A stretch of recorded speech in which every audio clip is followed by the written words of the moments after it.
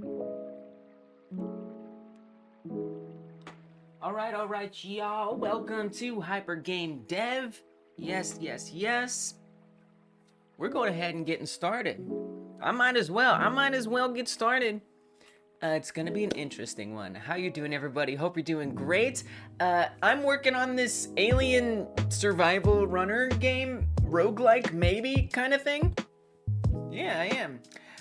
This is a helicopter. I actually made this helicopter on Monday.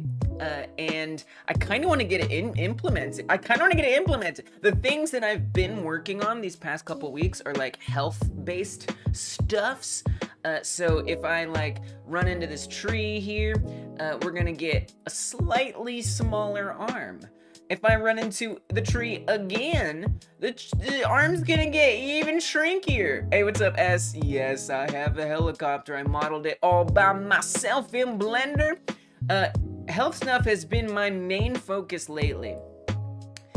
And we did get these nice shrinking limbs. Now, something I wanted to work on today was getting the limbs to actually get bigger when we heal. That's what I wanted to do. And I still want to, and I still might. But, man, this helicopter, like, I'm kind of jonesing to get this helicopter to like mean something. Welcome, S. Good to see you. Thank you, Storm Run, for being supportive. We had some technical difficulties earlier. I appreciate you for that. Congratulations on a new PC setup. I love that. And yes, Power World does seem like a really cool game for sure. Welcome, Storm Run. Welcome, S. So you know, I might still do the healing, inflating limbs thing, right? We might still do that. The game actually stops when you hit a tree, is the way that works. So we go boof. Now I kind of want a different animation, right? And it should hurt you as well. The arm's already shrunk. But in theory, I would kind of want that to like damage, you know, your face when you run into it. And then maybe there's an animation that goes with that. Maybe the tree goes, psh, you know, something. I don't know if I'll keep that, but yeah. So for now, it kind of does do that. And then for like these, right now you just clip through them. But what I love is that you actually trip and you fall. Arms feeling when hit your exactly, something like that. And then these helicopters, you know, if we hit them, it's gonna damage our head. You know, you could do like a, you know, there's a lot of fun animation possibilities here. And kind of something I'm excited and motivated to try to do today, besides, yes, healing, making the limbs grow bigger. Okay, that's cool too, and that's important. But I kind of want to get these helicopters to spawn in and move around. And I kind of want to change the way the tiles work. You know, like, because right now we just have like a set of trees and houses that are just always on these tiles. And the tiles are randomized, right? These like strips of land, and then they randomly come in. All right, S, thanks for stopping in. Make sure to leave a thumbs up, and that goes to everybody. If you want to help support this live stream, leaving a thumbs up helps me so much. It helps the stream. It means more people come through. A lot of y'all help make this game possible. We're bringing glory to you, to me, to the channel, to the game. So thank you if you can. Hyper smash that thumbs up button before you leave. Even before you leave. I really appreciate it. Thank you if you're able to do that. It means a lot. Yeah, so, you know, I kind of want to have it not just be these strips that have set pieces on them, but rather, we say that like certain things spawn in on certain strips. So we can have a strip that only spawns trees, but only so many trees. We can have a strip that only spawns houses, and only so many houses, and they could be in different positions. And then for the helicopter, what I'm imagining is maybe it spawns in relative to the player. And we could have it like entering in like from the bottom, so it's like coming from behind you. We could have them coming from the sides, have them coming from like deep down in the distance. I got a lot of ideas, and this is just what I'm like interested in trying to set up, right? I'm not saying that I'm not saying that I should work on this, but I feel like I should work on what I want to work on. And then as far as like healing the limbs goes and making them inflate and get bigger, that is something that's like generally on my list of things to do. So I might go and do that, because the thing is I'm kind of, you know, I've worked on that, right? We just did that. We just did a bunch of that. And the way that we got a lot of that set up is by defining like this dictionary and things. So we have these like tweens that tween the bones, and then we have these dictionaries that tell it how much to tween it. And so really I just want to be reversing that, but that could come with a few hiccups. So, you know, there is something to puzzle out there, but you know, I kind of just want to do like enemy spawning stuff. The helicopter can stay in place and grow from small to big to simulate movement. Whoa, whoa. True. I'm not sure I know the advantage of doing that, but I certainly believe that we could do that. I kind of would. I mean, one thing that's interesting about that, well, I don't even know. Like, what if it runs into a tree? Does it clip through a tree? It's gonna have to have navigation so it knows to go around the trees. But if it was going from big to small, from small to big, it would somehow have to like know to navigate even otherwise. I love the way you think, Stormrun, because you come up with ideas of ways to do things that are like unique. I feel like that's gonna cause more problems than it's gonna help, but I like the idea. But you know, I'm glad you said it, because it now I'm thinking, right, I guess these helicopters are going to have to navigate. They're going to have to move around things, which is just a whole mess that I don't even know where to go. You're a magician. No, right. I mean, that's true, right? Like movie magic, right? Game magic, making things happen magically. That's fair. Also, when you said glad I got it working, I kind of did, sort of. Unfortunately, I'm not going to be able to really use much internet today. Because my workaround so if I, with this AT&T Cellular Tower Air that it's called AT&T Air, it's Cellular Tower Internet. It's the best internet that I've got in my area right now. And it's not good. It's not great. It bundles upload and download speed. So if I'm live streaming and I go on the internet and I use some download speed, it's going to get crabby with me, and it's going to start nerfing the live stream, and you're going to notice it, and I'm going to notice it, and it's going to make us unhappy. And so I've been using this old phone that I have, which, by the way, the screen doesn't work. It doesn't work. The screen doesn't work. But I've been able to hook it up to my computer because I had authorized it to connect to my computer in the past. And then I hook this up to our other internet. We have another internet that's worse, but it's fine for download speed, and it splits, you know, so I don't have to worry about AT&T Air nerfing my upload speed, right? Well, evidently that authorization that this phone, was relying on in order for me to use the internet. So I would have this broadcast up on the screen. I was using this for the past week, and it worked great for the internet. But yeah, the authorization expired somehow. So now I actually can't use this phone at all. It's completely bricked. I can't use it. It's just a screen that doesn't work. And so, you know, I'm kind of SOL there. I'm a bit SOL there. Nothing I can do. So that's very exciting. So basically, if I want to use the internet, we got to take the risk that it's going to glitch the stream, or I just don't use the internet, which means we're kind of, you know, not a lot of ChatGPT is going to be happening probably. For the future, Starlink prices are cheaper now. Would Starlink be much better than a cellular tower?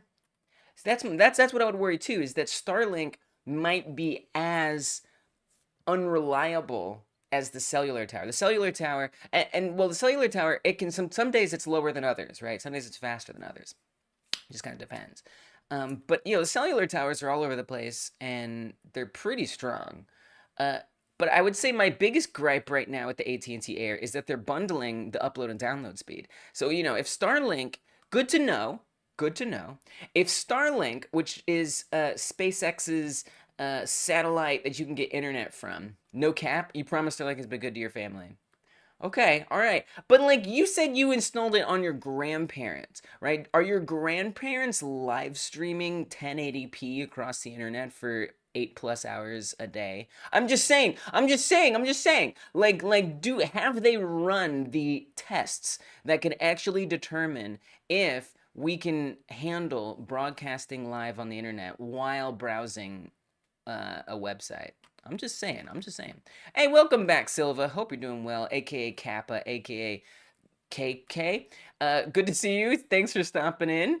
I think what I want to do is helicopter stuff today. I wanted to show you some games that I've been influenced by lately. I've been just playing some games that are kind of similar to what I'm wanting to make. Kind of similar. Kind of not like the most similar things I've ever seen, but like kind of similar. So this one may seem at first like maybe it isn't similar. Let's actually do the small window. Let's do the small window. So this one is Downwell. You may be familiar with it. It is a cool game. It's kind of what they call a cool game. Yeah, it's a cool game. Oh, right. We had it shrunk down because I was doing Star Fox earlier, which has a much smaller screen space. At your grandparents' house, it branches to 4 other homes, and they got kids and stuff. Good gaming, a constant 500 plus download, 200 upload constant. Okay, that's amazing. Never had a date. It's down in a year. Okay, that is incredibly convincing. that makes me much more convinced. Okay, all right. Point taken. Starlink.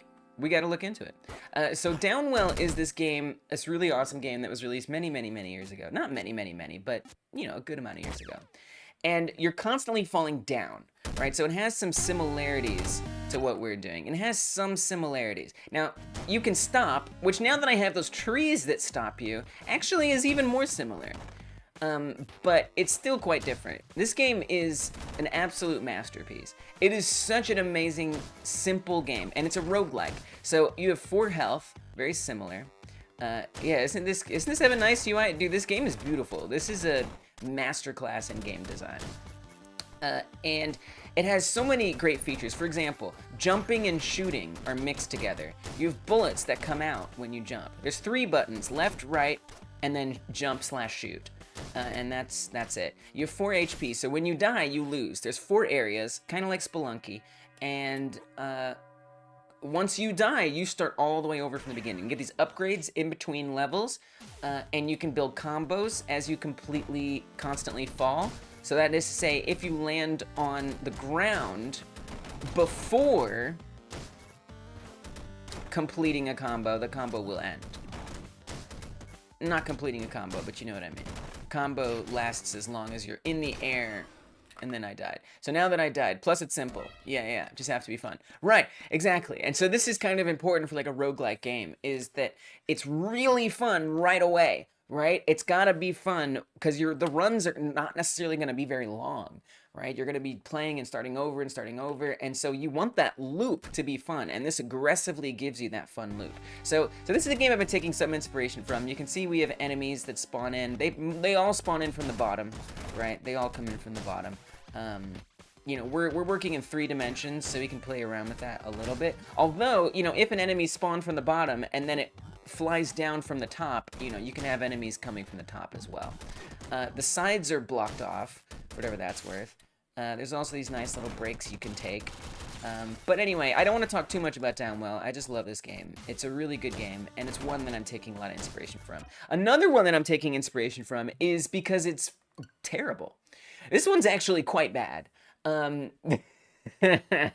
This one is I hate running backwards, and it's a little more similar to the game I'm making. Namely because it is in 3 dimensions, like the game I'm working on, and it is absolutely constantly moving. Although, again, in the game I'm working on now, I've kind of changed that a little bit, where you can run into a tree to stop. You take damage to do that, so, you know, I don't really know how that's gonna play out. You know, and the tree stopping thing, you know, maybe we keep that, maybe we don't. I don't really know. But for now, it is there, and that is part of it. But it's a prototype, you know? It'll evolve, we'll see what's fun. So this game is actually by the same publisher different developers, but same publisher. And it's just not that good. Good job on the helicopter. You're impressed? Thanks. Yeah, I mean, you know, that means a lot since I know you were in the military. I take that compliment very seriously. Let me see if I can at least have it in the background here. There's that helicopter.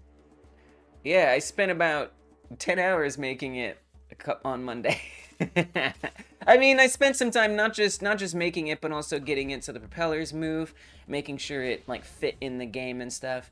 But yeah, I was pretty proud of it. I was overall pretty proud of it. Now this game is not as good. There are some reasons for that. It's just not. It just isn't. The gameplay loop isn't that fun. The power-ups aren't that exciting. The boss fights are kind of too hard to make sense. Like they just, you learn things in the boss fights that you don't use anywhere else. Oh shoot, I don't know what just happened in my game. Oh, I'm pressing keys. I didn't mean to be pressing keys over there. It's hard to explain, but it's just not that fun. And there's like chaos going on. This is what we want to study as what not to do. What not to do. What to avoid. It's missing a lot of good elements, and I kind of don't want to talk too much about it. But what makes it similar is it's a roguelike. It's constantly moving. And it's 3 dimensions. So there's a lot in common with the game that I'm making. So we should keep it in mind. So I just want to have these games around for inspiration, for referring back to as I continue to work today. Do I want to publish the game on consoles? At this time, I don't. That could change. My plan is this. Make this prototype the best that I can. Make it the most fun that I can. And then I'm going to put it up on itch for free. It's going to be available on itch. I'm going to get the most people to play it as possible and give me feedback. Ideally, I could watch some people play it. And then, based on that feedback, I am going to go a little further. And I'm going to put it, I'm going to put some work into it. I'm going to try and polish it up. You know, take the feedback that I get from the itch testers and improve the game. Maybe change the art. Probably, almost certainly, right?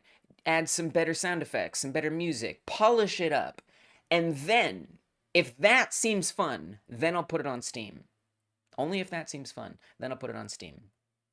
Depending on how that goes, right? And I mean, that's a whole thing. I'm going to market it. I'm going to make sure I've got my wish lists up. That's going to be a huge process, the Steam aspect. But assuming that goes well and it sells well, then and only then will I consider putting it on consoles. Because to put it on consoles at this time from Godot, you basically, the easiest way to do it is to pay someone to do it. So you pay someone quite a bit of money to port it for you. And so I would want to make sure I've earned that money from sales of the game on Steam. And then I will consider putting it on console. So that's a long way away in terms of where we're at in the game. Like it's not even close to a point that I want to put it on consoles. So for me, I'm just approaching it strategically, and if it gets to the point of being what I think is good enough and profitable enough to go on consoles, then it'll go on consoles. But personally, I'm not even thinking about that right now. I've only used already created assets and modified them a little. I can only do basic shapes in Blender right now. I see. Yeah, I don't know. I really like Blender. I enjoy Blender, you know, and I hear a lot of devs talk about, there's a nice close-up. We even got a propeller spinning in the back. I hear a lot of devs talk about like, oh, you know, 3D's harder. I don't think 3D's harder. I don't really know. To me, 2D is harder because I have to wrap my head around what a 3D object would look like in 2D space, and it just stresses me out. Whereas in 3D, I'm just like, I know what 3D looks like. I can do this. I really enjoy 3D. And look, this isn't amazing. This is pretty ugly. I think it's pretty ugly, but I think it does what is most important to me, which is it's giving helicopter. You look at that and you say, that's a helicopter. That's a helicopter, and that's all that matters. As long as it looks like what it's supposed to be, and it generally kind of fits the style, and I figure the style at this point is just whatever the best I can do in Blender is. That's the style. Then it's good enough, and I think it is good enough for now. Psychonic Joe's Wi-Fi is back, and so is your second monitor. Let's go! That sounds awesome. Look, Stormrun just got a new PC, is setting it up. You got your Wi-Fi back, a second monitor. Like, we're cruising. I'm a little nerfed on my technology side, but hey, you know what? If I can give up a little my technology and that means everyone else gets more, I'm all for it, because that's how it works. Um, Studying something that you would not do is very important, right? Once I read a very weak story and I thought, man, I can do a better one. Right, exactly. Once you read a weak story. Yeah, right, totally. And you know, it's good to compare against it. Like, be like, is this game that I think is bad, am I approaching this? Is this not fun in the ways, is my game not fun in the ways this is not fun? You know, there's a lot of nuanced reasons that makes this game not fun, but it isn't. I mean, it just isn't. It doesn't grab you. It doesn't pull you in. It doesn't make you want to keep doing it. It's like a grind. You know, it just feels like a drag to play, and it's just not that exciting. There's not that much. The progression isn't really there. There's not good progression in it, which is, I think, a big downside. It's not very exciting to see what's gonna happen next. It's pretty boring. So yeah, you know, I want to make sure we're avoiding it feeling like that. And yes, we got helicopters. That's kind of what I want to focus on today. I want to get the helicopters to spawn in relative to the player position, kind of, sort of. And maybe they spawn in from the bottom, from the sides, from the distance. It's kind of something I want to work on. It's a harder word to say sometimes than I thought. Just the helicopter gives the game a lot more character. I love that. And you know, I think we can push that further. So I'm going to try. I barely know what I'm doing. I might have some chat GPT today, but not much. So we're going to be doing a lot of winging it today. So we'll see what happens. They could drop. Ooh, true. Any possible direction. I love that. So even though, and as Iconic, I think you're here for this. I know this week my plan was in part to work on the limbs regrowing, because currently they shrink when you take damage, and that's fabulous. Getting them to get bigger was kind of something I wanted to do, but you know what I really want to do is I want to do some enemy stuff. And I also want to change the way the trees spawn in and stuff, because right now they don't really spawn in. They're the tiles that have the trees spawn in. I have a lot of thoughts today, and I gotta keep straight. You hadn't turned on your Xbox in a few months. Maybe when you got back on, they gave you your free Game Pass, so you've been playing Palworld. Nice. You know, Xbox seems like they're really winning lately. I'm gonna take a big risk right now. I'm gonna open up Chrome. Now, understand that this might affect the quality of the live stream. You might notice some glitches. This is because of this terrible bundling that AT&T Air is doing to me, where if I am doing too much download speed internet, it'll mess up the live stream. Hopefully it won't. I've got my kilobits per second up there. I've lowered my kilobits per second down to 6,000. So hopefully it'll be okay. Do whatever motivates you, to be honest. The journey should be as fun as possible. I agree with that. I agree with that. Okay, thank you. Honestly, it helps push me forward. It helps push me forward to hear you say that. This is my Hackin' Plan, which is a project manager similar to Trello. And it allows me to keep track of what I am doing, what I need to do, what I want to do. The limbs do shrink based on HP. Looks like I've got a couple extra things in here. Set up offset positions in tween functions. We did that. Healing, we still gotta work on that. So this is kind of in progress for sure.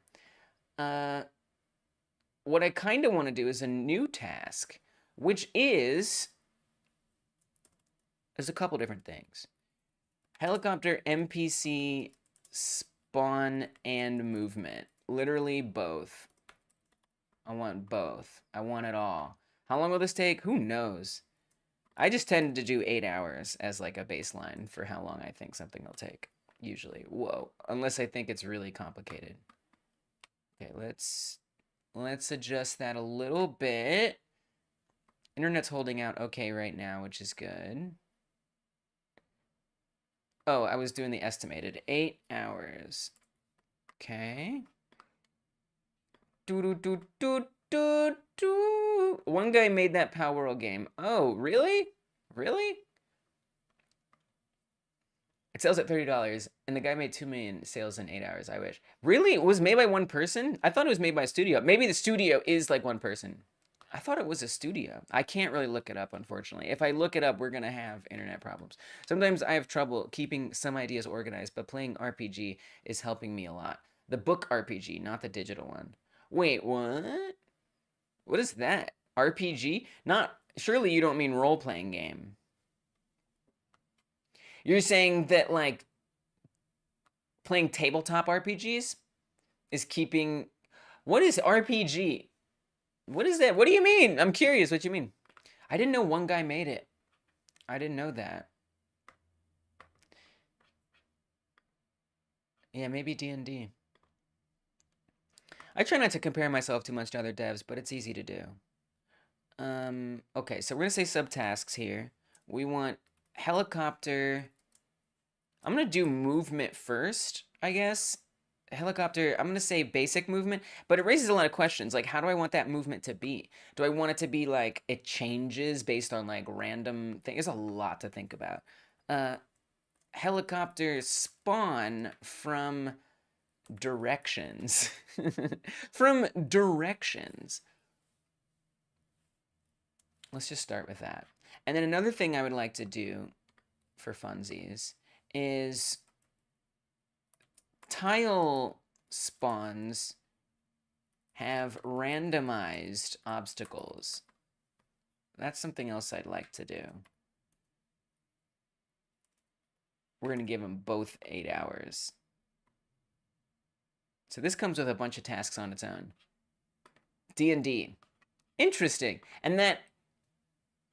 Wow, so doing that helps you keep your ideas organized, just like the practice of like having a character sheet and like managing the gameplay and your leveling and all that stuff. Like that act helps you stay organized, like practicing organization. That's fascinating because not only are you studying organization, you're studying gameplay at the same time. That's a really cool thing. So yeah, I'd love to have the tile spawns have randomized obstacles. A lot of things to do there. For example, add new blank tiles that get spawns put on them. Maybe even add a new blank tile that doesn't have anything spawn on it. Rename existing tiles to better describe what they do. So what do I mean by all of this mess? So the way that these tiles spawn in right now, and I think this is relevant, especially for getting these helicopters set up. I think having some of these tiles out of the way will be nice. So you can see there's a bunch of stuff here coming in on the screen. These are actually separate tiles. Sometimes you can tell because there's like a little gap between them, which is not intentional. And that's something I have to fix one of these days. But for now, I'm not going to worry too much about it. Studying gameplay and storytelling, it is very helpful, right? Nice. Nice. I love that. I love that. How would eating the helicopters work? Would the helicopters try to fire from a safe distance? Good question. Yeah, so then a part of this game, a big mechanic in this game is supposed to be that you eat meat. And inside this helicopter is meat. There's some pilots in there. Right? And so the idea that I have would be that you have to attack it a couple times. So you would click on it or use the crosshair, tap on it, whatever. You'd attack it. And then once it was broken enough, you would then be able to reach in and grab whoever is piloting it. So that would be kind of how that works. Now, of course, you know, if it's like in like a tailspin and it's like about to hit the ground and blow up, you know, you might miss your opportunity to get some of that meat. So that's going to be a whole interesting thing in and of itself. And maybe we do set up a way you can grab it and throw it. You know, if you click it and then you like click it again, maybe it'll like throw it and it'll chuck it across the way. So there's some different things to think about. Pick up cows and throw it a helicopter. Oh my gosh, that would decimate your karma unless the cows survive. Because there's an empathy health bar, which kind of is like your karma if you use the wrong things. But I was thinking maybe you could even be okay with having no empathy. Because in a way, if you don't worry about empathy, the only thing you'd lose are certain upgrades. There's so many things to think about. So yeah, so the empathy health bar, just to make sure everyone's on the same page. The empathy health bar is this blue one here. This is just debug, but it does exist here. And so it's this. So if I crush one of these, if I step on one of these cows, my empathy is going to go way down because it's not good to be stepping on cows. And then the less empathy you have, the less like special abilities you'll get. So what I'm thinking is like, if your empathy is really low, let's say in this house, right? Maybe people will put out like some of their meat for you. They have like, you know, meat they bought at the store that's in their freezer, and they put it out next to their house. And if you don't destroy their house and you have some empathy points, then you'll be able to access, you know, meat that people put out there. Or you can just say, I don't care about that, screw it, I'm just going to use the cows, right? So that's one implementation that I have in mind for the empathy bar. Another one would be perhaps, maybe in between levels you can spend the empathy points, but I'm not exactly sure how I want that to work.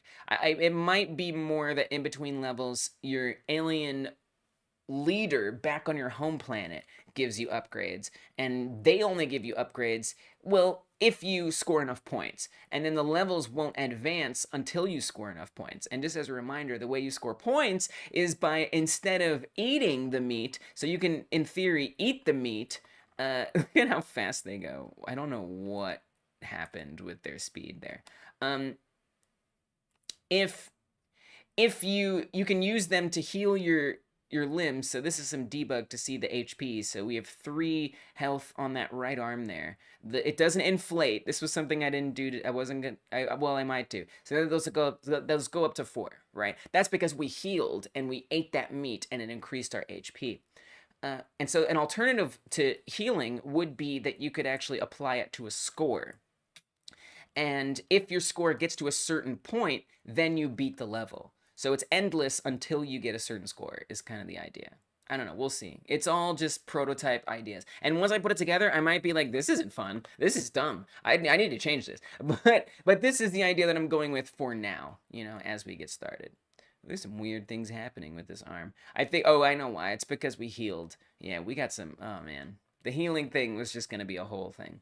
Do you intend to put some area where the player accelerates its speed and makes everything a little more difficult, like Sonic? Actually, there already is. So if you may have noticed it happening. So if I press the W key, so normally we just keep moving forward. This is me not pressing anything, right? I'm not pressing anything. And we're moving forward constantly. And if I press, in this case, the W key, we actually go a little faster. But I like the idea of there being an area, like something you can like step on, like a boost or something like that. So that's the way it is right now, that there's this extra key that boosts you, this extra button that can give you a boost. I don't know how this will manifest or how this will change. Something that I really admire about Downwell is the way it combines buttons. So like in Downwell, you've got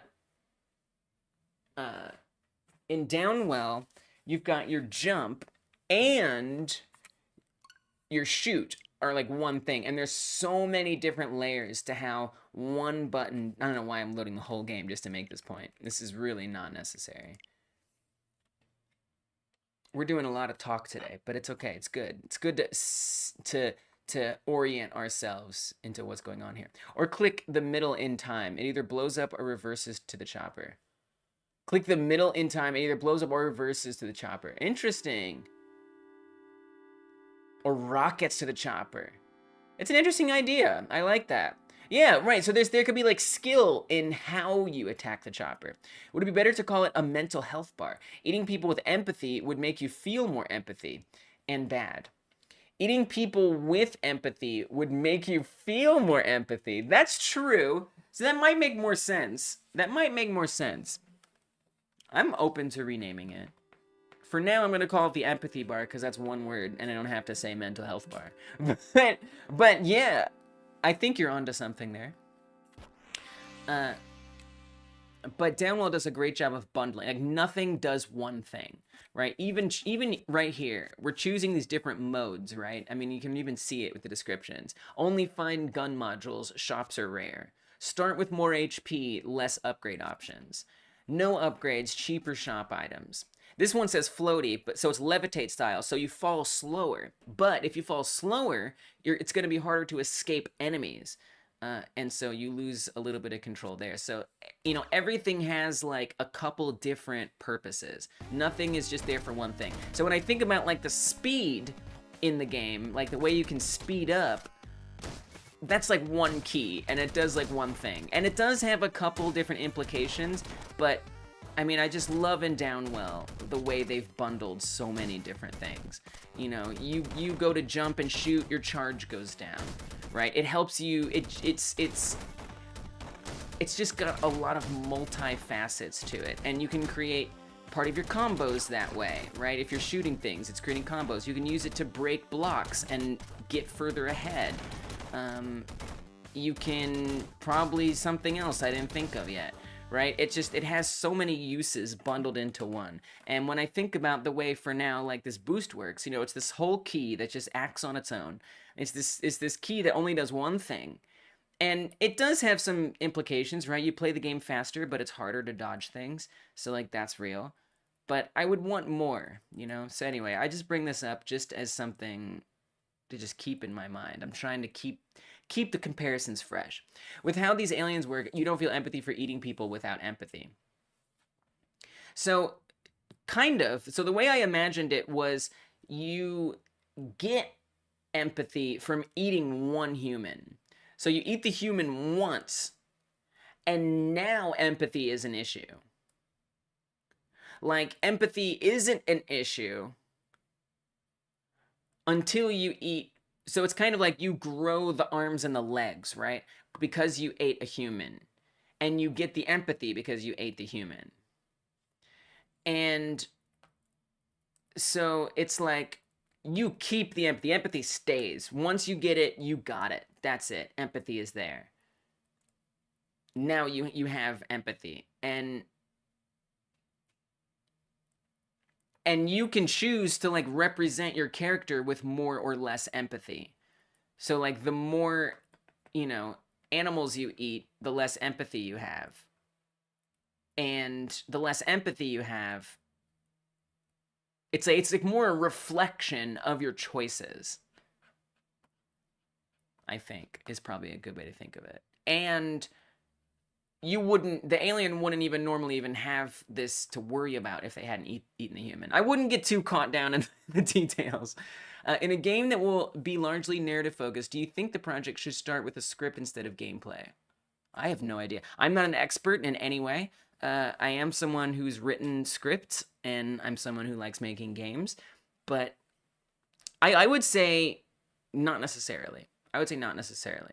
Because there's so many different components to a game, right? Narrative is important, but there's other things, right? Like, if you're making a game with gameplay, you're gonna have to figure out how does the menu work? How does the interaction, the clicking? You still have to code things that don't necessarily depend on the narrative. But I would say as soon as you can, have as much of the, at least outline of the narrative figured out. So that way you can make as many design choices that support the narrative you're going for as possible. Because cohesiveness is really important. In your game vision and when you're building your game, is making sure everything that you do is inspired by other things, you know? It may seem silly, but it really is a doubt. No, I understand. I mean, to me, you just should get started as soon as possible. If that's your script, if that's your gameplay, whatever, go for it. Just get started. Start working on it. And, you know, if you can start planning out your script and have just an outline, that'll be good, you know? Do you have to have every line of dialogue? Hell no. Hell no. You don't have to have every line of dialogue figured out, you know? Don't let that hold you back. Because in some ways, you can just have that be an excuse to hold you back. You know, just start making the game. Just start doing stuff. And at least, you should have an outline as soon as possible of the story. But you don't have to have every single line of dialogue, you know? I don't think that's necessarily necessary. If you are what you eat, does eating an innocent person make you an innocent person? No. No, it does not. That's too much. That's thinking too much. That's the one thing about getting bogged down in lore is like, and making everything mean something, is then it's easy to like overplan it. And at the end of the day, I just want it to be a game that feels fun to play. you know? And if there are some things that make sense, great. If not, also great.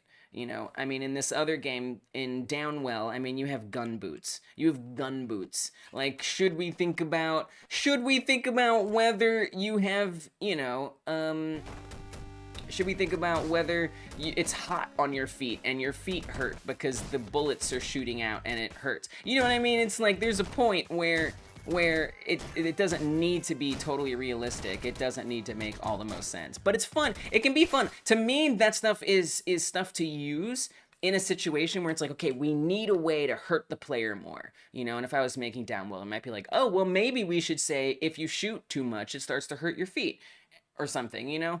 It's useful to use the lore that exists to solve problems, but I don't think we necessarily have to make it all be meaningful and make perfect sense. I think what's number one is funness, right? Before anything makes sense, the game should be fun to play. I don't think anything matters more than that. You just gave me motivation. Thank you. Yeah, you're welcome. Dude, I understand, like, getting held back by these things. Like, should I do this? Should I do that? Just do. Just do. And truly, make an outline for the script, but also get started working on the game. Okay, speaking of getting started working on the game, I think I have some stuff planned. I think we're... Oh, so I wanted to tell you about how the terrain works. Tell myself too. Just so we're on the same page. Also, welcome, Dragonblade. Good to see you. Thanks for stopping in. I have some plan today.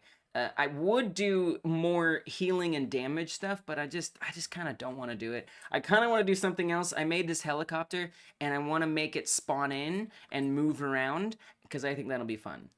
So there's the helicopter. The other thing I want to think about is how the tiles spawn in, and I might want to do some things with that. So, here's how this works. I don't fully understand it, but I kind of do. So if I bring the number of terrain blocks down to 2, it becomes pretty obvious what's happening. Basically, we have these strips, okay? So, I mean, this is 2 strips lined up. And once one of them gets past the player over in this section down here, it spawns another one at the end, and then it just keeps bringing them in. Now, these helicopters, I actually have sitting on some of these tiles, but not all of them. So, let's see which ones have it. Not this one. This one does. So this tile has a helicopter on it, which means every time this tile spawns, a helicopter will come in. But I don't want it to be like that. I don't want it to be tile dependent. I want the helicopter to spawn in where the frick ever, right? Maybe it's based loosely on the position of the player. That would make some sense. I do kind of want them to come in from the distance, but the player isn't moving. That's the thing. The player doesn't actually move. The player is stationary, right? The player is just right there the whole time. The player never moves from this spot.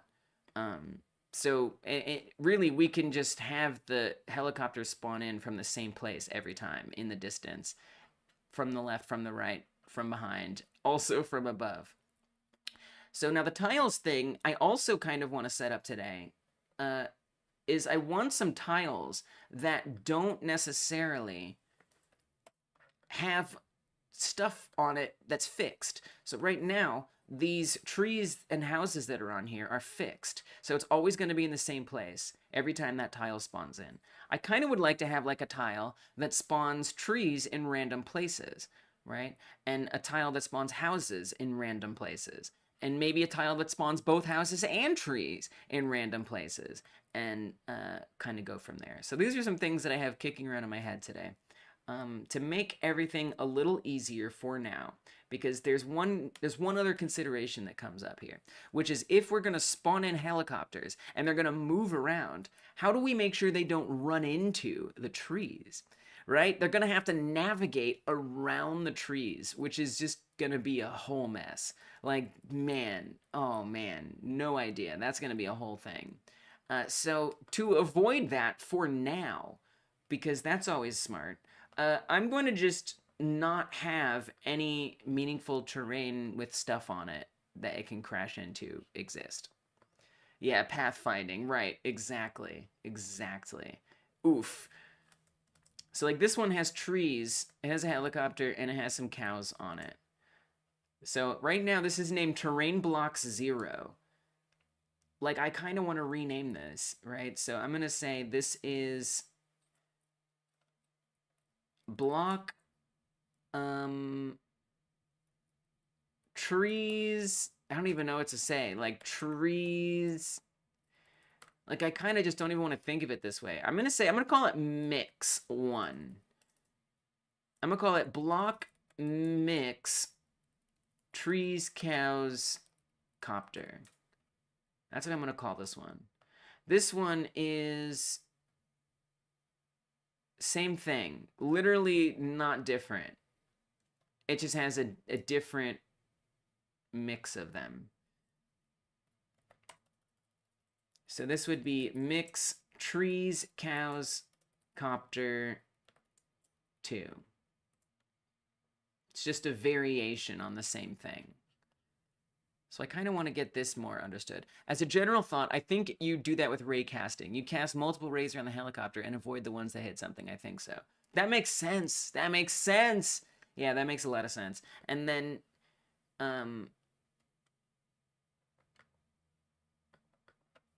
yeah, and I guess we'd want to make sure it's a certain distance from the ray cast or whatever. And then we need to tell it to move. It need to make a choice, you know, like a randomly maybe. Do I move left or right? Right? But then it's like, well, what if there's something to the left or right? Does it know, you know, then do we add a priority? So if it's, okay. Yeah, this is good. This is good, Psychonic. This is good. This is exactly the start that we need. So if we imagine a tree, this will be a tree. You can tell because it has fluffy green stuff at the top. That's a tree. And if the helicopter is coming towards it, now we gotta draw a helicopter. This is the helicopter. If the helicopter is coming towards it this way, and let's say there's another tree right over here, is it also going to check to see if there would be a tree? This could be further ahead, like in front of it, you know? So, I mean, I almost wonder if we want, I don't even know, like a combination of like an area and a raycast. So then if it sees that there's one over here and one over here, maybe it then chooses, okay, so I'm going to actually move this way because there's two over here. But then it's like, well, what if there's another one, right? It just kind of starts to snowball as like, you know, then I guess we'd want it to go backwards so it sees that there's one over here. It does get really complicated. This is gonna be a lot of work. It's gonna be a lot of work.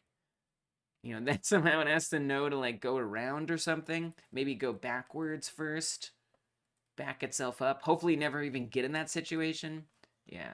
Now there might, I wonder if there isn't some way to set up like a navigation system with like nav mesh or something, like dynamic nav mesh of some kind.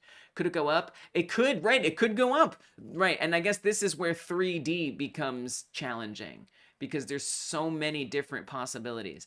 And then, you know, up is probably fine unless there's another helicopter. Then do we just say, well, it just collides with it? We just let them clip through each other, right? At what point do we just kind of let it go and say, you know, it's good enough?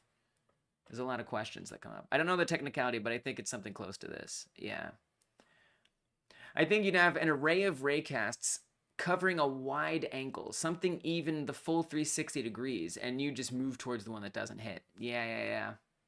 That's a great start. That's an excellent start. Oh, that's an excellent start. The easiest way is nav mesh. Right. That's kind of what I'm imagining, right? Is like we have, and I don't know, you know, what the options are for that in Godot yet. I'm sure they exist. I just don't technically know what they are. But something that would say, you know, let's imagine this is our nav mesh, this orange block that I'm about to draw. You know, the nav mesh would like automatically be, well, I guess this wouldn't be nav mesh. We'd make sure it doesn't have nav. We'd have nav mesh I guess we want to block it out. We want anti-nav mesh, the opposite of nav mesh, right? Something that tells it, do not do not consider this to be a place you can go, right? And then we gotta also think about, like, what is that Banksy? Yeah, this is an original Banksy right here. How could you tell? How could you tell? Welcome, Milo. Good to see you. Thank you for your past support of Hyper Game Dev. It means the world. It's a pleasure to see you. I miss you in a good way. I hope you've been well in your life and all that. Perhaps tricking them into bumping could be a way to beat them. Totally. I kind of like that. That's interesting. That seems that seems complex. That seems complex. I'm not ready for that. I ain't ready for that. But I like that idea. Shiny badge. Shiny badge. Oh, yeah. So you don't deserve that. You don't deserve that. I didn't want you to know you don't deserve that. It's a bug in my chat app that gives anybody who's a mod a membership thing. It's a bug. Milo doesn't deserve it. But Milo was a member back in the day. So Milo kind of deserves it. So you know what? We're happy for you to have it. We're happy for you to have it, but it is technically a bug. Yeah, so I'd almost want, because so if it's nav mesh, right? Like, is the nav mesh everywhere, right? Like do we say that like all of this is acceptable space, right? And the helicopter can move in all of this. And then the obstacles themselves have, like, whatever the hell an anti-nav mesh would be. I don't even know what that is. But suppose we could figure that out. And then it would say, except here. Except wherever I spawn in. Don't come in here.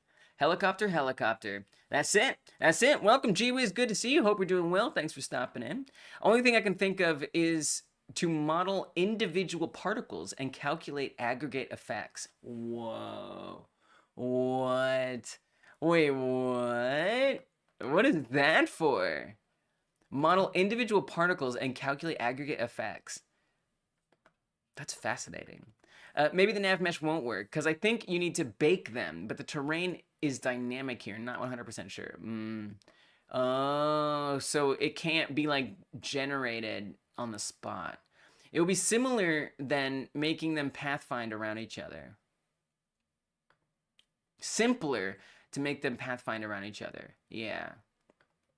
Simulate the universe itself. That, you know, that seems to be always the easiest overscope to go down. Let's just create the entire universe. If we create the entire universe, then our game will work just like the universe. It's so obvious. This is obviously what we have to do. So let's just knuckle down and let's recreate the universe. It should be doable within 10, 20 years. We can get this game knocked out in the next decade. Yeah. I think we'll be fine. So maybe the nav mesh thing. Good game, easy. Good game, easy. Dunk. Maybe we start with the ray casts, and we see how it goes. We start with the ray cast. Whoa, I didn't mean to do a curved one. We start with the ray casts. This, can I just use a pencil? Can we just use a pencil? Thank you. We start with the ray casts. They're checking to see where everything is. And if that's really crappy, we can change it. You know? You can bake the nav mesh at runtime. Right. So that's interesting. So that would mean there would be something. So, like, we could do that then with things like trees, because trees would probably be a runtime thing. They would probably be a runtime thing, the trees. As for the, other helicopters and stuff, not so much. Other helicopters would need to spawn in at different times. So I would think then they wouldn't be able to get that nav mesh thing. In which case, maybe then we do both, right? We have them looking, we have raycasts looking for things like the helicopters. And then we have the nav mesh for helping it get around terrain stuff. So we could do a combo of both of them, which would be interesting. So there's nav mesh we just have everywhere. Except for on the obstacles, it would spawn in over there. So that's interesting. Now this is not something I'm this is not something I'm necessarily prepared to do today, because first of all, I mean, I want to. I think we maybe should. Why do they need to go around trees? They're helicopters. That's a good point. I guess so they can go low. I mean, right now, these are big trees. These are big ass trees. These are like not. These are not your average tree, right? So like your average, like look at the size of this cow. I basically made one type of tree, the biggest type of tree. But look at these cows compared to this tree, right? This is like an ancient tree. These are like old trees. These are the big trees. So I would think most trees won't be that big. But this is here for like testing purposes, right? This is just like my test setup. But in theory, we could have trees that are a lot smaller, and those they wouldn't have to go around. But in order to get low enough, you know, to run into the player and stuff, I don't know. It's a good question, as perhaps you could just have them go through for now and implement going around trees later. Yeah, that honestly might be what happens. But it's good to talk about and think about and plan out, you know. Like, so in fact, I'm even gonna save this. Let's save this. I'm gonna wrap around what has been drawn. Save this in my documents. This is a helicopter, and we'll say NPC nav 1. And then I'm gonna plunk this into my hacking plan. All right. We'll say this for a future task, which is NPC/copter navigation. Who knows how long? I'm gonna say this is the 48-hour. This is the long one. This one is planned. It is not currently what we're gonna work on, but we'll have it in planned, so that way we can ever work on it. 48 hours. It'll take a long time, and then I'm just gonna add an attachment on here. And it's going to be that. And then we can describe a little bit about it. So there's the attachment. In the description, I can say, I think it's $. Yeah. And then we'll say,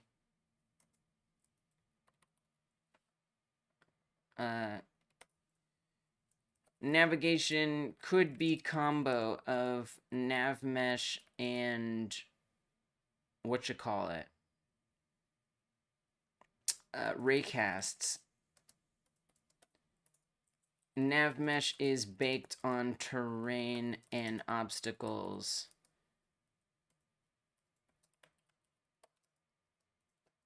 Raycasts are for moving/spawned NPCs/obstacles that must be avoided. See image. Maybe start with raycasts only and go from there. Okay, and then I actually did start a credits sheet. All right, I made a credit sheet, and I actually tallied it. We have Dragon Blade with a grand total of 5 credits working on this game with me. Psychonic Joe's close behind with 4. I'm just saying, y'all been helping out. And we got a new category here. To add in. What causes them to go between modes? Should helicopters have modes, only some of which have to go around trees? Pursue player, flee, fire, etc. Then you could just start with the simpler modes and what causes them to go between. Yeah, for sure. Totally. Yeah, I agree with that. Yes, iconic. We're keeping track. I moved it from a list to an actual spreadsheet. So this will be helicopter movement.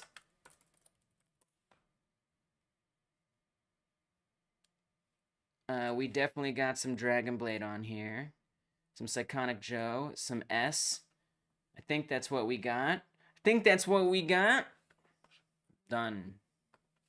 Credited. Oh, stream. You see this? The stream is dropping now. See, Sheets. Sheets is rough. It's supposed to be 6,000, give or take 1,000. But I booted up Sheets, and now it's wavering. This is what I mean by my AT&T cellular internet being a little goofy. That's what I mean. Okay. So let's get back to some code, because I feel like I can slap together some of this code and we can get by.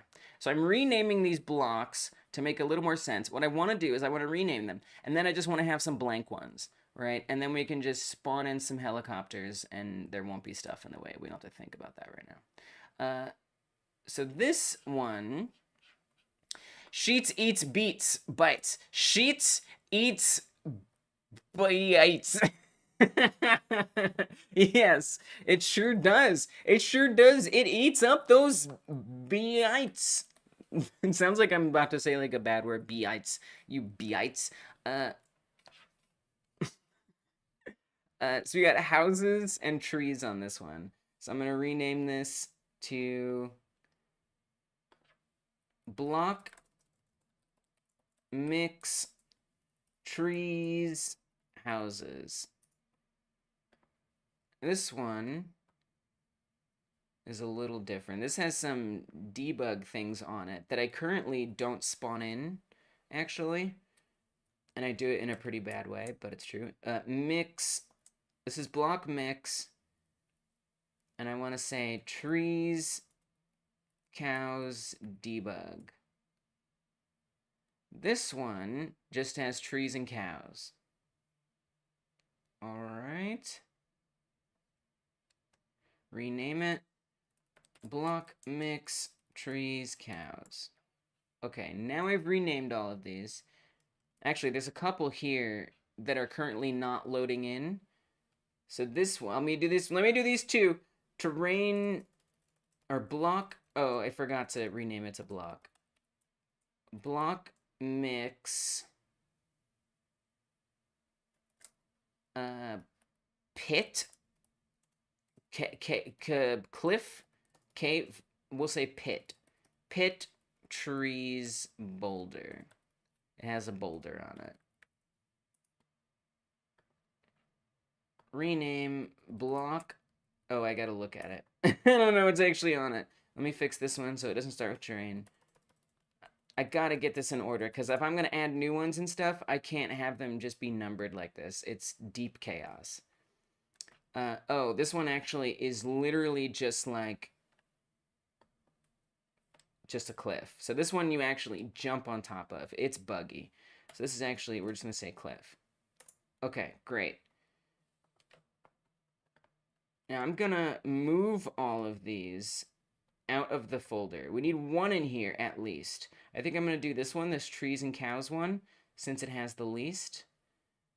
And what I'd like is to duplicate it, and we're just gonna call it block empty. So all it's gonna have is nothing, the ground. It's just gonna have the ground. So we're gonna get rid of all the obstacles, one by one, until they're all gone. Delete, delete, delete, delete. And now this is the only one that's going to spawn in, which means there's going to be nothing. There's going to be nothing. It's just an empty plane. If I didn't put this in here, if I didn't make this block, there would be truly nothing, and we'd fall and we'd die, which isn't good. By the way, thank you for constantly mentioning Animation Player. It didn't occur to me that it would be so useful. I was prepared to do a whole cutscene just using code. Oh, nice! I love that. Yeah, a couple people in chat have helped me really see the value of the Animation Player. My 2 cents, Acert, are a couple names that come to mind. But in general, it's really useful and it's really powerful. I'm so honored to have. I love that because like I'm so new to Godot and I know so little. But I love that like me muddling through it can help other people too. So yeah, thank you for letting me know. You're welcome. You're welcome. Good luck. I bet that's a cool cutscene. All right, so now we have this big empty space. I appreciate that. It's so sweet.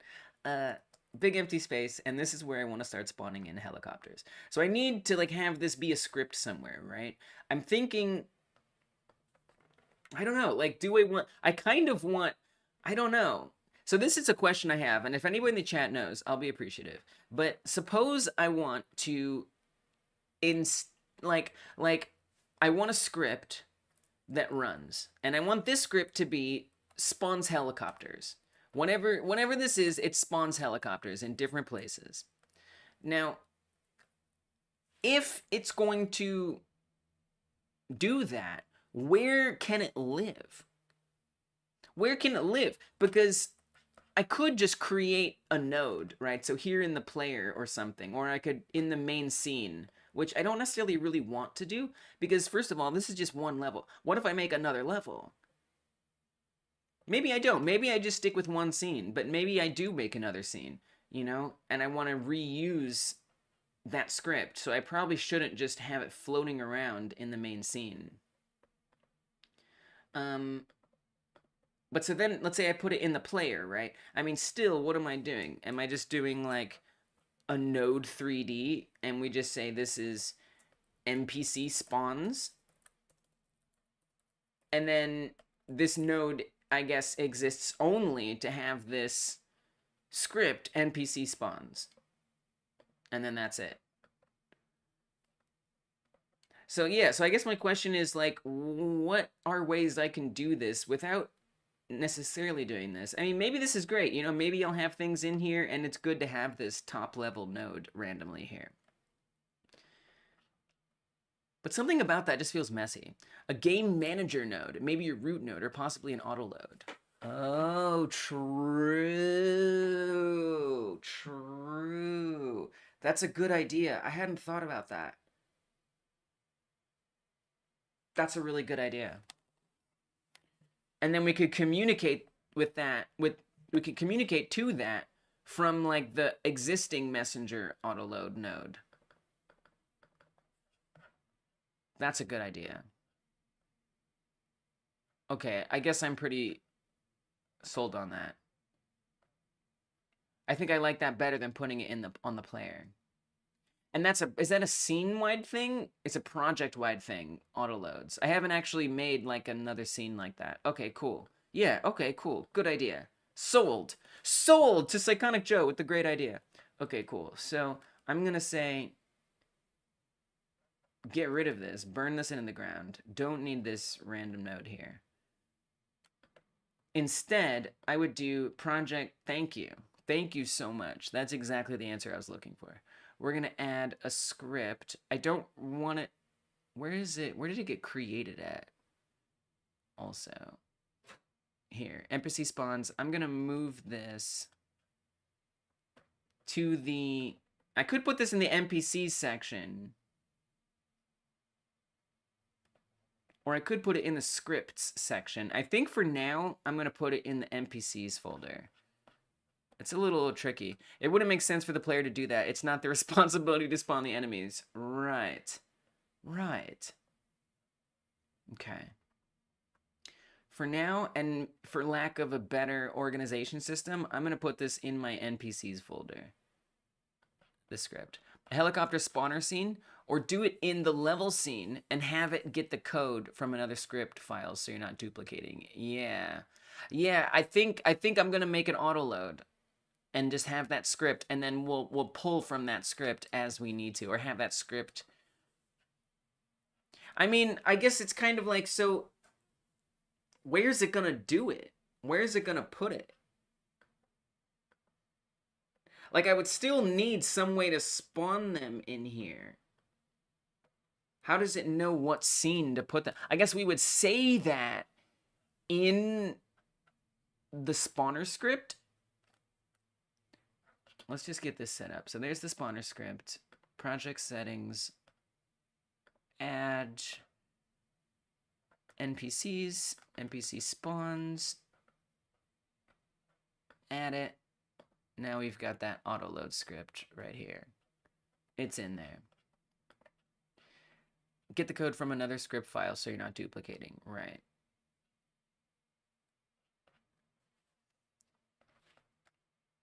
So something that I haven't done much of is instantiate things. But I have done it for like my game jam entries sometimes. I don't exactly off the top of my head remember how to do it. So I'm just going to open up one of my other jam entries and copy the code from there. Do I know what was the last game jam one I did? Oh, there wasn't a lot of spawns in that one. In this one I started, but I didn't finish it. I think this one is the one. If it's a field around the player where they spawn, then you could just do it by making a child on the player. Right? That's kind of what I was thinking. I was thinking that. I guess we could just have it be a script for each, like, level, each, like, scene that is a level. And we could just have a script in there. And maybe it could be, like, even a class script or something. Okay, yeah, this is the right one.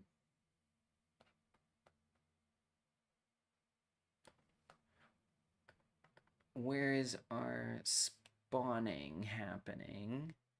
Here. So here we're saying, and this is the game jam entry I did.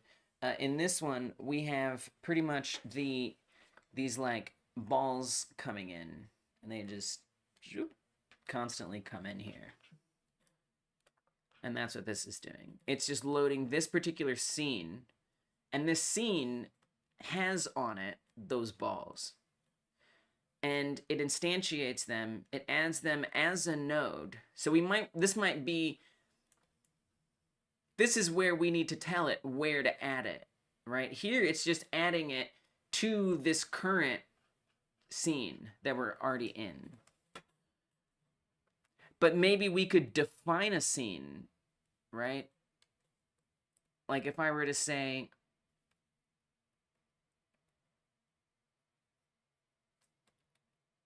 this and then do main. Like, would this be basically doing the same thing? Right? So now I'm saying load the main scene and add the children there. Would that spawn them here? Whoops. That's a no. Non-existent function, add child in base packed scene. Okay, that didn't work.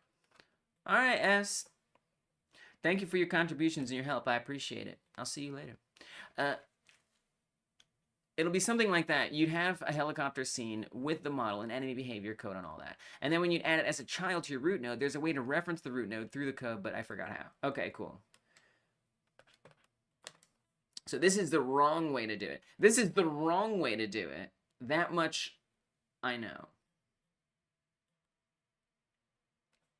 We're going to take a risk. I don't have my phone internet, so we have to take a risk and hop onto the real internet, which might mess up my internet speed. It should be 6,000 kilobits per second, give or take 1,000. It may well drop once we hop into Bing here, but I have a feeling Bing should be able to fix it. The approach is similar, right? It should be kind of similar. Using what you know about... Oh, there it goes. It's dropping. Using what you know about GDScript, how can this code be fixed to instantiate press on in the scene main?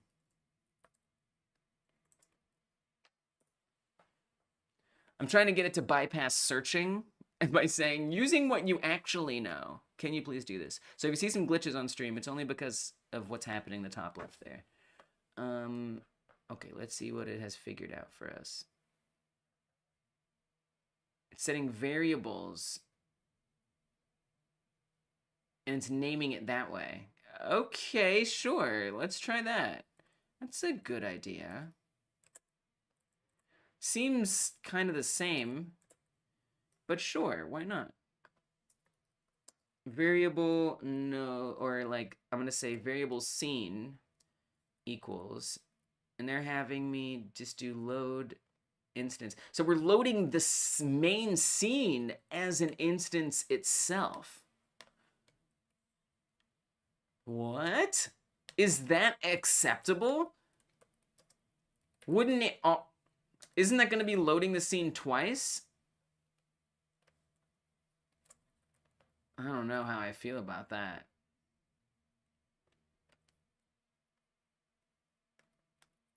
Why are you loading the main scene? I have no idea. Because, don't ask me. It's what it told me to do. I'm just doing what it told me to do, man.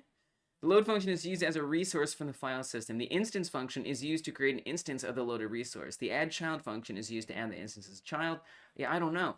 All I'm asking is for it to help me fix this code. So I'm trying to say, I guess you're right. I am loading it. It isn't just it. I'm saying that. I told it to do that. That was me, isn't it? I'm just not instantiating it. I'm loading it. You're right. That was me. That was my fault. I don't know why I'm doing it. Yeah, you're right. It's for me. No, you're right. I caught myself. Honestly, I like that you ask it that way because I like that you ask it that way because I often don't think about what I'm doing logically. I'm just like, well, we used the word load here to make this scene happen, so I'll use the word load here to make this happen. But I see the logic, right? It's like, logically, why would I need to load the main scene? I don't know. What else would I do, you know? How else? I guess then I would need to say, okay, let me ask this. How can I reference the current scene in code in GDScript? You know, I guess is really more the question that I have. Get tree, get current scene. Beautiful. Beautiful. Okay. Didn't know that. Didn't know that. Didn't know that.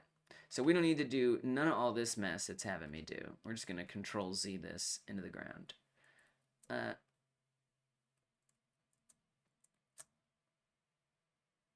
And so if I say...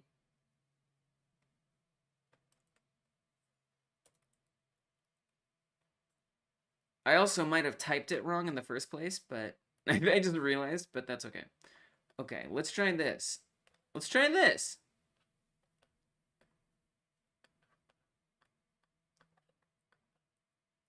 Nice. Okay, cool. Let's go. Cool. Cool. And then it'll just be the current scene. So whenever the current scene is, then I'll just do it. Okay, this is what we need. Let's freaking go. Easy peasy.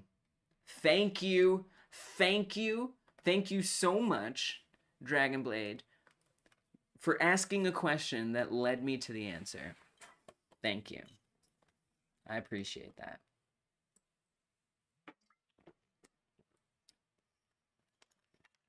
I feel like I just learned something,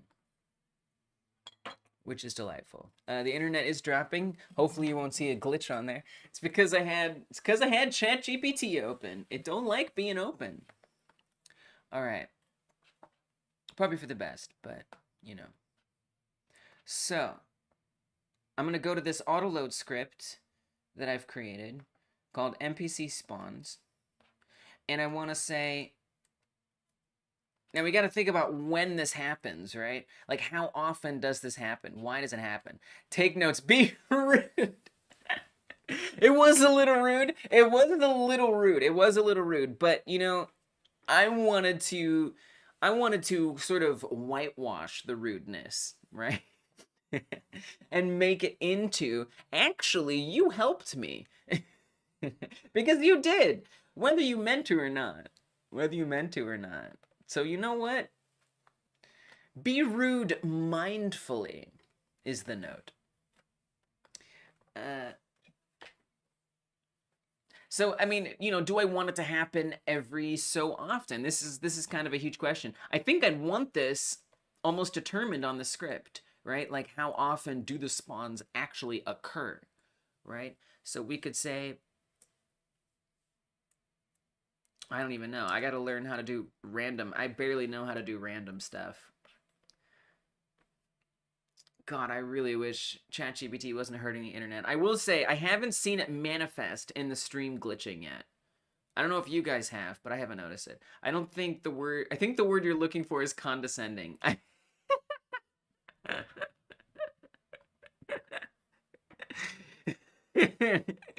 You might be right about that. You know what? Your self-awareness is... It makes it, like, all better. It honestly makes it all better. Literally. You see how the stream is dropping? I don't see it manifesting in glitches yet, so we're gonna keep going. How do I randomize a number GDScript? I know. There's so many different ways I could look this up. But it's right here, and it's gonna tell me. Randy function to get a random integer. But I just need the tool. Just give me the tool, and we can go. Variable random number. Whoops. It's so hard to scroll in this window. There's just so many frames going on. The top and the bottom, it's just too much. Don't feed narcissists. Are you self-identifying as a narcissist? You know, I like that you say, the fact that you say that is fascinating.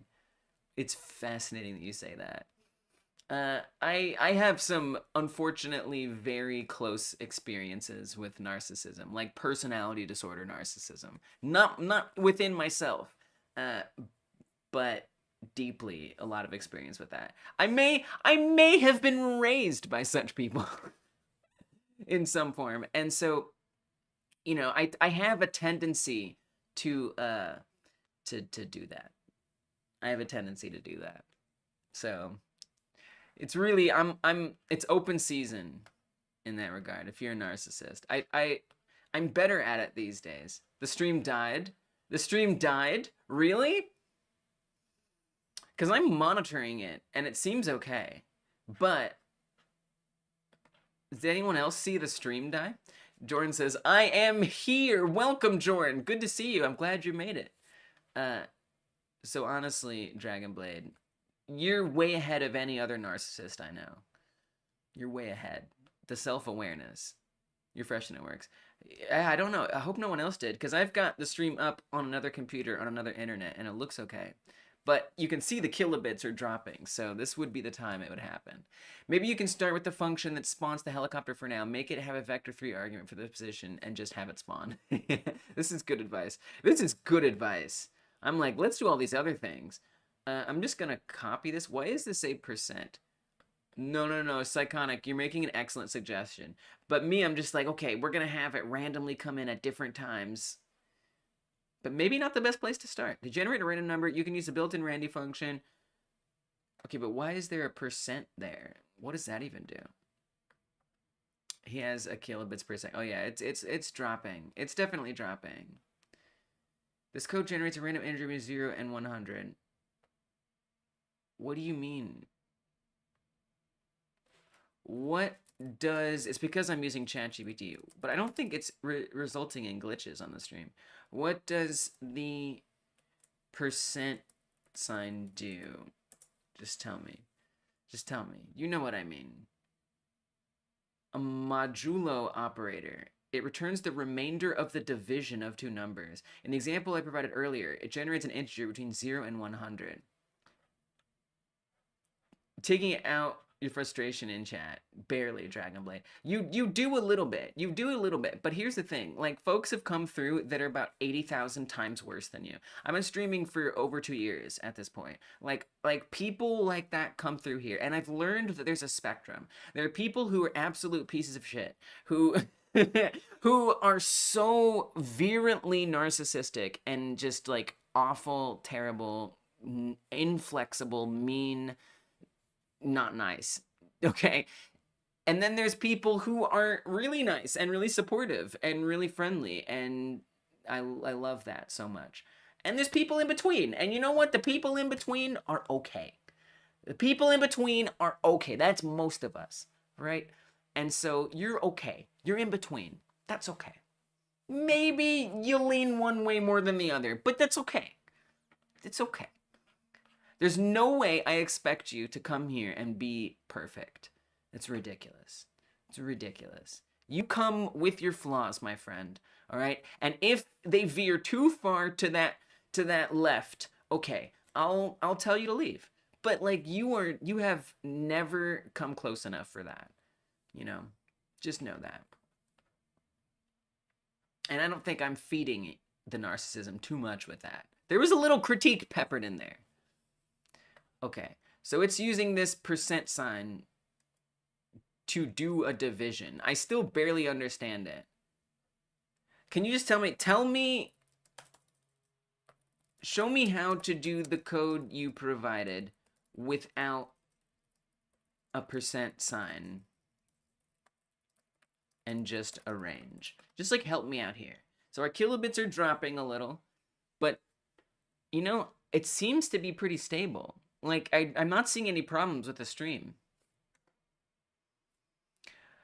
Leet name? Is Leet name new? Actually, you're newer than Leet name. Leet name hasn't popped in a while. But Leet name has been here since September. I know this because Leet name came during all of the Unity debacle. Yes, I'm new. All right. Well, that is new relatively. Okay, so we do it like this. Thank you. Like, don't get fancy with me with this percent. Don't get fancy with me. Okay, so this would be how we would do a random number, right? So if I say variable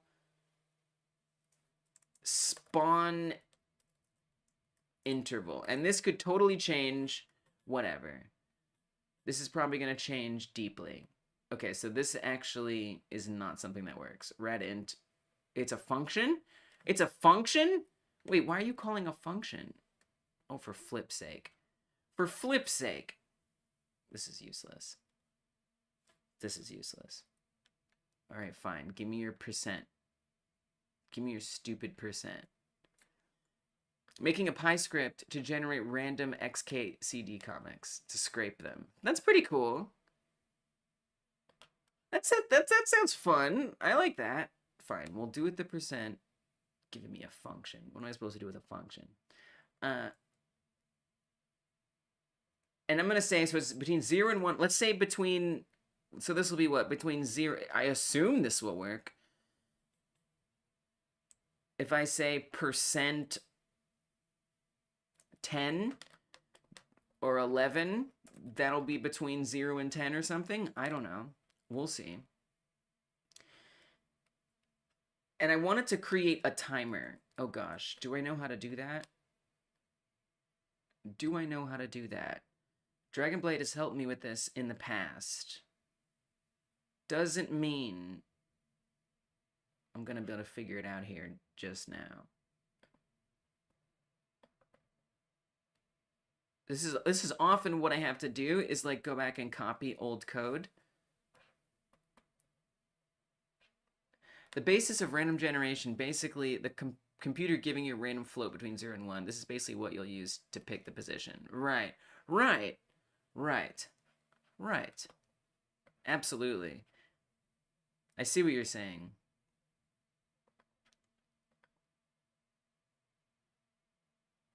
Leet name, cryptic code, interesting function you've got there.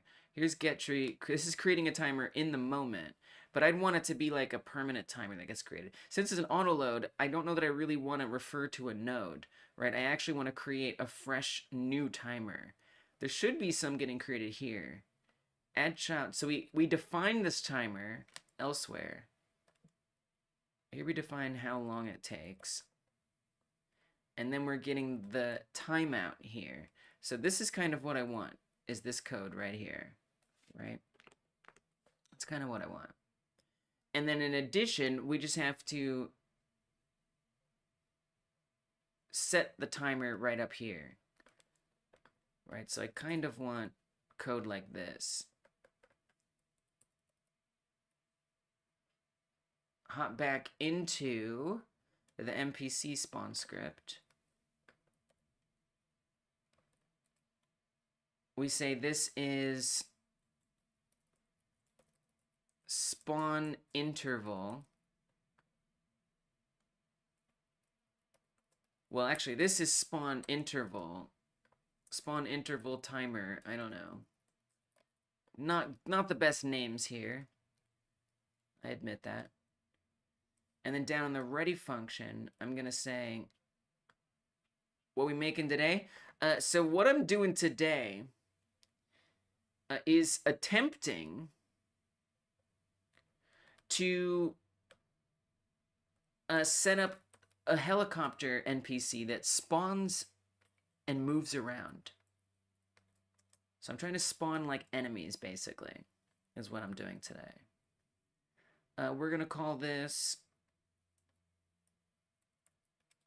spawn helicopter for now. Just for now.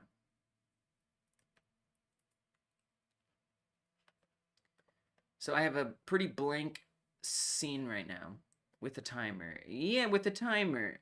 For now. Just so it like kind of simulates something that works. Spawn interval timer. I'm really winging it today.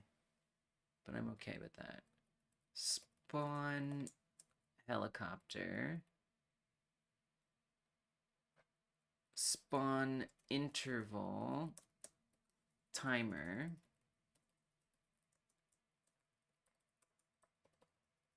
I will spell it right. And then we'll do the same thing here. Spawn interval timer. And we want the length to be spawn interval. So how often it spawns something. So right now there's nothing that's going to spawn. So we'll just say print copter spawned. And let's see where that gets us for now. So I assume this is going to run. There we go. Copter spawned. Copter spawned. Beautiful. Copter spawned. Seems like random, I guess. Oh, but this number isn't changing. This random number, we're not actually updating. So we want to make sure that this is also being randomized again and again every time. So we want to say that when a new one spawns, update spawn interval. So that way we get different timing for these spawns. Not the final way this will be, but for now, something. That does not seem random to me. It's making comics, it works. You made something that works? Nice. Nice. That's a pretty cool thing to make. Generate, because there's so many of those comics. That's pretty cool, Jordan.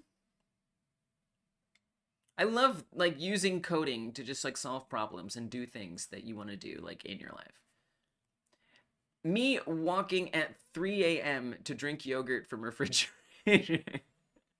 That sounds amazing. You deserve it.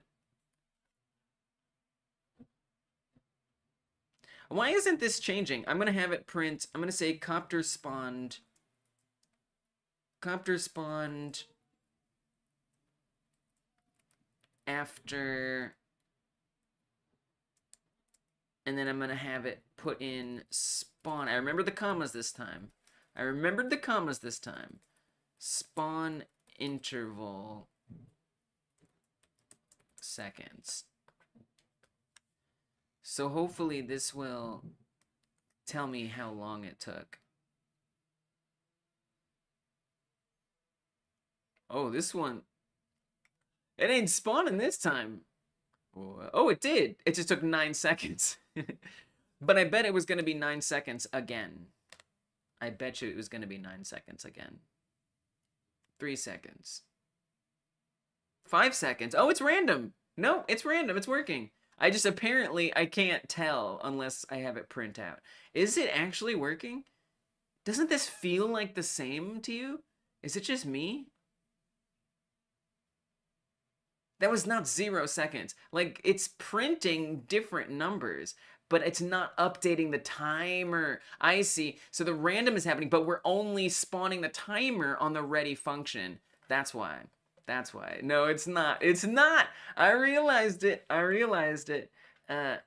We have to actually spawn a new timer every single time. So this would be a better case for await, wouldn't it? Right? Because then we would just create that timer a one shot and then get rid of it. Whew, I got it. I got it in time. I got it before you explained it. That's good. No, it's good. It's good because it means like if I didn't get it, you would have saved me. Otherwise, it's good. It's like a race. Will I figure it out before someone tells me what to do? No new timer. Yeah. And I feel like maybe I just don't do any of this at all here. And we just do await. Right? I feel like that's going to make a lot more sense. I also need to make sure I don't lose this. Because I have a clipboard that saves things. But I just want to make sure we don't lose this on my clipboard. You can update the existing one. Okay. I would rather do that, honestly. I mean, although await seems like it would work, since we're not going to be doing multiple. You know, what would be the advantage of doing it this way? I don't know. I guess because then I could use it for something else. Actually, yeah, maybe we should keep the separate timer. Okay, so then I'll say... I actually haven't had success updating a timer in code. And that's one of the reasons I switched to a different timer for something else, like a node timer, because I wasn't able to successfully update it in the code. But let's try it.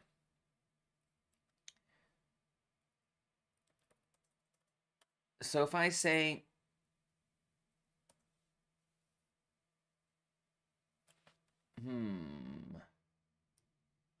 so I would need to make sure that this timer doesn't loop.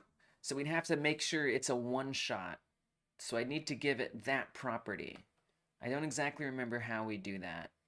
I'm sure it's not too difficult. The difference between await and a timer is that the timer is controlled by the engine and await by your code. Okay. I mean, I don't know if this is what you're saying, but like to me, it means that like any code. So let's say when an NPC spawns, we want a sound effect to play. That would mean that every time we have, I just opened the browser once and it starts dropping. Every time we want that sound effect to play, I have to make sure it's connected to that await. Whereas if I have this timer that's controlled by the engine, it would be easier to call it in different places. I don't know. I feel like await is going to be easier here, but I'm open to sorting it out. In GDScript, how do I make set up a timer to be one shot in code? I know this is something you guys would know for sure, but timer dot one shot true. Right, but we'd have to define. Oh, I see. I see. Funny, I've never seen any devs sit the intended way on a chair. It's like we're all better at programming when sitting wrong. That's hilarious. I mean, it's blood flow, man. I need the blood flow to be doing something in particular. Or we're all neurodivergent, and therefore we sit in weird ways. So I guess I'd want to define that maybe here and say spawn interval timer one shot equals false or true, like that.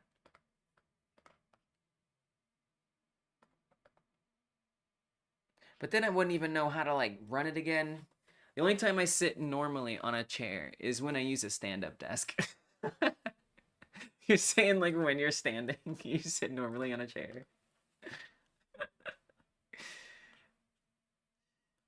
You're sitting like I am. That's honestly kind of amazing that you guys relate to that, to sitting in a chair in the wrong way. I mean, this is like a nice chair. Like this is the chair that is designed to be sat in optimally. To be sat in like this. right? I'm a girl. I'm all woman, baby. You know it. And if I like sit like this, I'm not gonna be comfortable. You know what I'm saying? I gotta be doing different things. I still think it's nice that this chair is this way though. Don't get me wrong. Don't get me wrong. I know I don't put out a lot of feminine vibes. It is what it is. I used to wear more makeup on stream, but I don't really do it anymore. It's just too much. I don't have time for all that. I'm too ADD for all that. Um, yeah, I don't know. I feel like we should do a wait. Like this is A, it's overwhelming me. B, I don't want to. C,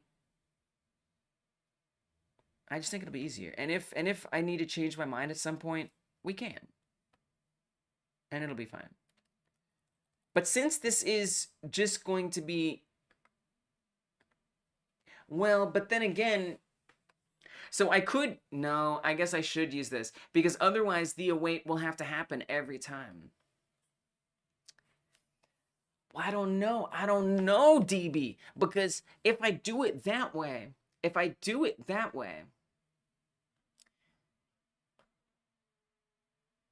you know, then I have to call that function somehow every single time. You know what I mean? That function is getting called by the timer, timing out.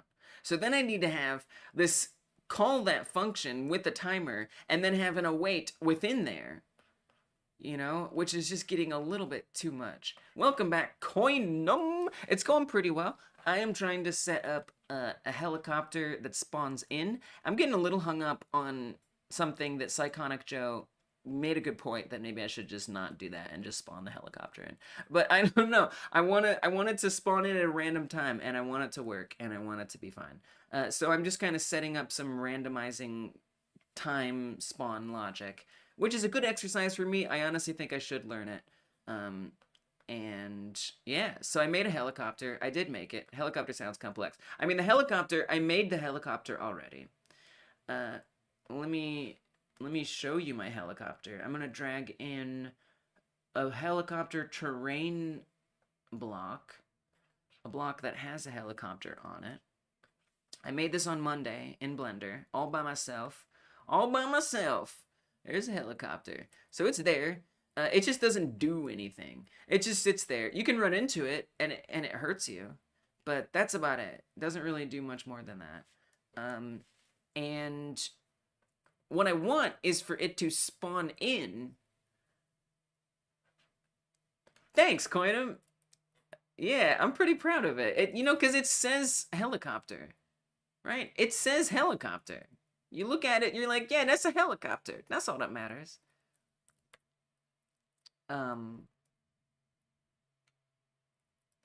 But what I want is for it to randomly be spawned from different directions at different places and move around.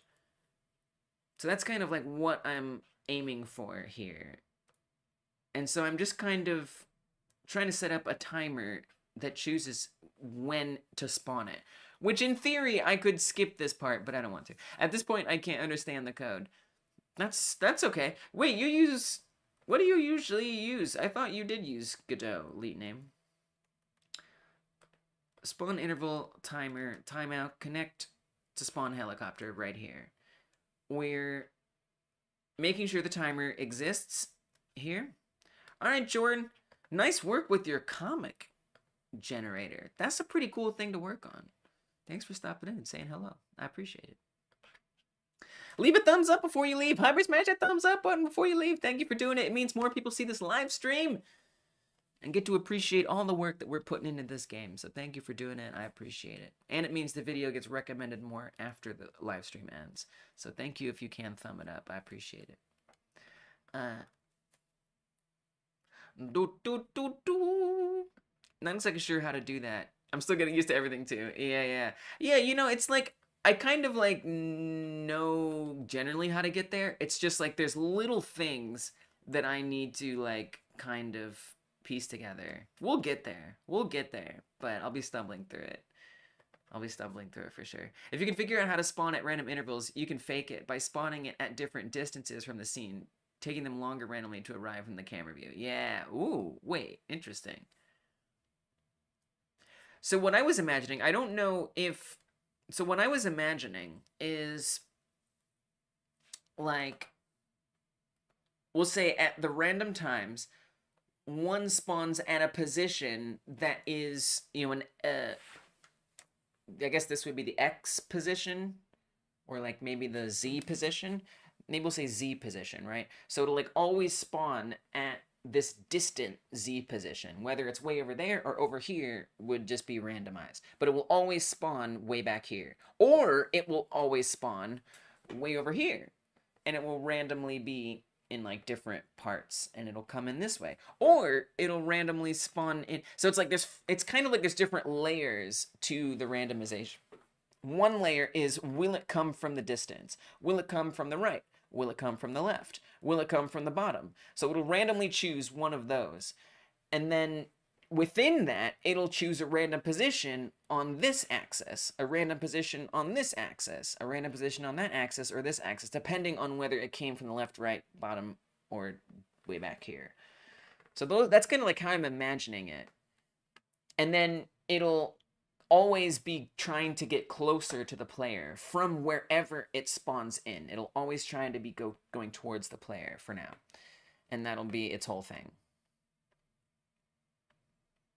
That's kind of what I'm imagining. And then what I'm setting up now is, in theory, a timer that would choose whether it's going to come here, here, here, or here. So I haven't even gotten there yet, but in theory, this would be when it decides where it comes in. So I think what I would do first is have this randomized timer just plop it in any old place. Just have it plop it in some old place.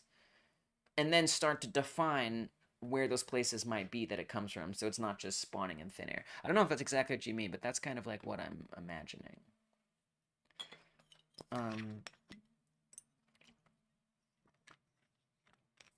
Spawn interval timer, time one shot true. It adds it to the scene. And then it runs. This would be the first, right? This would be first. Before the scene starts, as soon as we start the game, bam, it's going to run this one timer. And it's one shot. So if I hit play, right, we can see down here, it only happened once. It didn't happen multiple times. It only ran once. And there it spawned after 0 seconds. So it spawned immediately. Which is actually not good. And this is why I'd want the range, ideally. Not. Can we put the range inside of here? Randy range. Oh. Why couldn't you have just told me that? Bing? That's all I was asking. Sometimes the documentation is the way to go. Okay, understood. I just want to say, because I don't want it to be 0.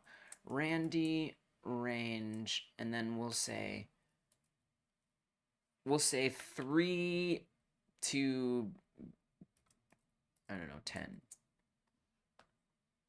So that would be the range. Minimum 3 seconds. So that way they're not spawning on top of each other. And then in here, I'd want to run the timer again. So I'd want to say spawn interval timer.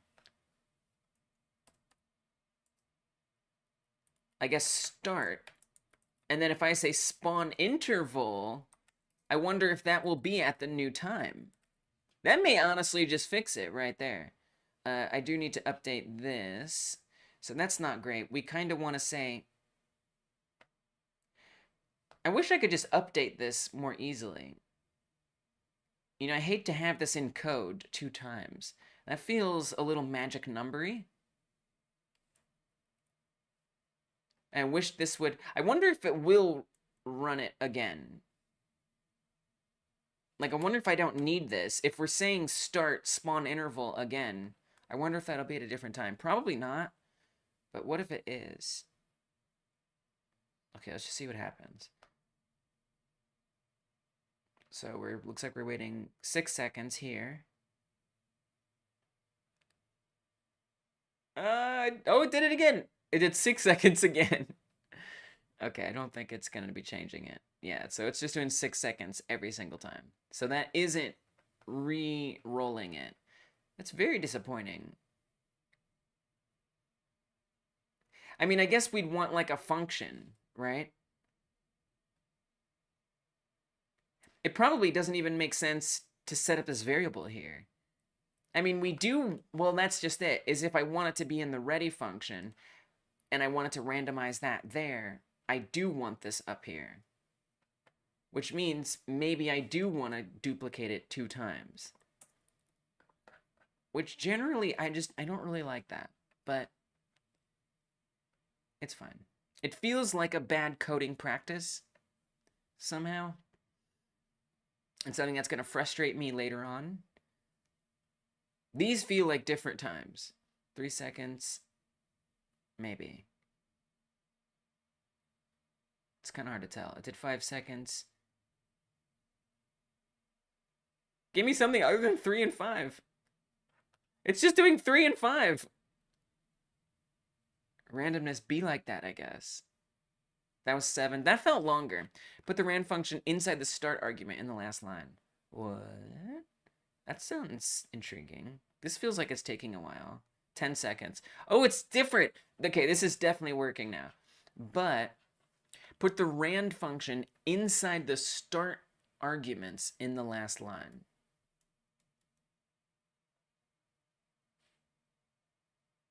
Oh. So you're saying don't have it be referencing a variable. So it still kind of becomes a bit of a random thing. So the spawn interval, so then we'd kind of be like eliminating the spawn interval thing. And we would just say it here like this. And I guess that's kind of what I wanted to avoid was identify spawn interval. Oh, we got rid of that. Oh, so then we don't get to see the spawn interval. Well, whatever. I mean, I guess somehow I could fetch the timer information. Somehow. No idea how you'd even do that. Time left. Wait time. The wait time, oh, there we go. So that would actually probably do it if we did that. So I could say, if I wanted to still print this, what I don't love, I like that because it's a little cleaner, but what I don't like about it, I guess I could make the numbers non-magic, right? I could just say, I could make the range within here be a variable. No, I mean, if it works, like, honestly, that leads me to a way that it could work.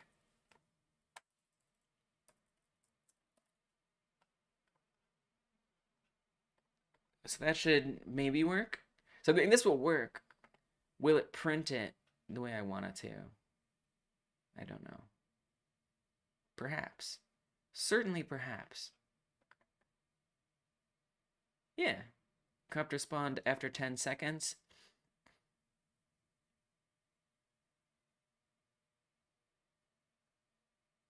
Oh, it's 10 again. Oh, it might not be randomizing it, unless it just got the same number twice, which is possible. Seems to be the same. Why? That's weird. No, it was just, wow, it just got 3. It just was the same 3 times. That's all it was.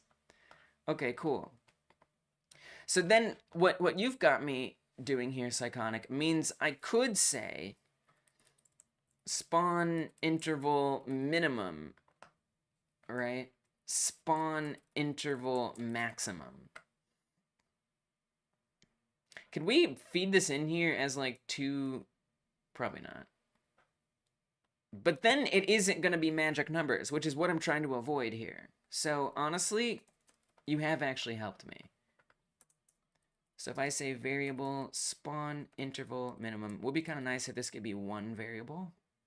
You know, that was like 2 numbers, but I don't feel like that's a bit of a tall order. I guess we could also do it in like a function somehow.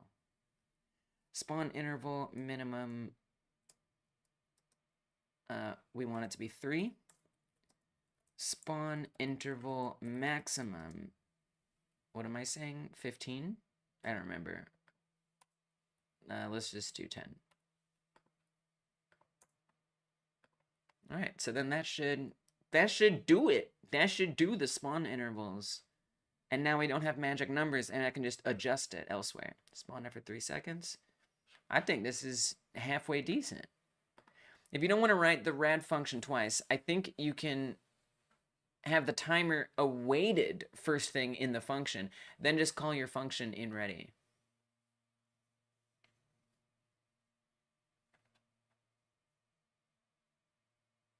Have the timer awaited first thing in the function, and then call the function. Oh, that's a good idea. I'm not sure I understand the awaited part. Because so you're saying don't start it here.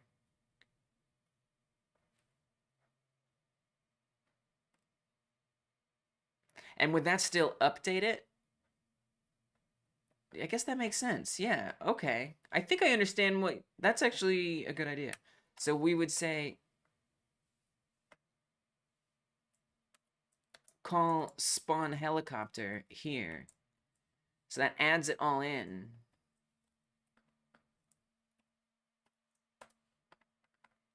And then that calls this function. Why would I need to await it? Because it could just start it here for the first time as soon as it starts, right? And then we only have it once. That's a great idea. So we should still have it almost immediately run, right? There it spawned after 1 second. Should run again. 7 seconds. I mean, I might want to await it for some other reason. Dude, that's a great idea. Thank you. I do try to like have my code be the best it can if I know how to do it. Sometimes I'm like, oh, I don't know how to do it. Let's move on. So you guys can like really help me. I really appreciate it.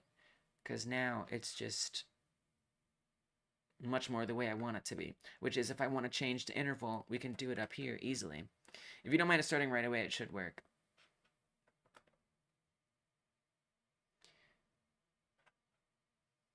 Yeah, maybe it's... Oh, so wait, is it always going to be 1 every single time?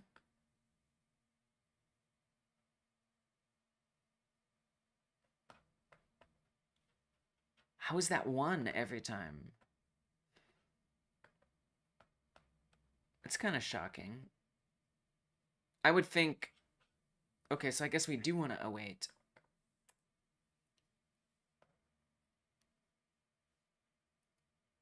So we would await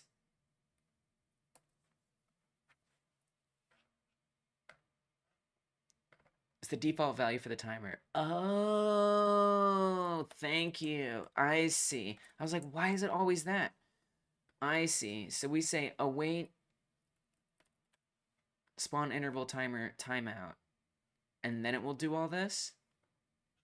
I don't know if I've done this correctly. I can't prove I've done this correctly. Hopefully the stream quality is good. I notice the internet's just been a little flimsy today.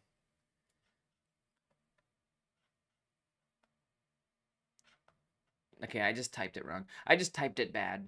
I just did a bad typing. We do like something like this or something. Hey, my 2 cents, welcome. You're printing it before you assign the wait time with the rand function. Just print it after starting the timer. Oh. So I don't even need to do that, you're saying. Just print it after starting the timer. That makes a lot of sense. So it's not gonna run though, because I do need it to run as well. Welcome, my 2 cents. Welcome, welcome, welcome, welcome, welcome. It's interesting. If I set my bit rate to pretty low in general, it seems like the fluctuations don't cause any problems, which is good.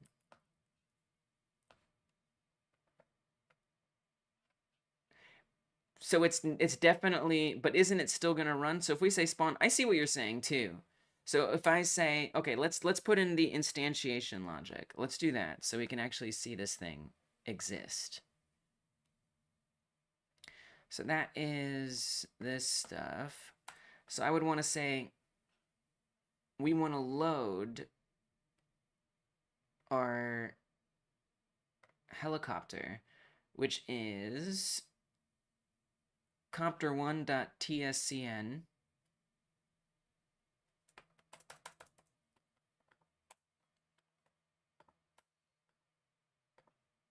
right here.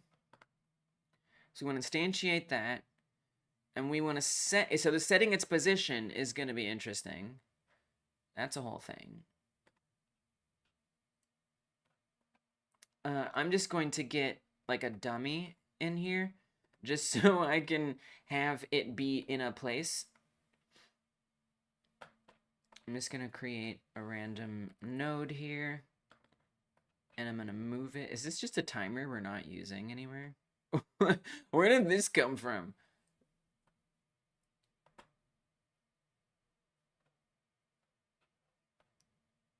I don't know what this is. I think this is just some junk I never deleted. But I'm a little scared to delete it, because I don't know what it does. I assume it does nothing. That would be my guess. I'm feeling bold. I'm gonna delete it. Is that a mistake? Maybe. So this node right here, we want to say spawn the helicopter in at that point. And that is -25 about. That's why I always name my nodes. Well, I think I must have started to add it and like forgot about it. Cause I would too. I normally name my nodes. Timer, limb damage flash. You know, I normally name these things. I think it was just like created on accident and I never actually used it for anything. But I guess on that, maybe I'm proving my point here. You're proving my point here, or you're proving your point. I'm proving your point. That's what I mean. Since I created this is just position tester. That's all this is, position tester. We will always name our nodes to avoid these potential problems.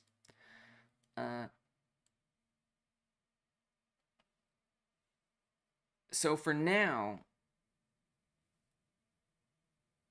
what is this?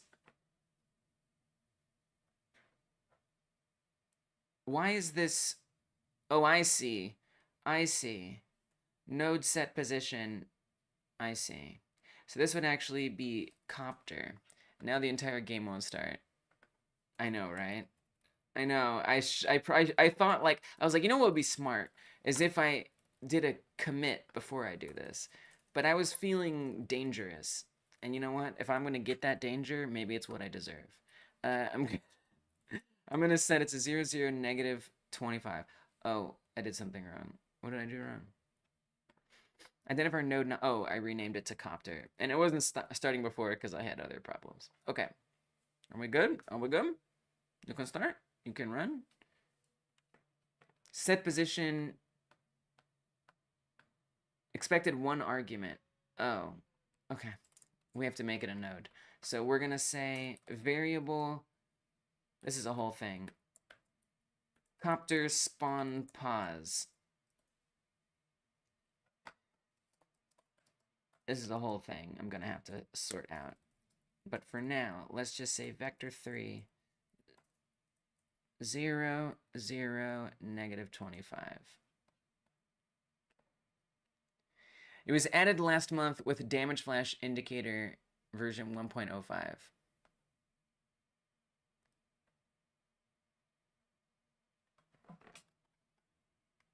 You found it? You just went back into the GitHub and found it? You can do that? The GitHub repo link is in the description, by the way. I think you have to make it a vector3. Yeah. Oh, I see what you're saying. I see what you're saying. That makes sense. I like how I'm doing that with a variable. Not that I really need to do that. I see what you're saying. Thank you, my 2 cents. That makes sense, because otherwise I was saying argument 1 is 0, argument 2 is 0, argument 3 is -25. But that's interesting. If I would have made that with the damage flash indicator.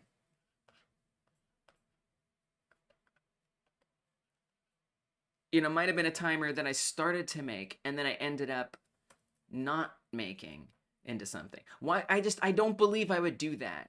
I refuse to believe that I would just create a timer like that and not name it. I just don't believe I would do it. So if we were to see a problem, it would be upon taking damage, which... Oh, that's a helicopter spawn. Now, it spawned right away.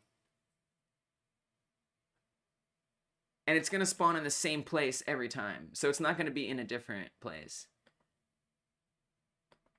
Your way is better, though, because it's more organized. No magic numbers. Yeah, right. True. There's a couple things to think about here. Number one, they're going to be spawning on top of each other. It doesn't look referenced anywhere in the commit, so it should be safe. That's awesome. How did you find it that way? So you went, now I know we're taking an internet risk, but this is quite interesting to me. This is actually very interesting. Let me upload GitHub, which probably in and of itself is taking a risk. This poor internet. Did you like search it? Oh, they're definitely loading on top of each other. There's a bunch. I can see the propellers are stacking on each other. And it looks obnoxious. You know, I want them to be in different positions, of course. They're not going to be moving, which is a bit of a problem. They need to move because the player doesn't actually move. The terrain moves. So that means if the helicopters aren't tied to the terrain, they're just going to be sitting there. So we need to give them forward velocity of some kind. And really, I want them to move towards the player. Not just forward, but like toward. It would be nice if I could get the repo link. The URL. There we go. Without opening YouTube, because YouTube will definitely mess up the stream.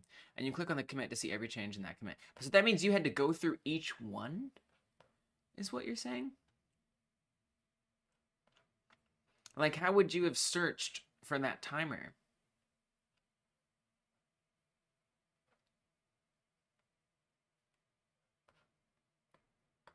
$64 commits.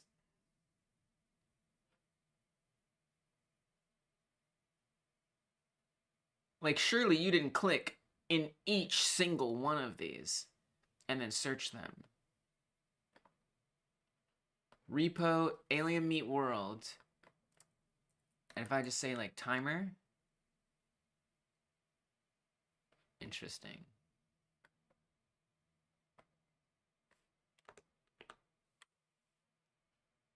It's dropping our bitrate a little bit, but honestly, I'm not seeing any glitches.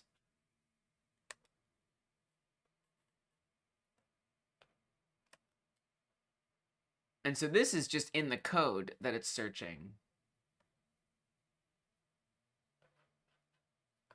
Did you upload all your game progress on GitHub? Oh yeah, the link is in the description. The link is in the description. The repo. It's all there. It's all there. Paths.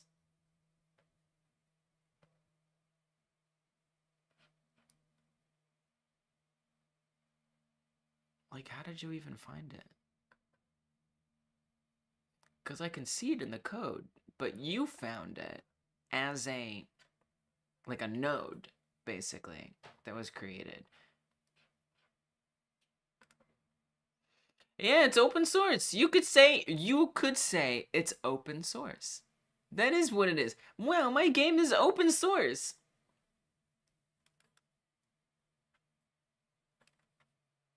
Yeah, absolutely. Should I think through that more? I don't know. I mean, to me, like, I just don't really care. For your repo, open the scene file. And top left, you have code and blame options. Blame? It's called blame? That's horrifying. What an awful name for anything. Open the scene file. So main scene. I don't know what the hell I'm looking at. I never come in here. I don't know how obvious that is. I never come in here. Oh, main scene. Okay, here we go. Main scene. I see. GitHub is unhinged. It tells you when and who made the change. So I'm in main scene. Code and blame in the top left. Oh, blame. Oh, that's what blame is? Wait, blame is literally about who did what? It's literally called blame? What on earth? GitHub is unhinged. How are you gonna call it blame? Now in here, if I search timer,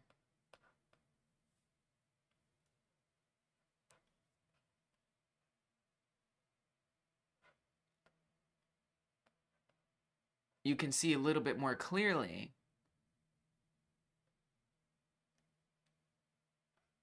It's type timer, so it would be like node name equals timer.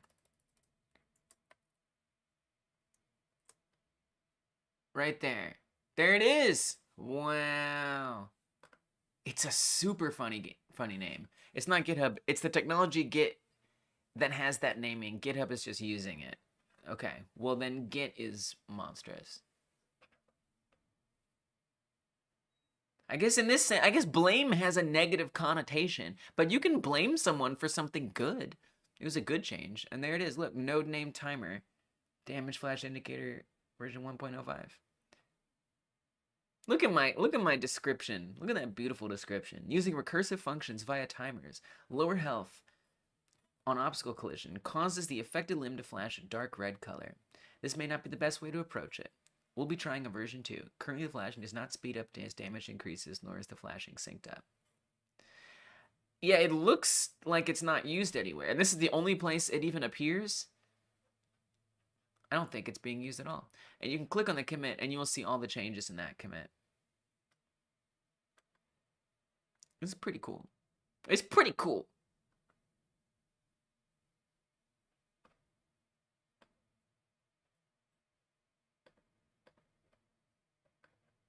This, this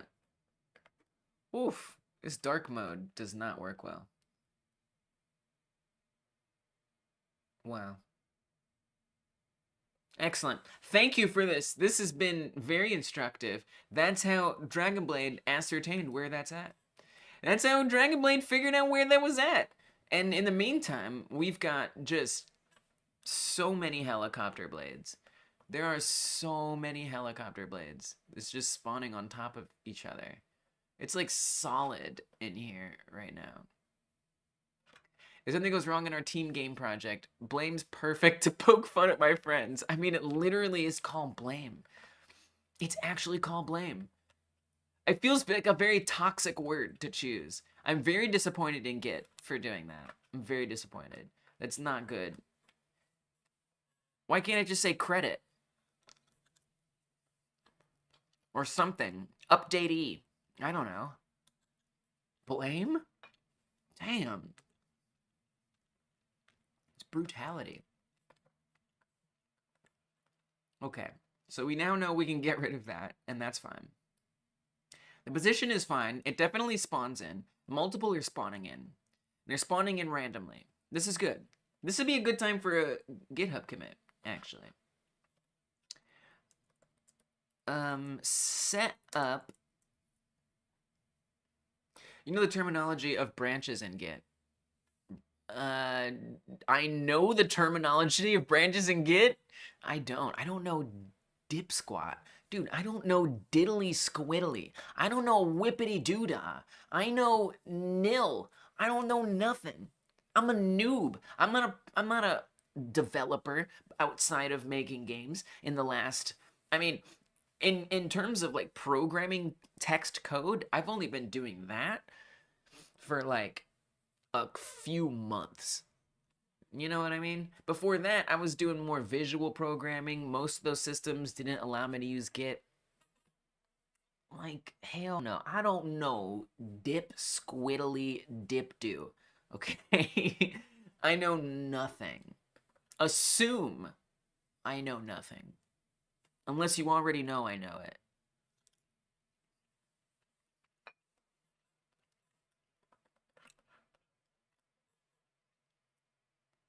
In Git, you can branch out your code. Okay. I kind of generally get that, right? Like, people can build on your code. Oh, I see what you're saying, right? Branches. Oh, yeah. Well, I've definitely messed with that. I created a new branch when I needed to go back multiple commits. I created a new branch from an old commit. And so then, you can have like, here's one version of it. Make a branch and then have it do other stuff, and this can do other stuff, and they're like branches. I mean, I get that much. Where's the point where it gets messed up? Because I feel like that's where you're going with this. People building on your code is forks. Gotcha. The original branch is called master in Git. Well, you know, I mean, that's one of those words. Not a great word. Definitely not a great word. Guess what the new branch that comes out of master is called? Is it slave? Is it slave? Is it slave? It's gotta be slave, right? Ugh. Ugh. I need a sip of tea for that. Good God. Yes, it is. It's called a slave. The new branch that comes out of the master is called a slave.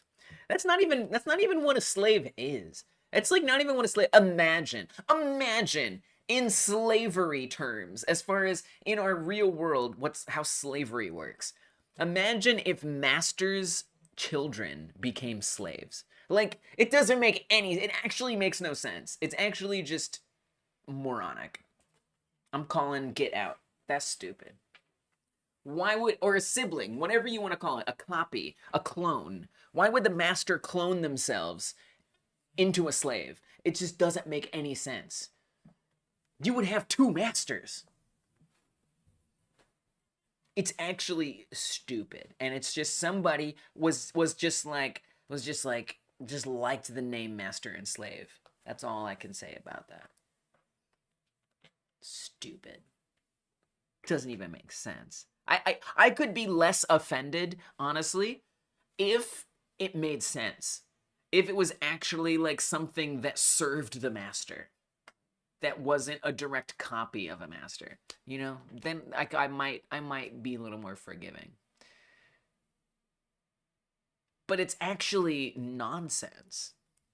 There was a whole lot of drama with those names because when you created a new repo, the default name for the original branch was by default master, and people complained when GitHub changed it to main.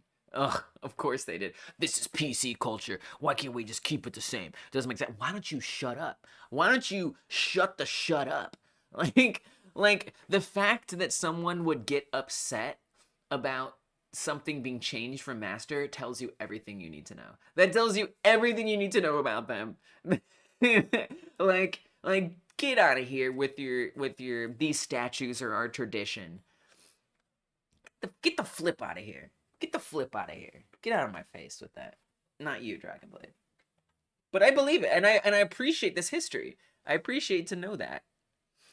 Doesn't surprise me. But, you know, this idea that it's like, you know, this is what it's always been. Why change it? That's fair, but it's computers, and you know how easily computers break when you rename stuff. This is a good point. This is a fair point. That's a fair point. That's a fair point. That's a fair point. That's a fair point. This I will take as a point. You know, and then, you know, so then it becomes a more complicated issue because it's like, is everyone having to make adjustments that could mess up their projects? Is that worth making a more progressive naming system? Because then you're kind of stuck with whatever jerkwad first came up with it. You know, which can suck. Like that's a genuinely crappy name for it. And it leads to problematic things like naming something a slave. Like super stupid, super dumb, doesn't deserve to be there. But that's a difficult drama for sure. Is like, is it worth everybody having to change a lot of stuff to make that's a big deal. Same drama happened when people wanted to change white/blacklist to allow/deny list. It would have broken nothing because it was affecting only new repos. I wanted to say that, but I didn't want to be wrong. It wouldn't have changed anyone's code. Okay, then they're being little babies and they need to shut the hell up. They're being little racist babies and they should shut up. Not that babies can be racist. It's just, anyway, that's not what I'm saying. Black and white list to allow deny list. Allow deny list. That's much better. I love that. I gotta remember that. Allow deny list as an alternative to white blacklist. Yeah, so you know what? Then if it breaks nothing, that makes sense, right? So if you have yours named as master before, good. Keep it as master. You're fine. Shut up. Shut your mouth.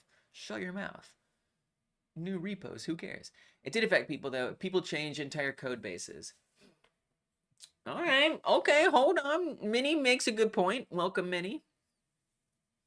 This is a good point. This is still a good point. I mean, you know, what I could kind of imagine is, let's say there's like templates or something that somehow creates new repos on its own and is expecting that repo to have a certain name. If you've coded something to expect a repo to have a certain name, you know, maybe that could be an issue. And then maybe if I'm still a noob in so many ways, so I don't exactly know what you mean. But it sounds like maybe you're talking about Mini, like like a like if you have existing like examples of what code could be, and now you have to update that from master to main, that could be really complicated. I could see. I mean, I feel like it must affect somebody. So it may not change anyone's code, but it might change the code somebody needs to expect is going to be used or something. This might be mean, but if anyone automates repo creation, empty one, then they shouldn't have that job. I don't know. I don't even know if that's mean. I don't even know if that's mean. I literally don't even know. I don't even know. I don't even know. Someone else will have to determine if that's mean. Some terms like printf have stayed the same because legacy code since the 60s. That's why it isn't just called a print in C.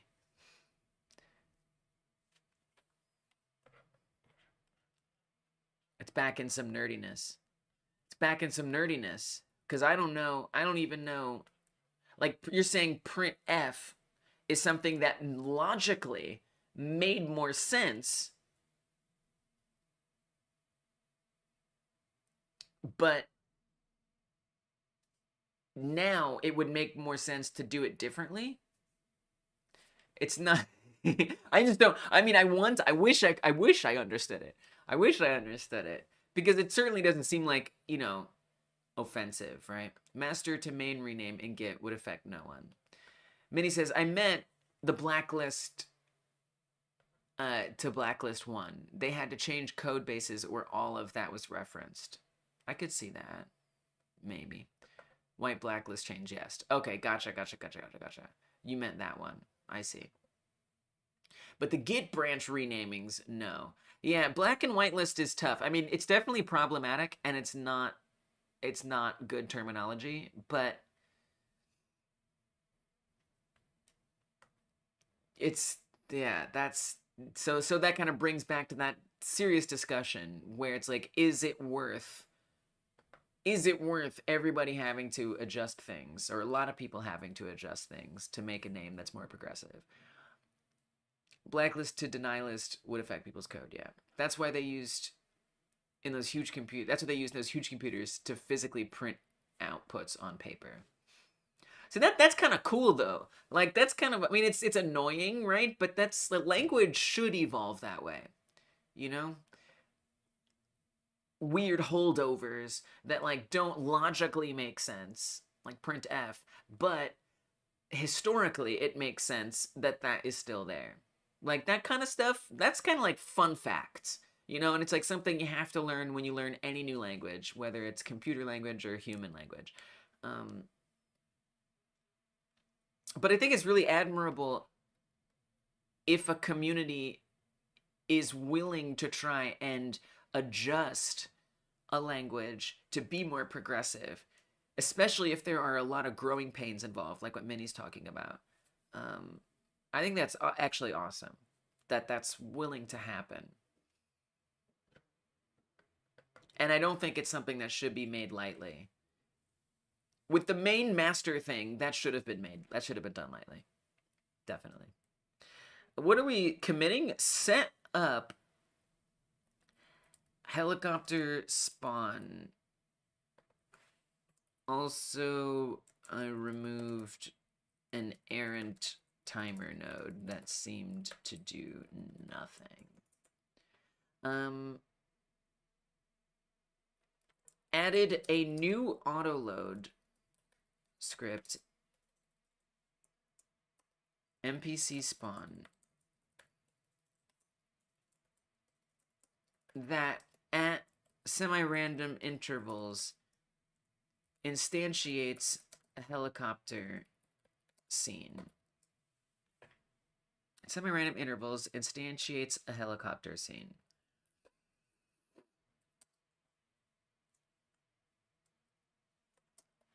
The helicopter appears constantly.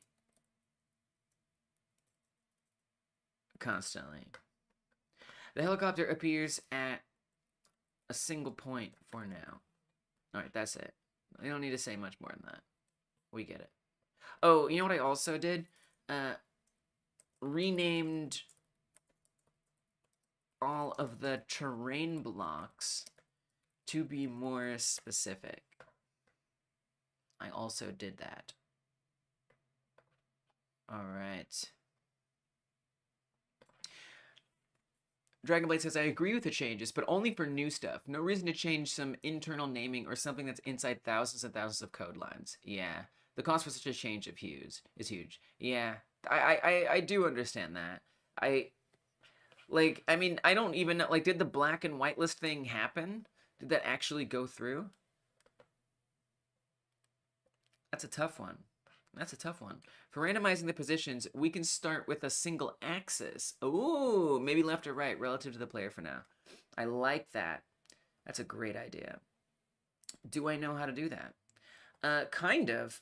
Certainly on the player, there's axis stuff.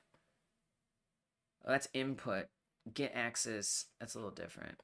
It did happen. It did go through. Wow. I mean, I'm kind of glad.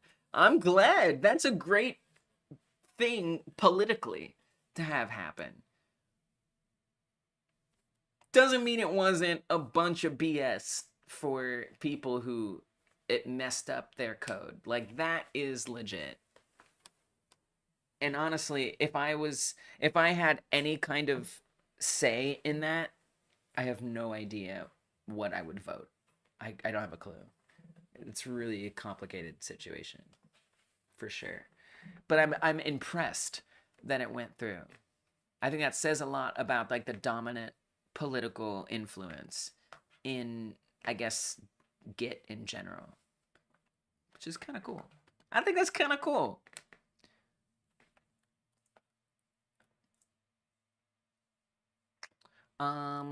What are we doing? Oh yeah, axis stuff. So that would be something I just have to look into. And we want to random. I guess I could just say like position X. I don't really have to use like axis terminology. right? We could just say spawn, copter spawn position. So we want to randomize that as well, right? And so if I have this random range here, spawn interval timer, here we have set position, copter spawn position.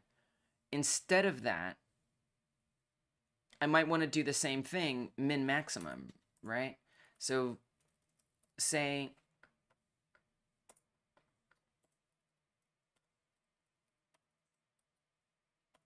copter, I'm just going to say position minimum equals, so I'd want that on the x-axis, right?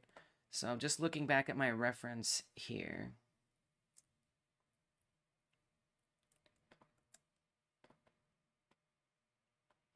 Let me just pin in the chat what we're doing. Spawning helicopter enemies at different positions. It's nice, just maybe then if someone asks what it is, what we're doing. It's maybe one less person who has to ask what we're doing. And it's fine. I like it when you guys ask what we're doing. But sometimes it's nice if we can just have that be known. Oh, it's not gonna let me pin it? Cool, cool, cool, cool, cool. Cool, cool. No, it's fine. I'll just take some time out from what I'm doing to pin that up in the chat. It won't take long. While I'm doing this, by the way, if you haven't yet, I see we got about 8 people hanging out with us. Welcome. Thank you for joining me during this process of making this game. We have 4 thumbs ups. 8 of you hanging out, but only 4 thumbs ups. Now look, I understand if you want to wait until you're like, okay, no, this stream has sufficiently been likable. I now know that it deserves a thumbs up, and I respect that. Take your time. But this would be a good time while I'm doing this. If you just hit that thumbs up, it'll help this stream get some more love, and I appreciate it if you are willing to do that. Hyper smash that thumbs up button if you haven't yet. Thank you for doing it. I appreciate it. And if you're watching this after the stream, it still helps. So thank you for doing that. Okay. The message is pinned, right? Yes. Got it. Got it. Gotta find the axis that corresponds to that direction. It's either X, Y, or Z. Then you can do something like position X or Z, however it should be. Yeah. Gotcha. Thank you, Psychonic. You're helping me, like, keep moving. It's really awesome. It's really helpful. How are you doing today? Helicopter enemies. Yeah, helicopter enemies. I made a helicopter on Monday, and it's just something that I'm realizing playing other games that are kind of similar. I really want to feel that there's stuff going on. Hits like button and change from blue to white, huh? Oh, I keep forgetting. I keep forgetting that you're gonna say that. Only press it. I don't have to dignify that. I don't have to dignify that joke. Press it so it's filled. Press it so it's filled. Come on. Gremlin. You're gremlining up in here. Okay. But you make a good point. We're coders. We're programmers, right? Specific is important. And you know what? I'm here for it. So I'm just trying to look at, like, the boundaries here. It's kind of hard to tell. I need to put something inside. I just want to see. I'm going to add a mesh instance in here. Let's give it a box so it's just a little more visible. Oh, it's hidden. I was like, why is it not visible? There it is. So then I'm going to look and see where this is at. I was clearly lying because it doesn't go blue. Okay. All right. Okay. All right. Okay. All right. Very good. Well, that's how it's going to be. That's how it's going to be. All right. We playing games. We playing big games. I see. Wait, why are there 2 of them in there? It also might go different colors depending on your device. Oh, I see. It's halfway in the ground. Gotcha. It's not longer. So I'm just trying to look at, like, the widest. Now, in this game, you will be able to move left and right to some degree. Right? So you could, like, come over here. So I might want to go off screen a little bit. We're making a game. Now I don't even know what you're referring to. Now you're just enjoying to like pick whatever you can. And it doesn't even make sense anymore because I forget what I said too quickly to remember what you're responding to. Touche. Not touche. Whatever. I win. This is the competition of wits. Okay. This looks all right. I don't know how far the boundaries are going to be yet, so this might be something I definitely want to change someday, for sure. But at least we have some kind of idea. Here's the thing, I really don't want them to spawn on camera. I don't want you to be able to see them spawn in. I want them to come in and you not know that they're coming in. Do you know what I mean? Like, now I don't know how big the boundaries are going to be, but maybe I could assume. And I hear what you're saying, Psychonic. Maybe I can assume that it won't be this far. I hear what you're saying, Psychonic. Just do it on an axis. What if I... Because I do actually... Okay, I'll do that for now. So we'll say we're doing the distant axis. Because I want to spawn it way out in the distance and then have it move forward towards the player. Right? And so what I can do is we'll just set it up right here. But then eventually what I'm going to do is I'm going to spawn it way back in the distance and then have it move forward so it comes into view. But for now, we'll have it spawn here so we can actually watch it happening and know that it is happening. So I'll still do that. So this is on -14. I'm going to do -15 maybe. You want the distant axis to be randomized too? Yeah, so here's my plan. Here's my plan. And let me do this in Paint. Let me do this in Paint. Show you what I'm thinking. I've also started tinkering in Godot. Let's go! Many is in Godot. Many is in Godot. I just finished a week-long web hacking certification exam. Congrats. I got enough points to pass. Let's go. So now I can rest easy and learn some Godot. That's awesome. You really like the engine so far? Yay! We're bringing people into the Godot world. Bringing you in. You can't get out. Just stuck here forever. No, you're not. No, you're not. You're free and open source. You are free and open source. Okay, wait. This doesn't make sense. I know that doesn't make sense, Dragonblade, okay? One of us! One of us! So, here's what I'm imagining. So let me draw a helicopter. A helicopter. Let me just make sure this is blank so I can actually enjoy copying and pasting this.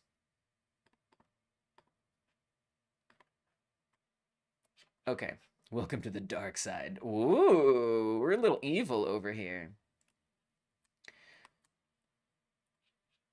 It's actually pretty bright.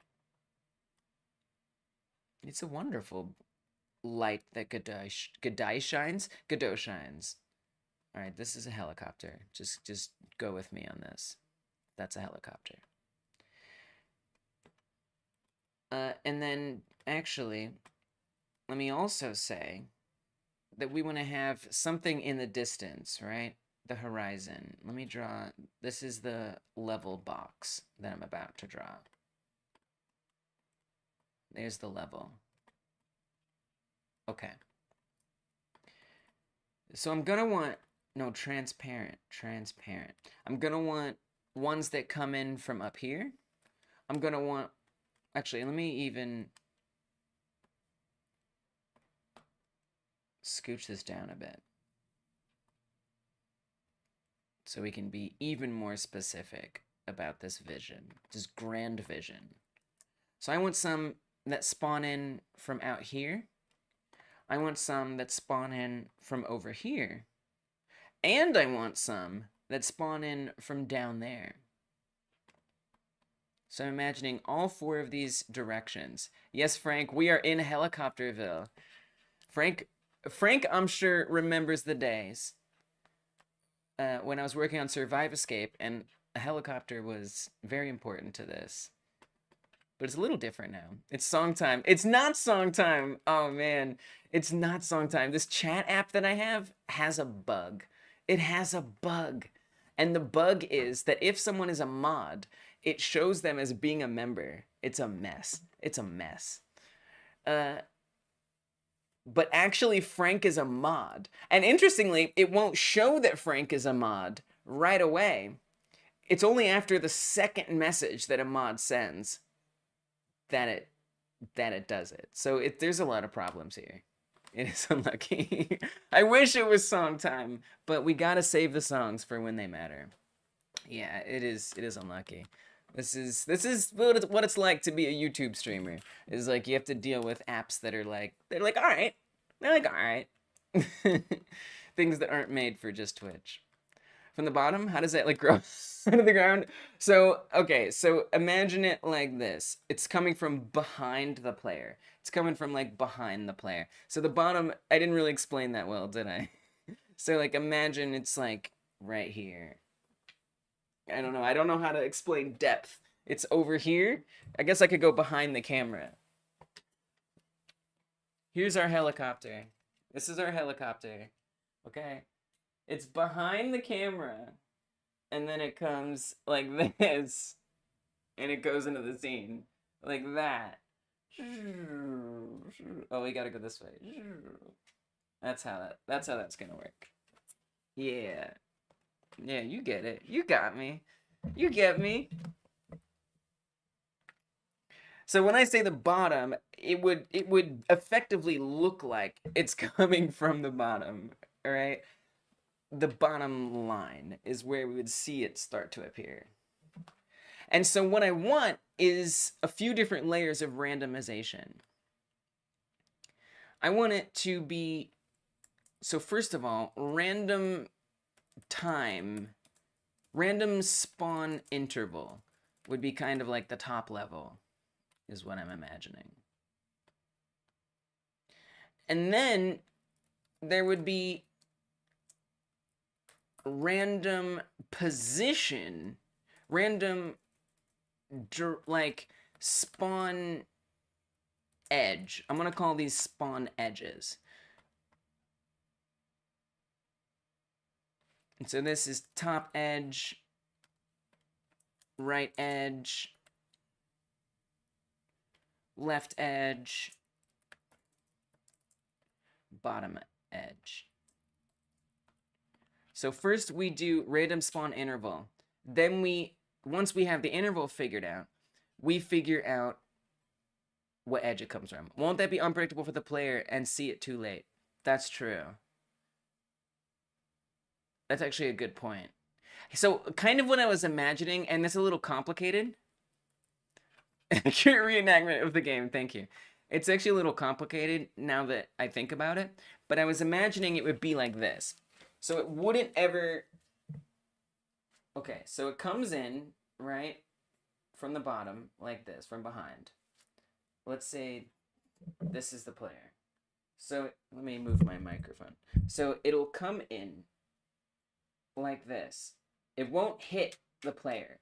It'll be like, and then it will do that.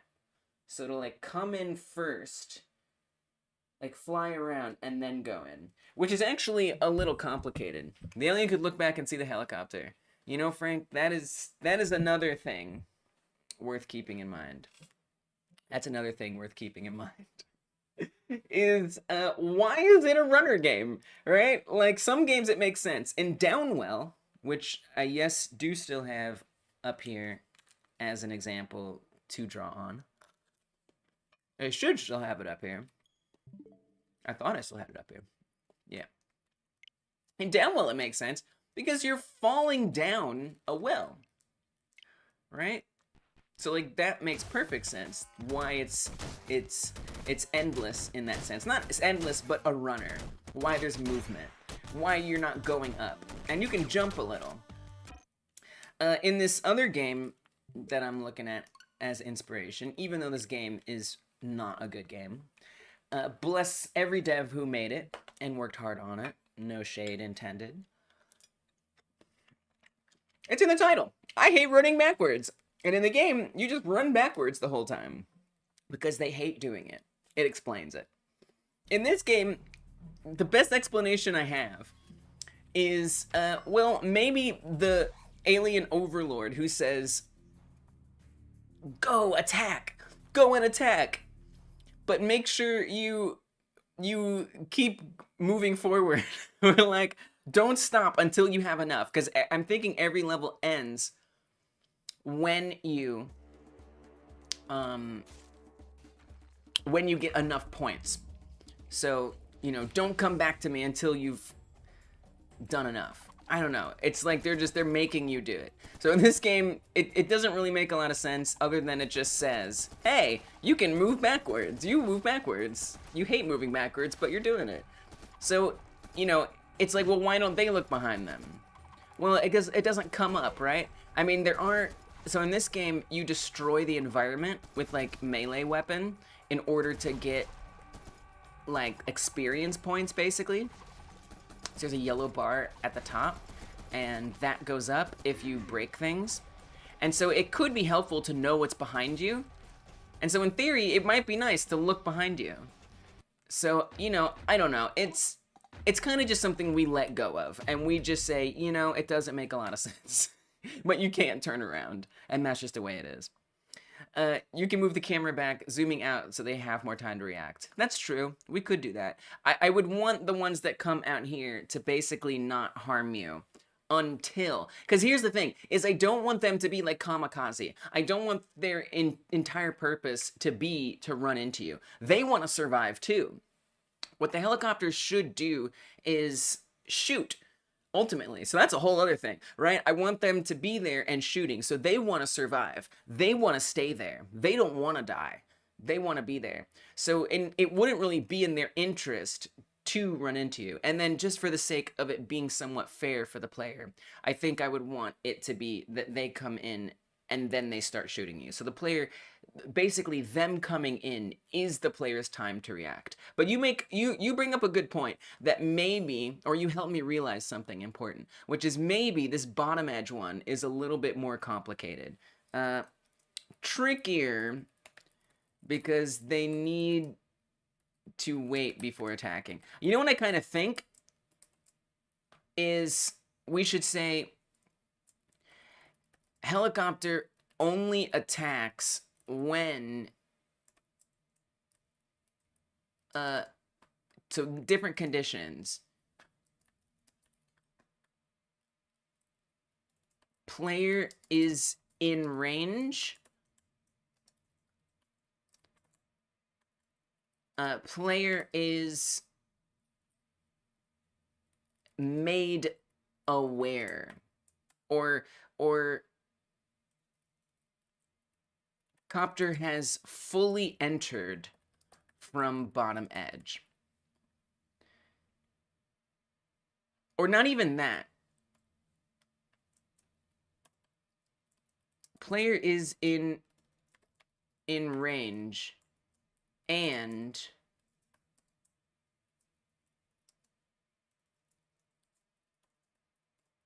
copter has been visible for X length.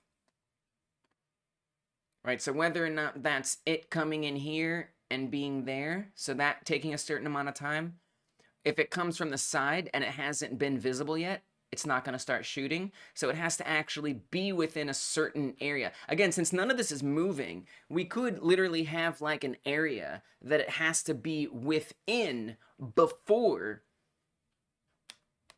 it can start shooting.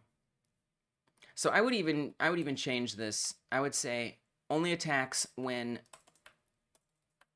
player is in range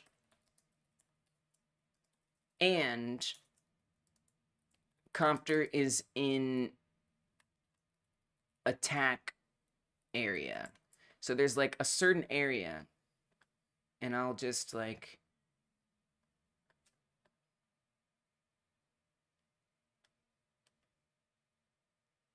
we'll do like that. So this red box, we'll say it has to be, let's say, you know, within here or something. I don't know. It has to, the copter has to be detected, and this would be like 3D or whatever, right? So we could do like another box, something like that. I don't know. That would be the attack area, would be in here.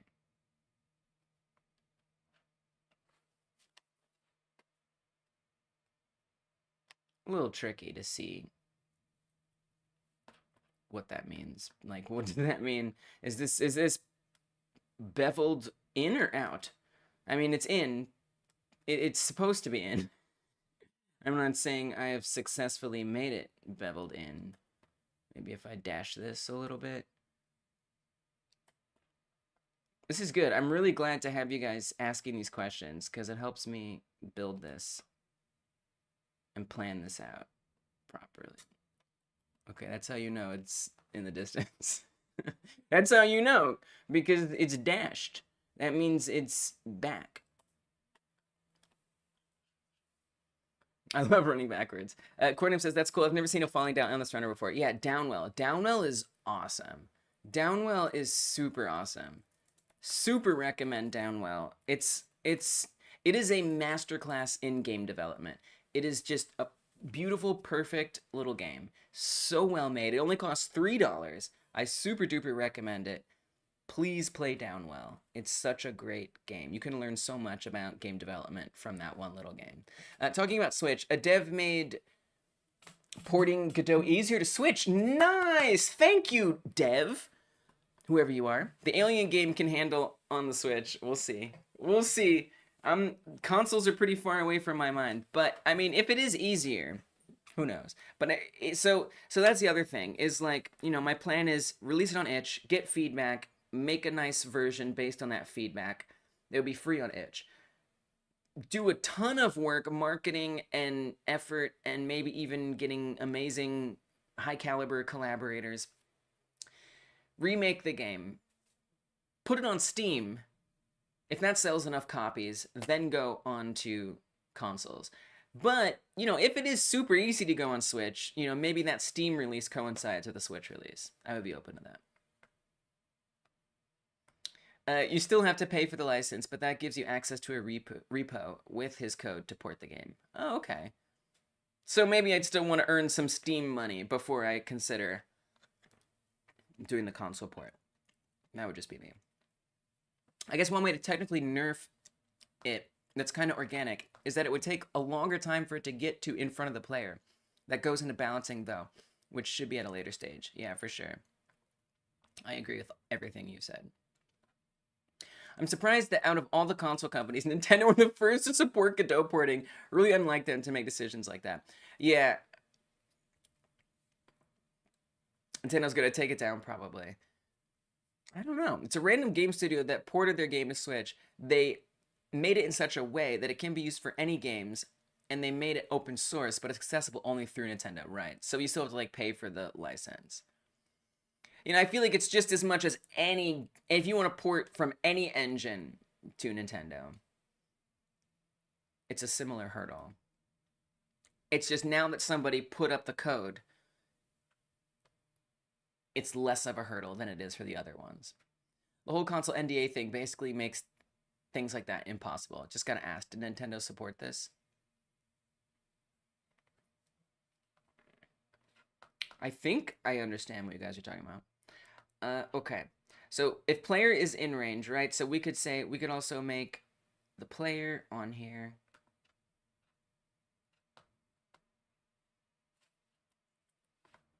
Just for the sake of having this be a complete document.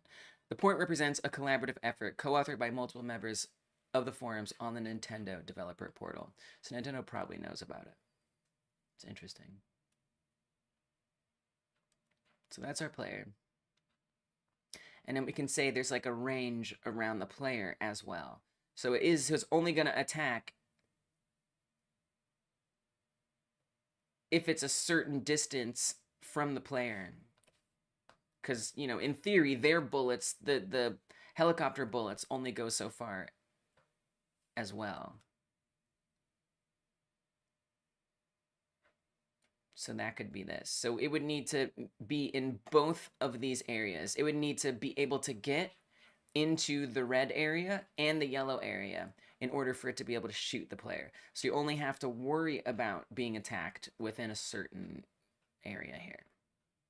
That's kind of how I imagine it. And then in terms of them entering the scene, I'm running out of colors. I guess we could use a blue, maybe? It's going to be kind of hard to see.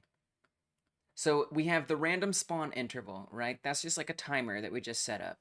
And then once the random spawn interval fires, it's going to choose one of these 4 edges to come from. And once it figures out what edge to come from, it's then going to figure out random axis position. So then it's also going to decide, you know, do I spawn in all the way over here, if I'm on the top edge, or all the way over here? So these, I guess, would be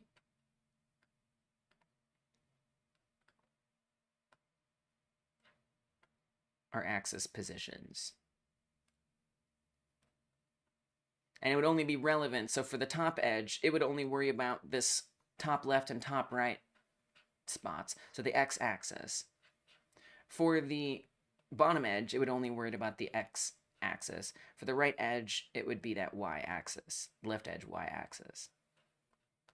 So it's going to pick random spawn interval, random spawn edge, random axis position, and then from there, you know, it's going to, I guess, go towards the player and not only attack,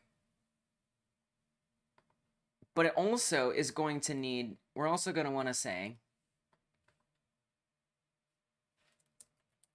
helicopter stops when attacking. And that will be fine. We don't even need to think about anything else here, because the player and the helicopter don't move. So if the helicopter stops, the terrain will still be moving forward, and they will basically be like matched. So it'll kind of work, because it'll look like the helicopter is still moving back to stay with the player. And maybe we want to add in more than that at some point. Heck, I don't know. But for now, this is kind of the plan that I'm working with. So let me save this. This is copter spawn. I'm going to put this up on Hack and Plan just so we have this document. This is a good document. I want it to exist. I want it to be around, be accessible, be findable, be usable.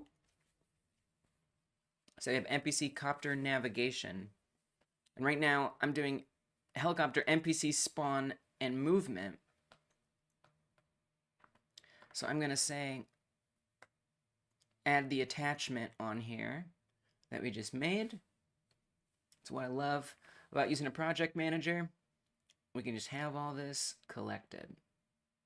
Copter spawn. And then I'm just going to put this in here. $ copter spawn. And then save it. And now it's in there. Look at that. I love it. Complementary access. Available at no cost to all authorized Nintendo Switch.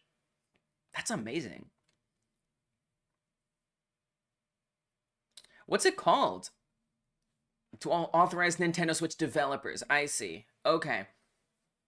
So once you get that license, the source code is distributed under the MIT license, offering broad usage and modification rights. So the license is open for actually porting it between Godot and Switch, but being allowed by Nintendo to actually have your game be available on Switch is where there's the boundary. My lecturer in college is getting our class into Godot and VR game dev, and he's such a nerd, I love it. He even made a whole game dev Discord server for us. That is full nerd. Dude, that's awesome. So the class isn't necessarily about Godot or VR game dev. What class is it? Okay. So now that we've got that understood a little better, this isn't going to be coming from any particular edge, but this is going to, for now, let's just plan for the top or bottom edge. So we'll make this on the x-axis, and this could either come from the top or bottom edge. And I'm just kind of defining the furthest. I'm not really sure what the boundaries are going to be yet in this game. how far you can move to the left and right, but let's just say it spawns in over here at the furthest on the left. Buying the license gives you access to the developer forums, and you get access to the code through the forum. That's kind of interesting. It says -15. All right, we'll say -15 for now. How can it be MIT license if it's on the forum? If it's MIT license, doesn't that mean... I see. I guess I understand.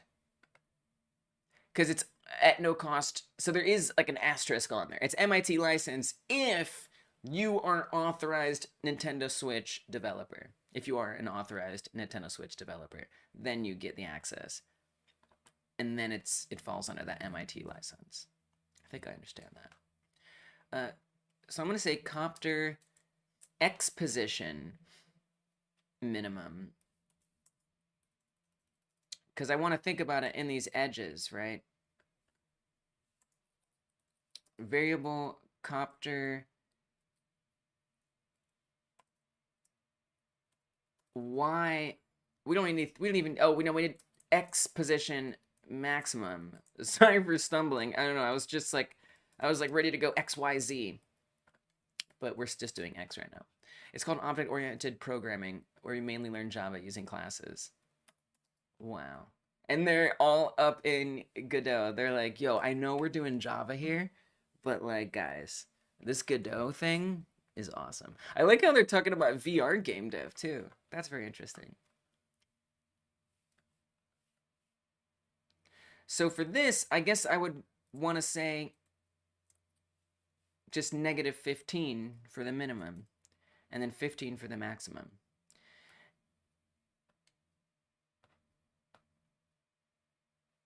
I mean, the thing is, though, is I want these others to be like default, right? What did we do? Would I want this to be like offset? I guess I might want to do offset for this. So we can have it be in 0. MIT is not open source. True. Right, that's different. The game dev project is for our final grade, so he loves encouraging us to make games. That sounds like a fun professor. That sounds like a fun professor, because you can get some bad professors. What's the debugger saying? What did I do? Script is not inherent from node. True. That's true. If I just say node... Oh, I see. I just need to say node, I think. I think that resolves that. It is open source, but not the standard open source license that's general to public. Yeah. That makes sense. Otherwise, why would it be called something different?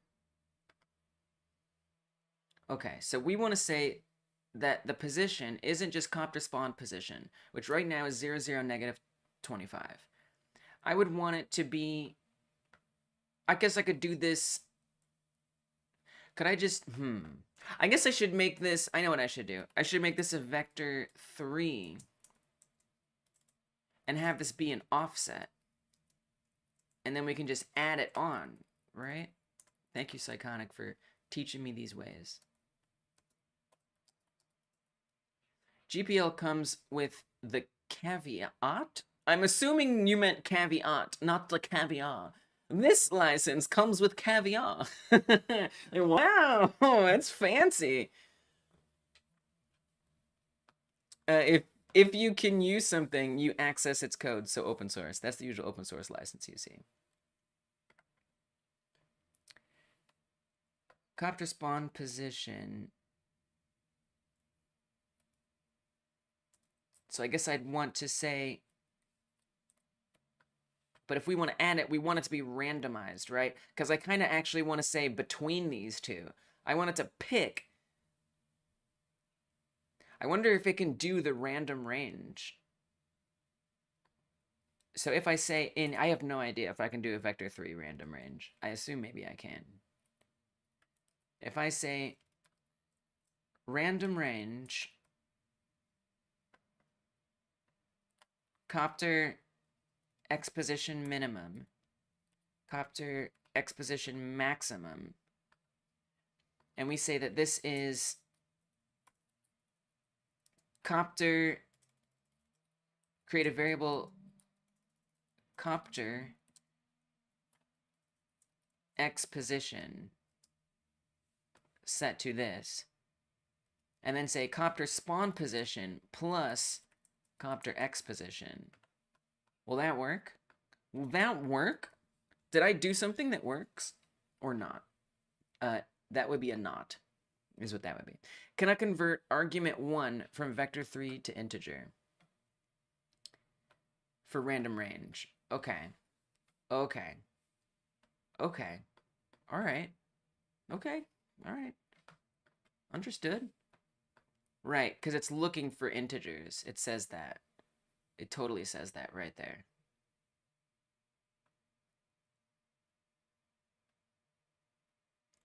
So I wonder if there is some way to do vectors here.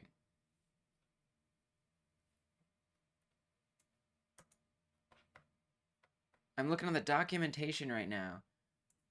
Oh, dude, I have no idea. I'm gonna have to chat GPT this.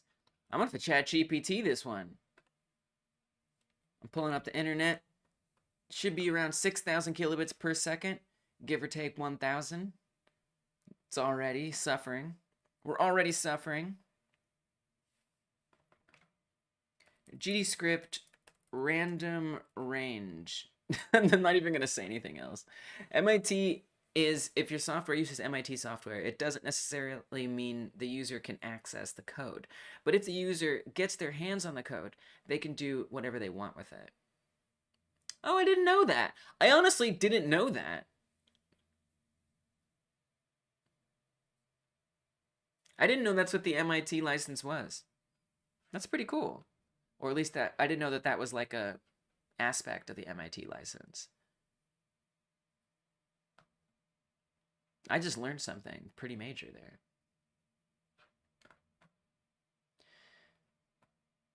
Rand range. Oh, the I is for integer. Wait, the I is for integer?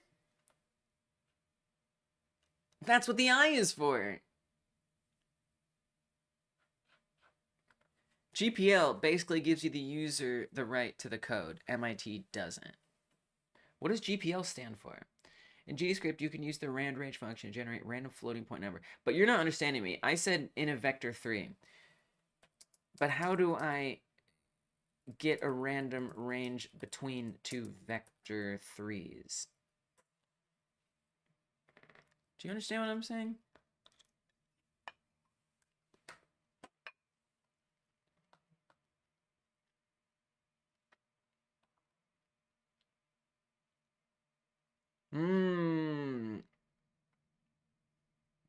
So we have to define general public license. Gotcha. We have to find specifically which one. I can do that. I'm fine with that. I can do that. That's easy. So then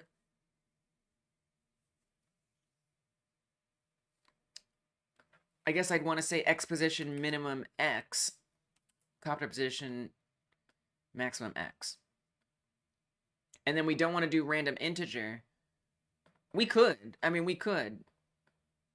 Invalid operands, vector 3, and int in operators. So, okay, we're not going to do integer. We're going to take the I off of there. Wait.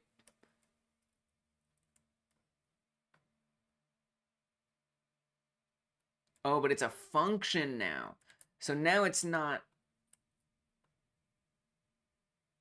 What was it before? So, like, this isn't a function?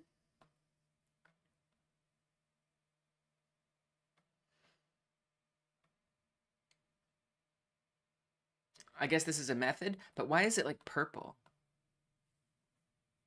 And now if it's a function, that kind of changes things a little bit. Did I mean to use rand f range? I don't know. Did I? Is that what I meant? Is that what I meant? Float to float. Yeah. Yeah, float to float. That sounds good. All right. Okay. All right. Okay, maybe we're fine. Maybe everything is fine. Nope. So it's, even though I'm saying X here, oh, here. Oh, so it's not recombining it. I see. So I would need to say copter X position is a vector 3 and say only update the X. Expected end of statement after variable declaration found period instead. Yeah.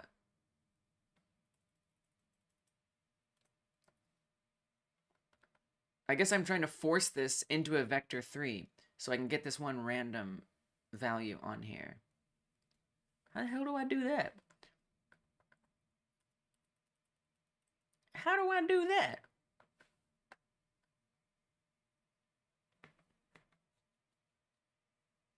I guess I could just say don't read it as a vector 3. Like what if I just say and only, well, but it's not X. Because a position is looking for that.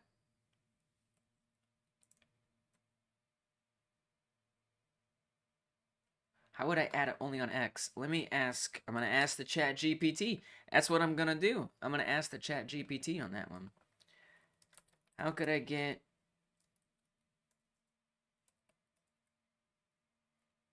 the copter X position to add only to the X vector of copter spawn position? Do you understand what I'm saying, ChatGPT? ChatGPT, do you understand what I'm saying?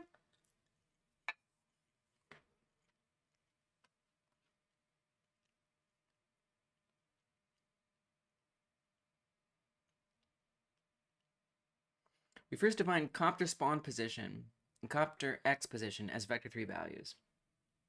Then we create a new vector 3 value, X offset, with the X component of copter X position and 0 for the Y and Z components. Finally, we add X offset.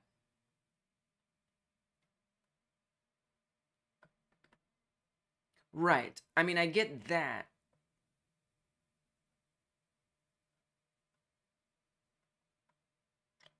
X offset copter X position dot X. I see. So we need to, I see. So I have to put this into a vector 3. So I don't really need to start the minimum and maximum. I can keep these as non-vectors. We can just say this is negative 15 and this is 15. And then down here, for the random range, we don't need to define these as the X value. But instead what I need to do, and I'm not even going to do the variable. Well, I guess I do need to do a variable here.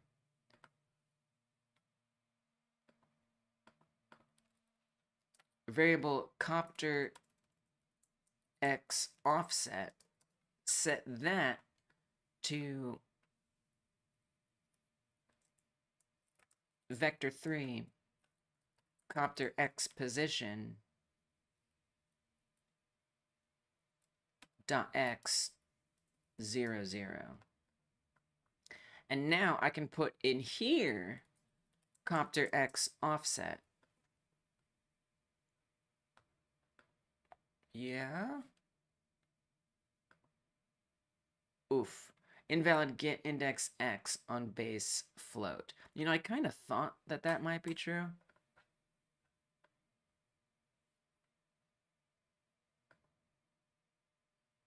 Okay, okay, it's running.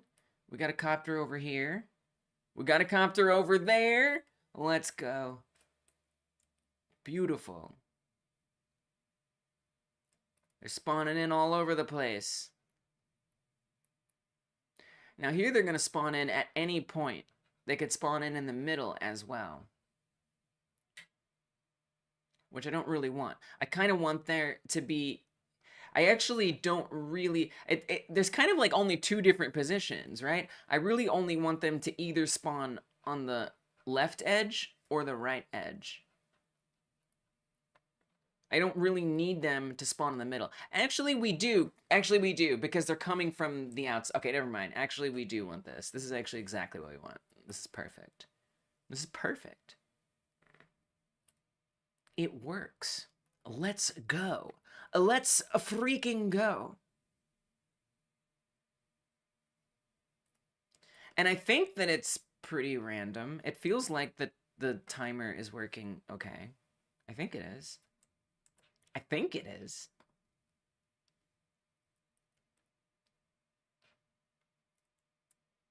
So then I'm going to want them to move forward toward the player.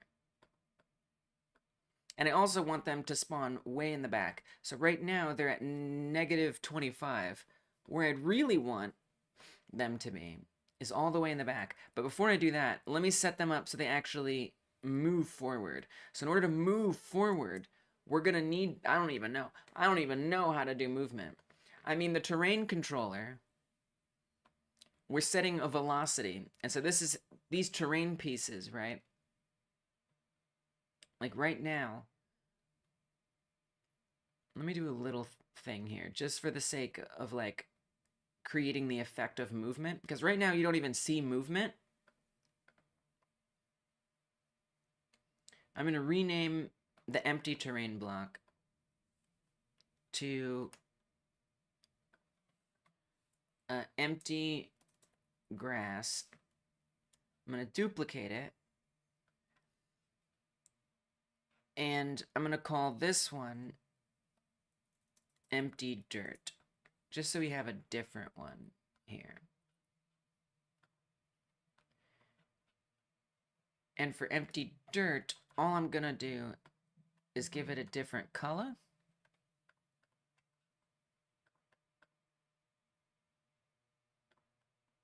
So instead of brown,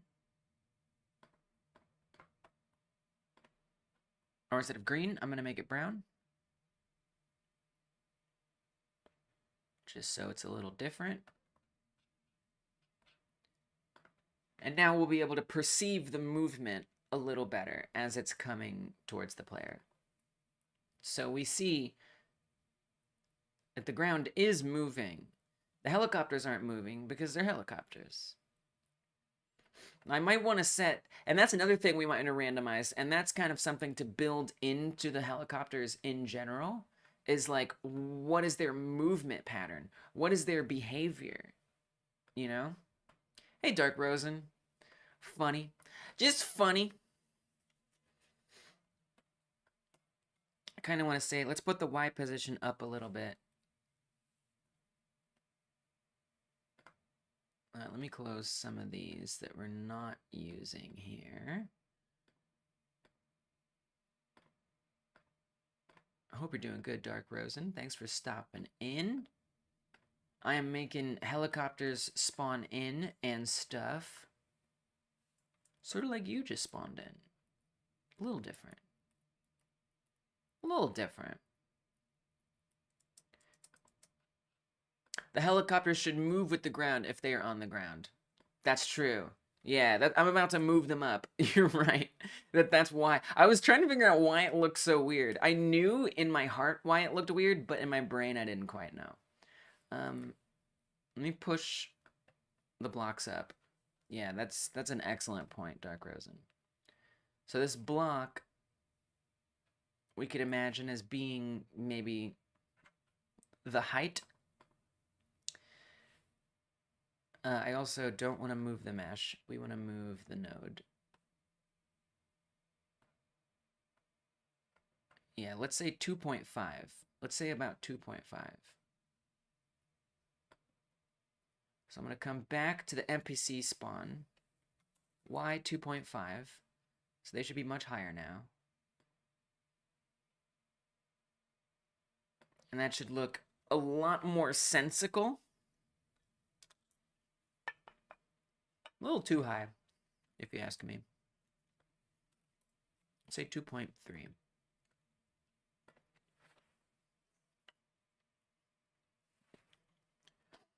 That's fine for now. I don't know. Can we go a little lower than that? Let's try 2. Yeah, let's just try 2.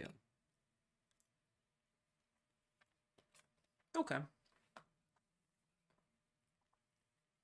The internet, I feel like it's just wobbling because it's internet cellular data.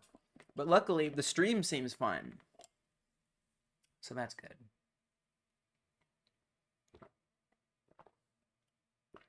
So they're spawning in. I'd love to get some movement even on these guys.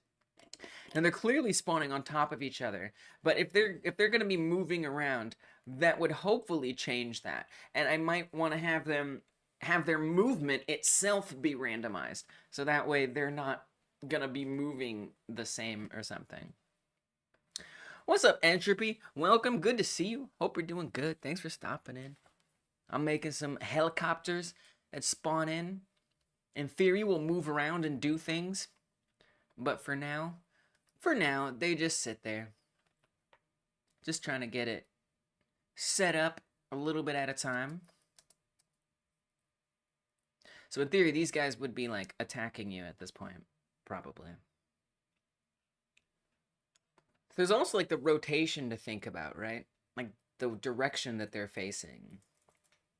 I definitely don't want them to be facing that way. I could modify this in the scene itself, the copter scene. That would probably make the most sense. It might even make the most sense to modify that in Blender. But we're here, so this is what we're going to do. Probably be best to do that. I should probably do that in Blender. Maybe I'll do that in Blender, actually. Yeah, I don't know. I feel like I should do that in Blender. It just feels like...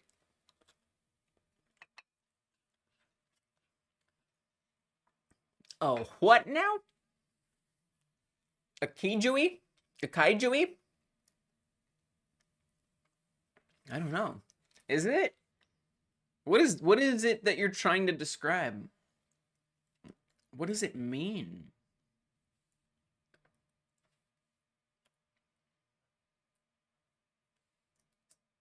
Yeah, so this is the front view in Blender. So I'm going to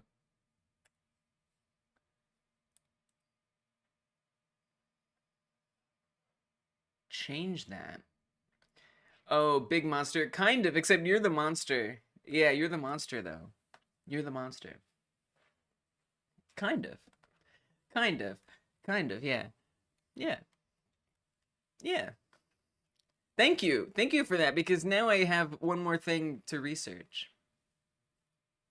Which I appreciate. Oh, I guess I should move all these parts, like, independently, huh? Some of these, the propellers especially, I don't have, like, zeroed, which concerns me a little bit. But the reason why I didn't zero them was because I didn't want the origin point to move. But that's discussion for another day. Kaiju. Kaiju. That sounds correcter. That's what sounds correcter, for sure. 90 degrees. Yeah, kind of. I should thank you for that term, because I think that is something that I should think about. Oh, but that's gonna move everything. Oh god. Do I really want to do this in Blender? Do you know how much easier this would be if I don't do this in Blender? Ugh. But if I like need to re-import it, it's gonna be easier if I've already done this here. This is a little bit of a pain. Just because if I do the helicopter stuff, it's not gonna... The origin for these are in here. So this is like some risky business, because I basically have to like reposition it manually. I mean, if I select everything... Yeah, I think this would be easier. It's just... Oh, and we can see in the top left there, the rotation. Maybe I should just do this until it's exactly -90. There we go. Done. That's what we're gonna do. That's how that's gonna work. That right there is how this is gonna go. And then we're gonna guesstimate the center. That's how this is gonna be. And in terms of its transforms, you can type the numbers you want. Right, but where? Like, I believe you. I just don't know where. Yes, Entropy. I made this all by myself in Blender during the Monday member streams, which are available if you are a patron, a paid patron, or a member on YouTube. Every Monday, I do art-related stuff and game research-related stuff. Usually, I'm just in Blender doing stuff. I made it by myself. My goal was that if you look at it, you can tell it's a helicopter. I don't really know what's going on right here, but it's fine. Yeah, in Blender. Was that always like that? Did that just get created? I don't know at what point this got introduced, that mistake, but yeah. Yeah, I'm doing Blender streams every Monday. I spend about 8 to 10 hours in Blender every week. So, I'm getting better. You know, it's not beautiful, but if you look at this, you're like, okay, that's a helicopter. It just has some charm, some charmy jank. And I kind of, to myself, I'm saying that's my style. So that in the game, it'll all come together. Because I'm trying to make all the assets right now. So it'll all come together as a unified style because it's the Lee's jank. It's the Lee's jank. But I didn't quite know that. Dragon Blade. That's good to know. Do I still need to apply the transform? I feel like I don't. We don't want to do this. I like it. Embrace it. Okay. Coming from someone who does so much 3D art as you, that means a lot, Entropy. Heard. You know what? Heard. We're just gonna do the delta transform for this one. Copter top, delta transform, the windows, regular transform. Okay, I'm gonna save it. And Godot is gonna be fine. Godot is gonna handle it just fine, right? You know, flippy dippy. Just do a little swivel wivel. Yeah. Uh-oh. Ugh. I was afraid of that. So I think I have to redo the propeller animations now. Interesting that the top propeller is fine. But the back propeller didn't move with it. I don't exactly understand that. But it is what it is. I'm going to copy this animation player. This doesn't delight me. But what I should have to do now... What happens if I... No, that's not going to be what I want. If I take the model, which is this Blender file, and I say new inherited scene, now it's going to be in there. So Dragon Blade, I did. Oh, I see why this didn't move, because we just rotated around, we just pivoted around. I did, but here's the complication. And if you know a solution to this, that's great. The complication is I want the propeller blades to have this orange dot. I want their pivot point to be in the center. And the reason I want their pivot point to be in the center is so that I can spin it like this with animation in Godot. As far as I can tell, the only way to keep the pivot point right there is to only apply the transform as a delta transform, which doesn't apply the transform in the same way that is what you're meaning. So if I were to do what you're meaning, right? So let's grab this propeller, and if I apply the transform, that pivot point is now down in the center at the origin, which would then resolve that problem of it moving. But then when I go to rotate it, it's not going to be rotating around its pivot point. So that's why I don't have it transformed in the normal way. And same thing with this back propeller. And the reason why the back propeller moved out of position, but this didn't, is because rotating this helicopter, all it did was, you know, it kept it in pretty much the same place. I mean, I guess. I'm a little confused. I'm actually a little confused why the propeller didn't move around. I'm a little confused why the propeller didn't move around, and it almost makes me think that it should be okay. I'm so bothered by what happened in here. I must have just, like, moved something.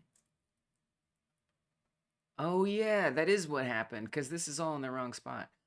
Yeah, I think I just, like, moved something in the wrong place, by the way. I think this is supposed to be up a touch higher. There we go. That's the way it's supposed to look. I was like, why does it look weird in there? Because of an accident. Okay, that's better. But yeah, you can apply the rotation. You can only apply the rotation. Right, because that's what you changed. Interesting. All right, let me see. Let me see. That's a good idea. Can you export the blades and bodies as entirely separate models with their own pivot points and parent in Godot?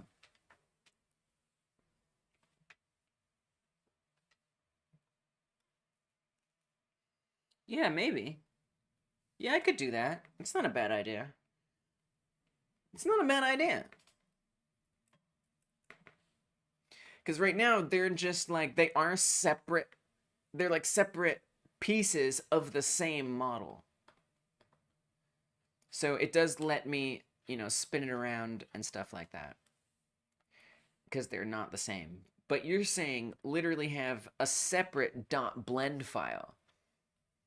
One for the propellers, or 2 different propellers, and then one for the body. That's a pretty good idea. I kind of like that idea. But let me try this transform application thing. I guess, you know, it's nice to consolidate it if we can, but that would resolve that issue. Oh, entropy. I like that. I mean, I gotta at least drop you in the credits. That earns a credit. That earns a credit. That lagged the stream for a second. I do have a credits list. And I think we got you on that credits list now. I think now we got you on that credits list. I think we do.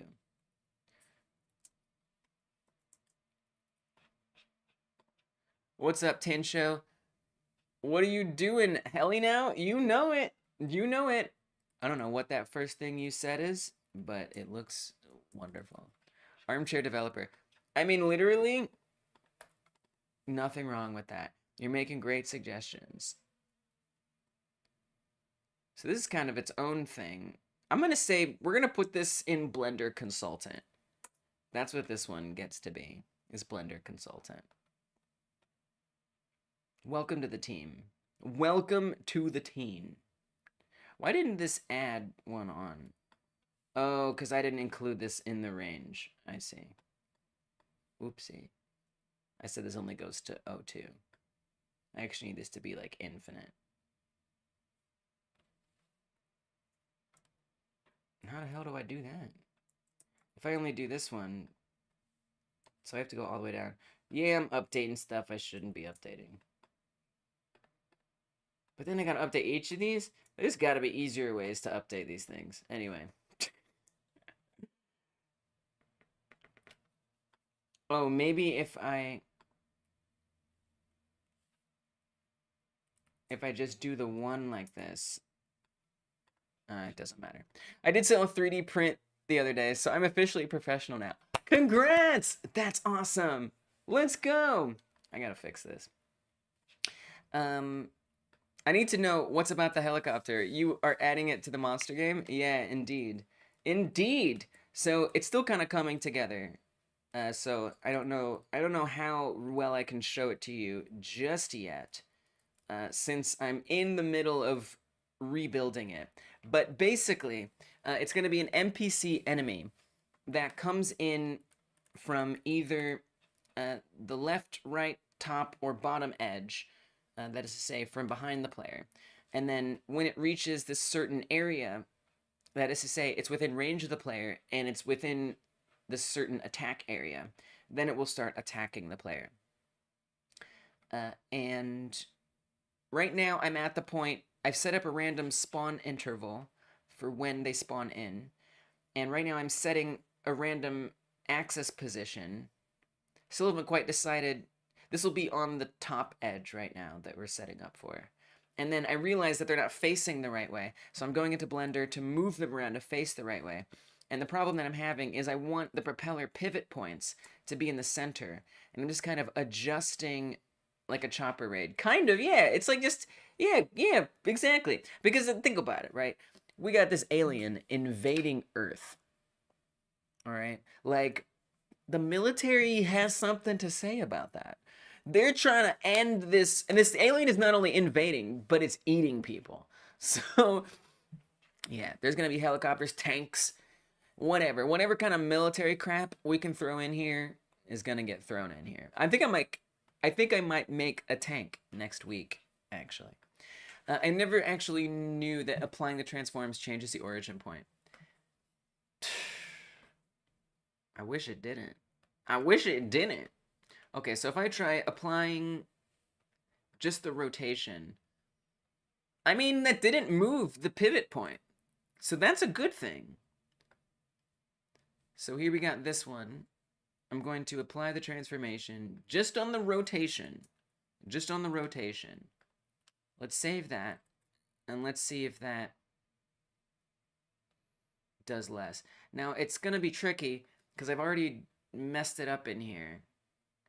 So I don't know how well Godot is going to adapt. You know, this one, you know, once I drop it back in, you see it goes in the right place. I don't know. I'm a little concerned. You can change the pivot point by going into Tools menu at the right and checking Edit Origin or something like that. Right. So that's how I got it there in the first place. So are you saying... And also, let me just reload this copter scene. Hey, Neil. Welcome. Good to see you. Hope you're doing well. I think it's still going to be messed up in this scene, unfortunately. All right, let me save it. I'm going to try reloading it. I don't think it's going to do anything different here. So that's how I got these pivot points there in the first place. And so what Tencho is talking about is if we say effect only origin. So now when I go to move it, so if I do move, we're moving that orange dot, right? So I put that orange dot there by doing it this way. It also isn't giving me like a... Like, where is this even happening, you know? It's like the values, I can't set them. So like if I were to...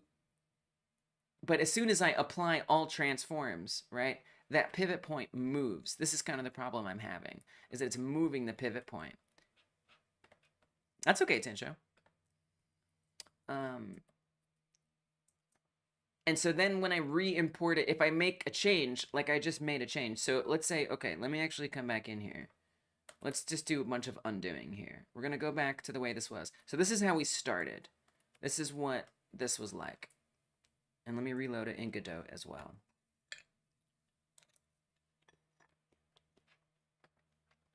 So this is how we started. And it actually will look a little better now, because these propellers are animated to spin around that pivot point. Right now I'm setting them up so they spawn in. So there's some... Ooh, that game lagged a little bit spawning them in. So propellers spin around. It's a little hard to see, but they're spinning. Semi-zoomable. Now what I realized is I actually want it to be rotated -90 degrees so it's facing forward. And so I want to do this in Blender.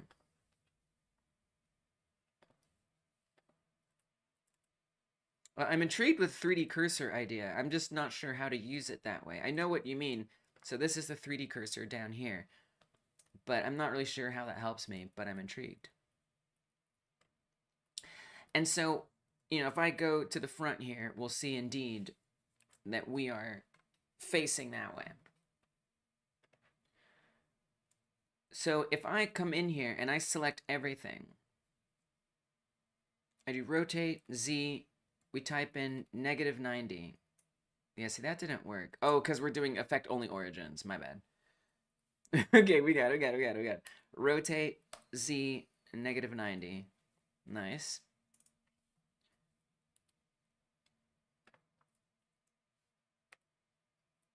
And then I'm going to put this approximately around the origin here. So I've now moved this. If I save it like this, right? So, you know, I could come in here. I could apply the transform for the copter body and the windows, which are two separate things. I can apply these transforms, no problem.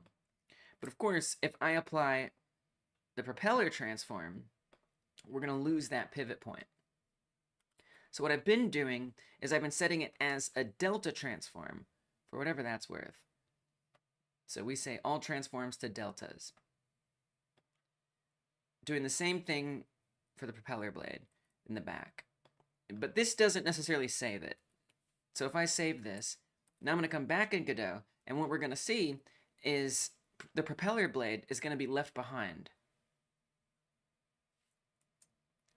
Now, I'll be honest, I'm not sure why the top propeller blade doesn't have that problem. But this one does. I think that might be if I just apply the position, or the... I don't even know. I don't even know, really.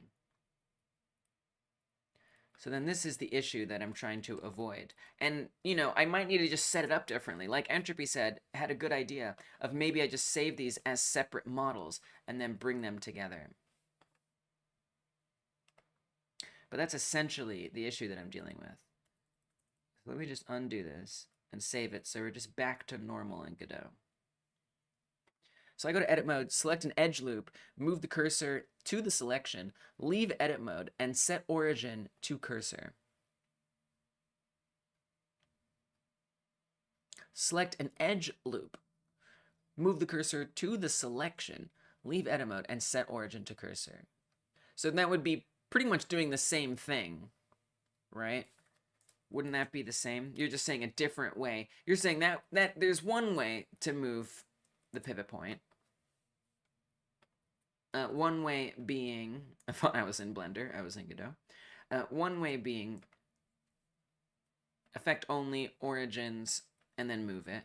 The other way to move it would be to take the 3D cursor and move its position to where you want it to go. And you're doing it so it lines up where you want it to be, and then set the origin to that. So it would effectively be doing the same thing. It's a different way to do it. I know the shortcuts. I use the search function, F3 or space, depending on the keyboard you choose. Interesting.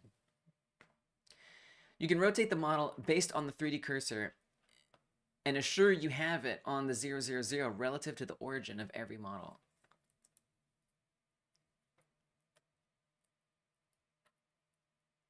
Interesting. Yes, but with snapping. That would be nice, because, I mean, I don't have it perfect. You can kind of tell.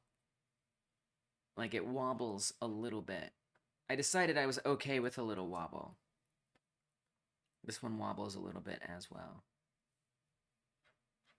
But it's pretty minimal, so I just kind of let it go. And I trust it would snap in that position, based on what you're saying. Rotate the model based on the 3D cursor, and assure you got it on the 000. I'm a little confused about how I would implement that into what I've already done, but I hear you. So then another thing to try is apply just the rotation and scale. That would be fine. So that won't move the pivot.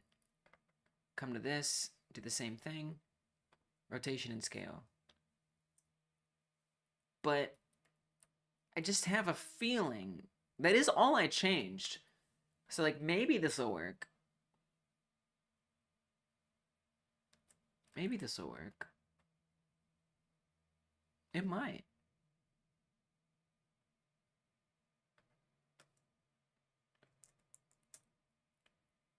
Oh! Okay, maybe scale wasn't what I wanted to apply. I should have just done rotation. This one is, and once again, the back propeller is behaving much differently than the top propeller, which is interesting. Okay, let me just go back. Oh, I've undone as many times as I can, apparently. Oh, okay. I see.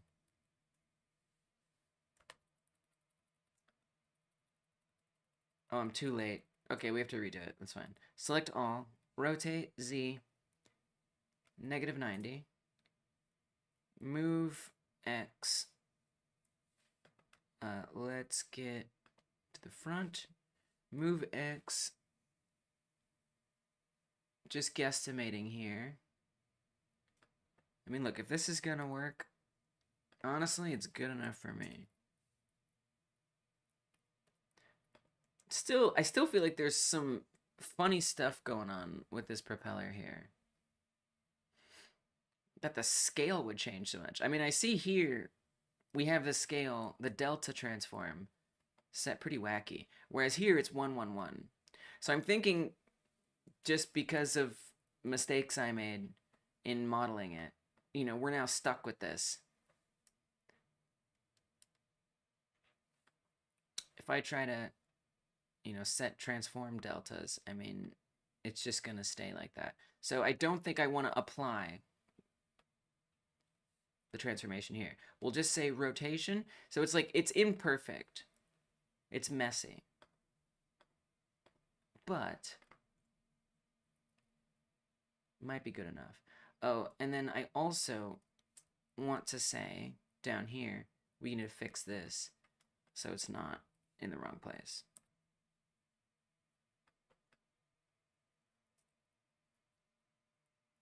Okay. Looking good. Save it.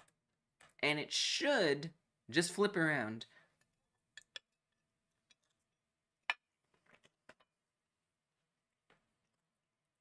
Do we have Blender Consultant marked for Dragon Blade? Probably. But I like to be meticulous. Oh no! I did it wrong. Weird. I'm actually surprised that that didn't work. I wonder why it didn't work. Well, shoot. What? What? It's just one of the credits, Dragon Blade. It's one of the credits, Blender Consultant. You didn't update position, right? I didn't mean to. I certainly didn't mean to. I certainly didn't mean to. But I may have somehow on accident. So clearly I need to do a better job. So let me say front. This much should be okay. Oh, actually, I'm going to undo it all the way. I hate to keep redoing it. Save it this way. First thing I'm going to do is put this in the right place. You rotate it in place without changing the position as well. Yeah. Oh, but I did move the position a little bit, didn't I? Because I scooched it over. Remember? I scooched it over so it was centered. You can apply the transformations to delta. Right, I should be able to do that. But we did get it to work once, so clearly there's just something silly I've done wrong here. Yeah, I think I needed to apply the transforms to delta. That may be my problem.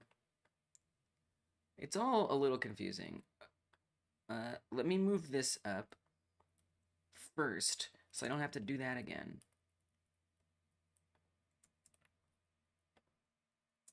Fix that little problem. Okay. All is well. No problems. Life is good. It would be nice if it would just rotate it around the origin, and I don't have to move it at all. I'm sure we can do that somehow. But if you couldn't tell, I don't know how. Oh, maybe if I... Well, but we still have to move it, so it doesn't matter. I guess if I moved the 3D cursor. I also do see we have some pivot points off here. There's a lot of problems, you know, and I know that. I'm going to say -90. Look at the front. Move it.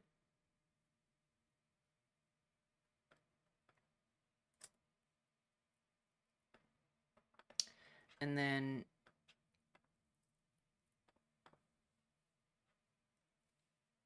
for the windows and the body, apply the transforms. Those are fine, no issues.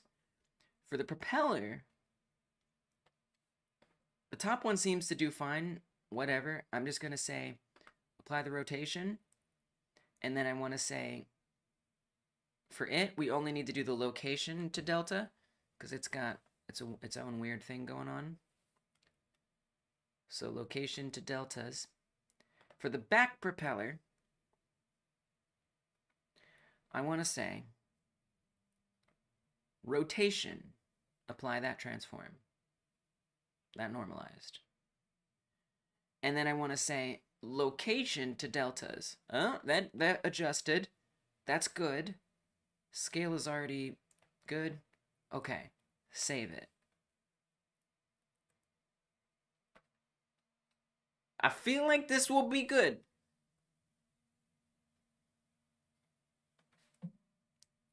No. It's not good. I mean, look, I can just move it. You know, I'd really rather not. And then it's going to be in a slightly different position. Really, the only thing... So here would be a way to fix... I mean, I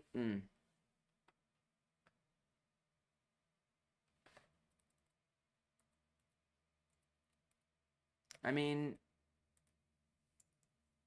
I could have sworn we got it to work once. Like, one time it worked, pretty much. The orientation is correct, right? So it is... The rotation is going in the right place. But if we do the... You know what might be the easiest? Maybe I should just redo the pivot point. Parent it to the main body.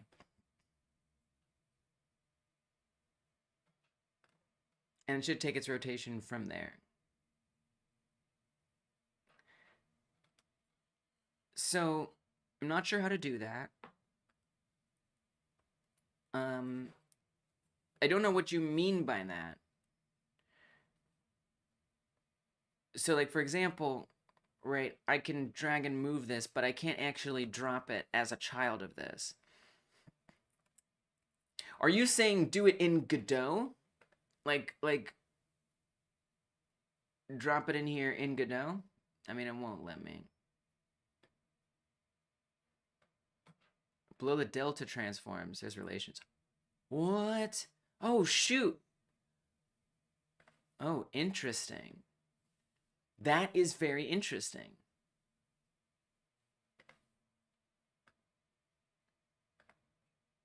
Failed to set value. Well, that didn't work. Maybe because I'm on the wrong thing? I think I was on the wrong thing. Propeller back. I've got that actively selected. Parent copter. It said it. Ooh. Now, I still might have to, like, redo something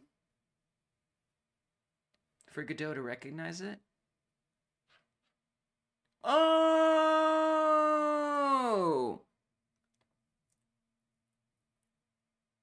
What?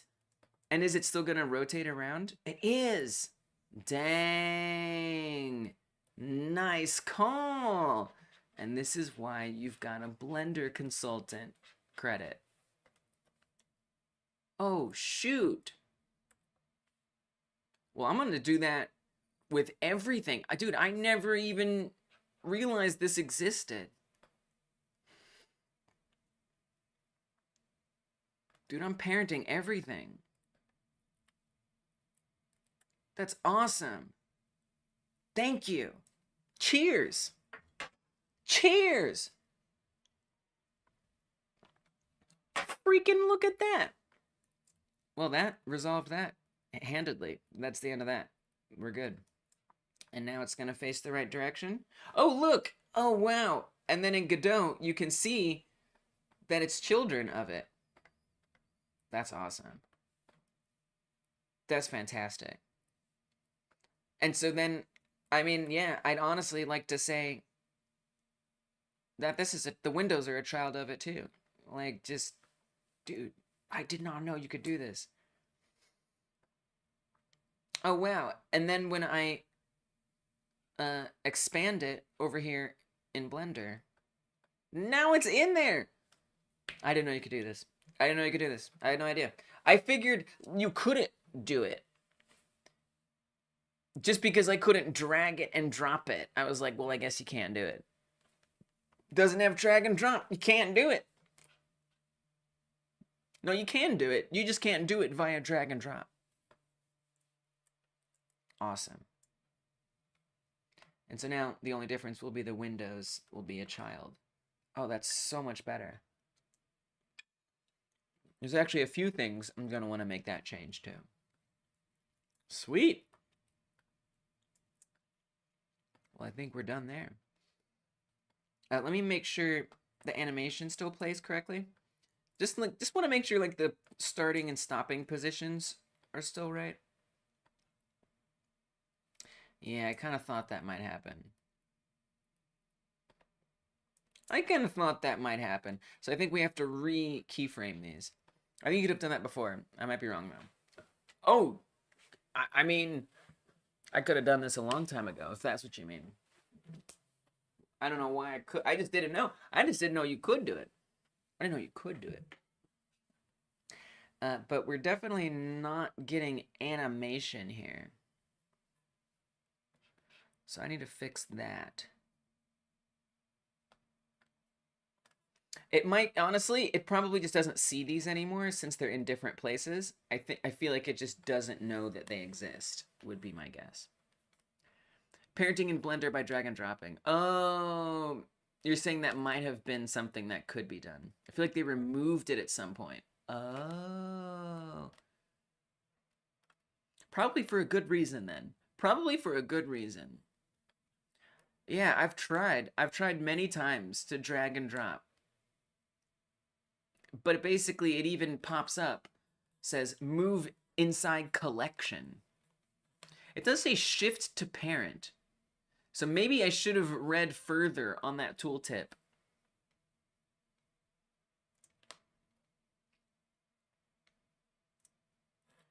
Control to link, shift to parent. I don't know, let me try to move this in here. Oh, you can! Wait, maybe. Yep, you hold shift. They didn't remove it. You hold shift to do it. That's all there is to that. So it's not just a simple drag and drop. You have to drag, hold shift, and then you can put it inside. Okay, all right. That is a very important thing to know. That is a very important thing to know. When they added collections, I see. I have been using Blender long, so as far as I know, collections are the way it's always been. Evidently not. Okay, so I'm going to get rid of these tracks, and we're just going to reanimate the propeller.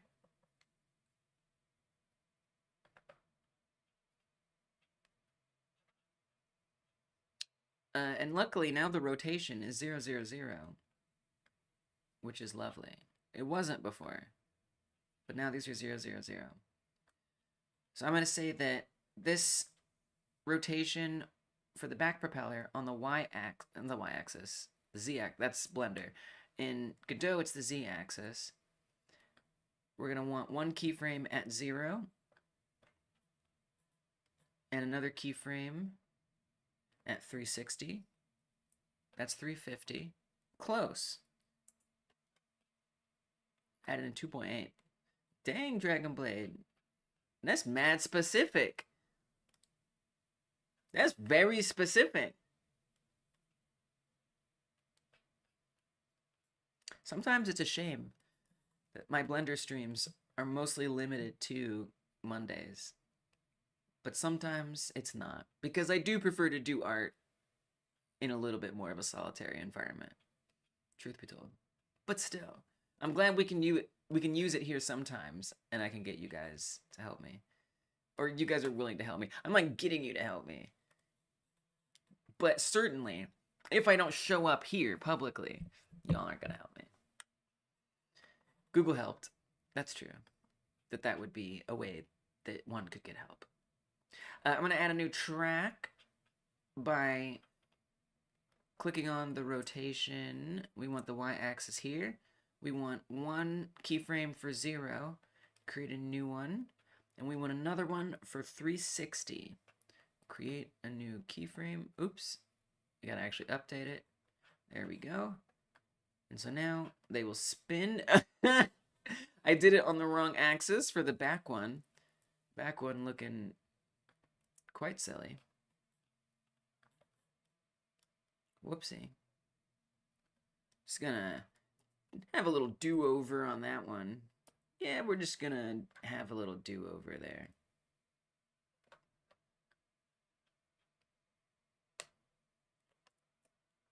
X-axis. Set it to 0. Set it to 360. Keyframe it.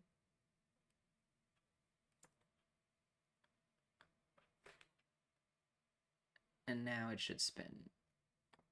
Okay, much better. All right, helicopter animated, updated and all that. I've probably made some changes here that honestly weren't that significant, but I'm just gonna save it anyway. Hopefully Godot doesn't freak out. Sometimes Godot gets frustrated when I don't make many changes, but I update it. Oh, I don't know if I like that. Wait, maybe it did. We're in the reset. Okay, we're fine. Okay. I thought I got rid of my keyframes. It didn't. Okay, I think we're good. I think we got the helicopter facing the right way. The helicopter propellers spin. They're spawning in at different positions on this one axis. So I think what I'd like to do next is have them try to approach this theoretical player area, which would be this yellow circle here. So not only the helicopter only attacks when, but that's like when the helicopter stops moving. So the helicopter should be constantly moving towards the player until it's in this range, and then it should stop moving. Ideally, this would all be nice and interpolated, but, you know, let's just get it working for now.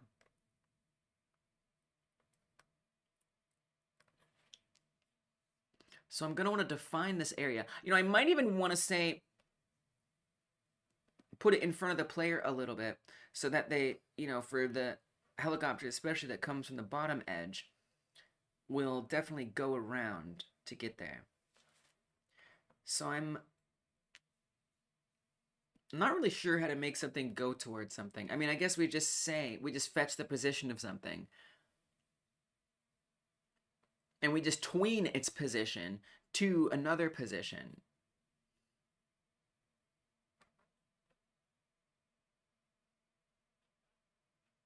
Would probably make the most sense. So I'm going to come to the player. We do currently have this thing called a cam target. Oh, but it's in the back. I thought maybe it was in the front, but no, the cam target's probably in the back.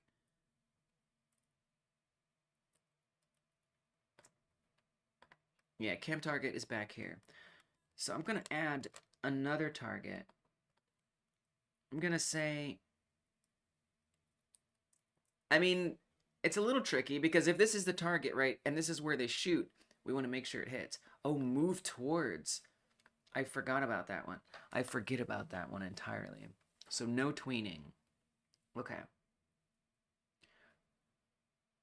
I don't exactly know the difference, but I'm sure we can figure it out. I'd be interested to understand the difference. Now that I understand what tweens are better, I'm sure I can appreciate what move toward does. I guess I'd rather have an area that represents this, and it's sort of like if the helicopter enters this area, it meets one of these two conditions. I think we should just go with that for now. So I'm going to create an area 3D on the player.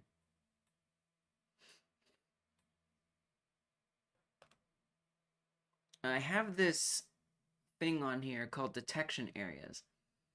This is actually for... It's just a node that just contains all of the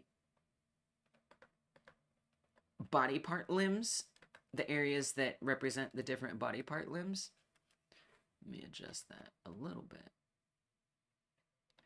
So it doesn't really do anything right now, other than be where all of these are.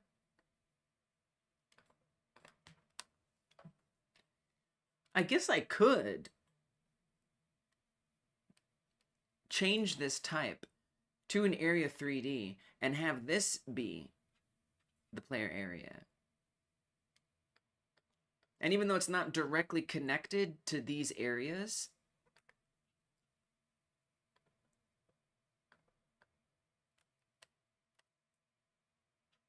you know, I don't think I want to do that. I think I'm going to put this in here. I will keep it in detection areas, but this will be a different kind of detection area. This will be area, I'm going to call it player proximity. It's a little confusing.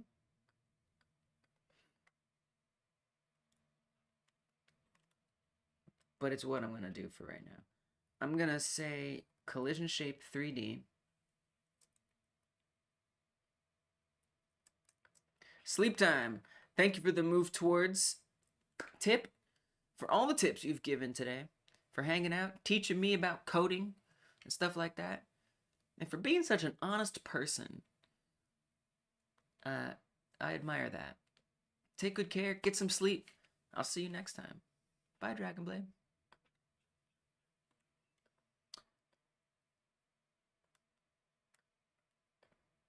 So this collision shape,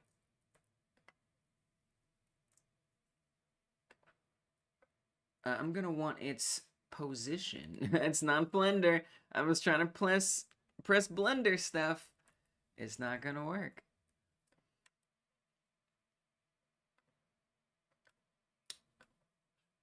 This I want to represent the vicinity that the player can be. Really, it's the intention, the purpose of this is to make sure that the helicopter has like a certain range that it can shoot from.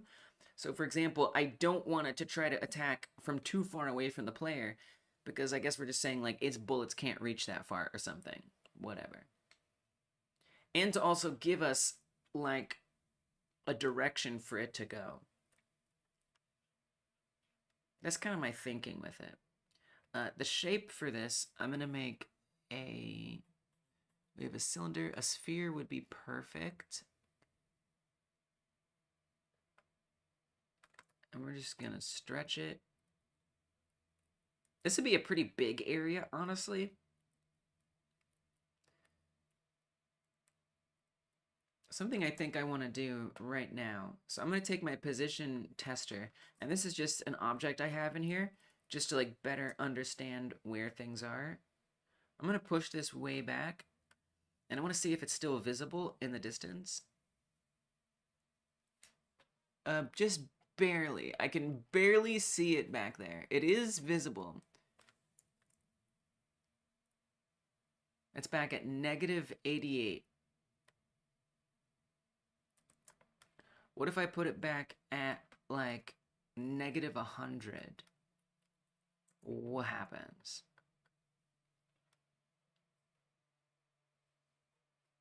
I can still see it. So I don't think there's gonna be an invisible point back here. I think that it's, you know, the fog hides it pretty well. I mean, just for the sake of testing, let me put it at negative 200. I mean, that is, if it's visible, I can barely see it. Let me try negative 150. It would be nice if we could have them not visually appear randomly. It's very hard to see. If it's visible, it's tough. Let's do negative 150. I think that's fine. So that's the furthest distance away that it could be. I'm gonna make another position tester. I'm gonna duplicate this. And this one I'm gonna bring closer. And this one I'm gonna say is the range that it can start shooting. So here you can kind of see it there. That seems a little too far to me. I think we were saying, what, negative 25 is like where the helicopters are currently spawning in? Yeah. I would say at this point they should be shooting you, for sure. So what's the furthest back that I'd be okay with them shooting? Just gonna push it back a little. This is negative 54 on the z-axis. I mean, yeah, maybe they can shoot you there. Which at that point, why put it on the player? You know? You know, this might, well, I guess we kind of wanted it for, like, navigation. That's what this red's attack, well, I don't know. The attack area player is in range. I don't know if this makes the most sense to do it this way. I feel like there should be a few different things here. Like, attack area. Let's say this. Let's say helicopter only attacks when the copter is in the attack area. Helicopter stops moving when the player is in range.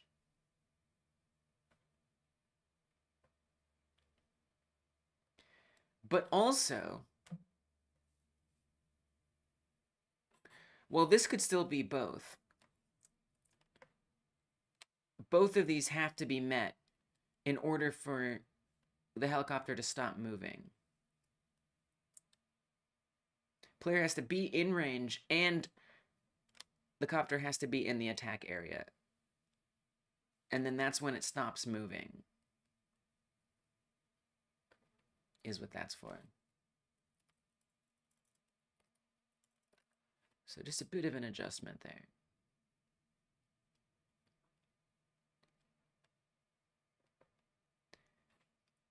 And the helicopter only attacks when it's in the attack area. I think that makes a little bit more sense, if I'm being honest.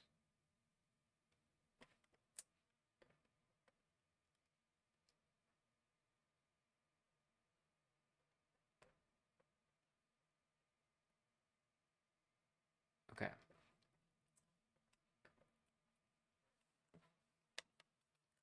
So, so many helicopters.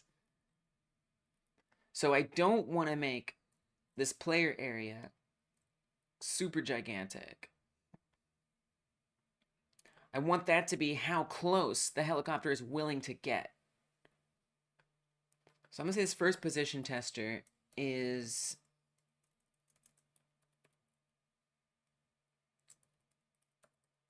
furthest spawn.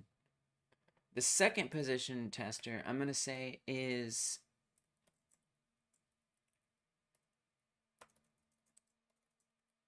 furthest attack area.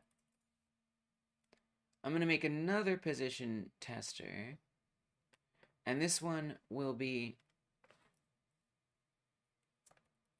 furthest player area. And this one will bring a lot closer. And so this would be the closest that it will get to the player before it just stops and hovers there. Because it doesn't want to collide with the player.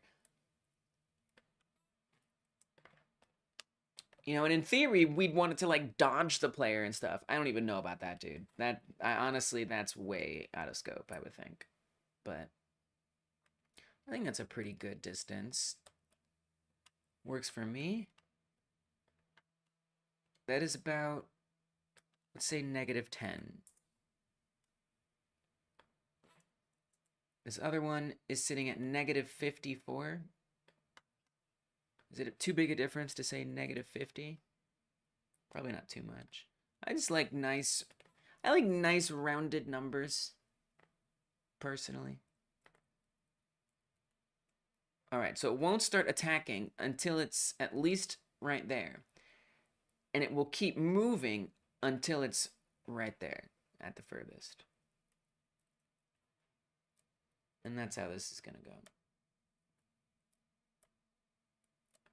Okay. So with that in mind,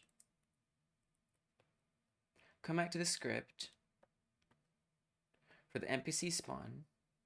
Or no, not yet. First, I want to go to the player area.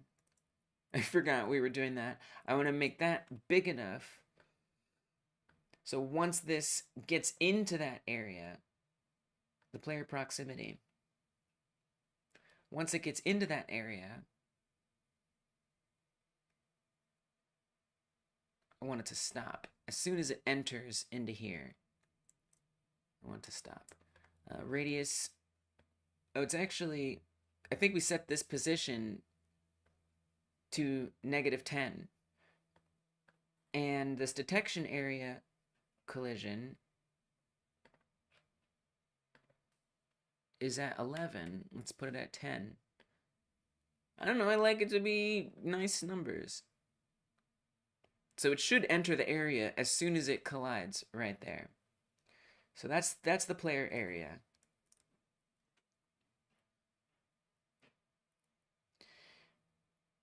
And the position of it is going to be the center of it, so we can use that. I'm going to set it to 1. And that's what it's going to be moving towards, is that. And so as soon as it enters this area, we want the helicopter to stop moving towards. And I want it to be going towards the center of this area, pretty much. Okay.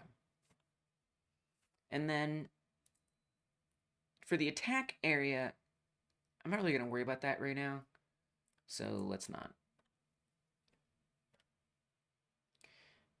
For the furthest, yeah, attack area, not going to worry about that. The spawn, we have it at -150. I'll worry about that in a bit. First, let's get it moving forward before we even think about that. Okay, so now back to the script.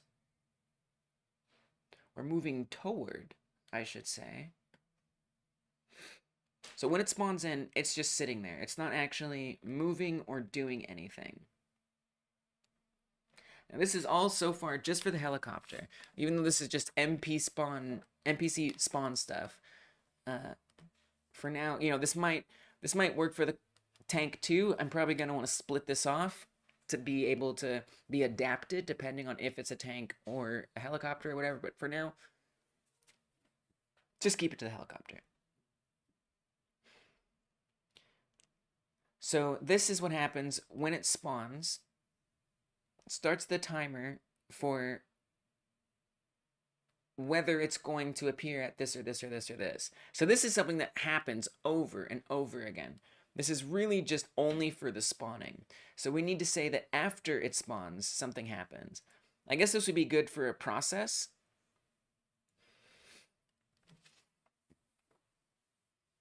I don't know if this would be good for a process. I mean, I'm guessing. I don't really know. I'm going to put it in process.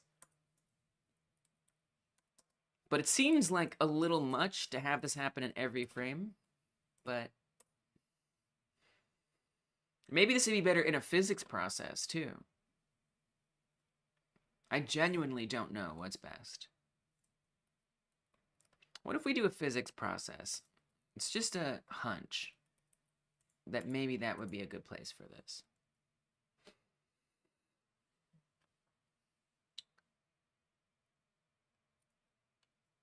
The move towards method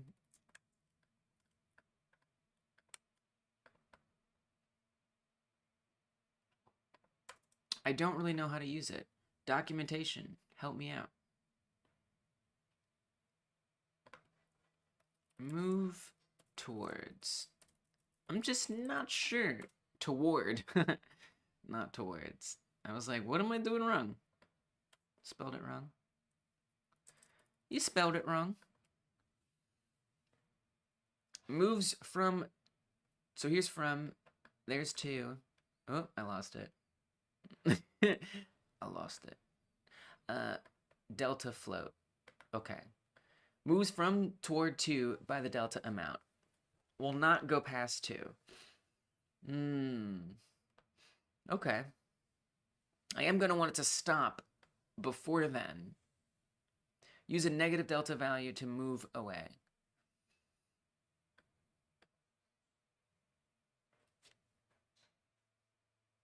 Now that, we're going to have to make sure we can't use a vector 3 for that. So I'm going to have to make sure it's only one vector. So I guess that'll be on the Z. NPC spawns, move toward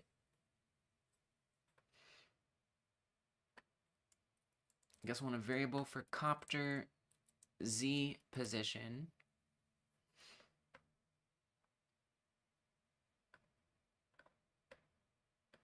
And what I want it to move toward is the area player proximity.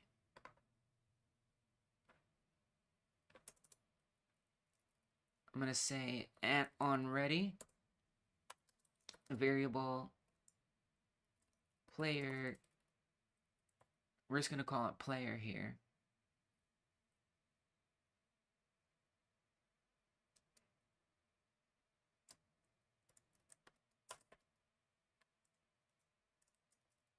I could do this export.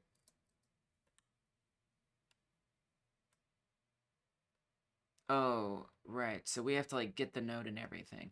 Can I just do it oh, it's not export because it's onReady.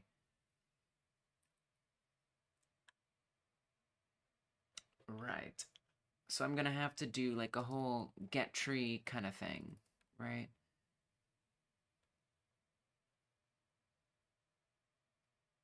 Where have I done this? I think we do this in the debug script. Maybe. Maybe if I do it like this. With the dot dot should be sufficient, probably. Possibly.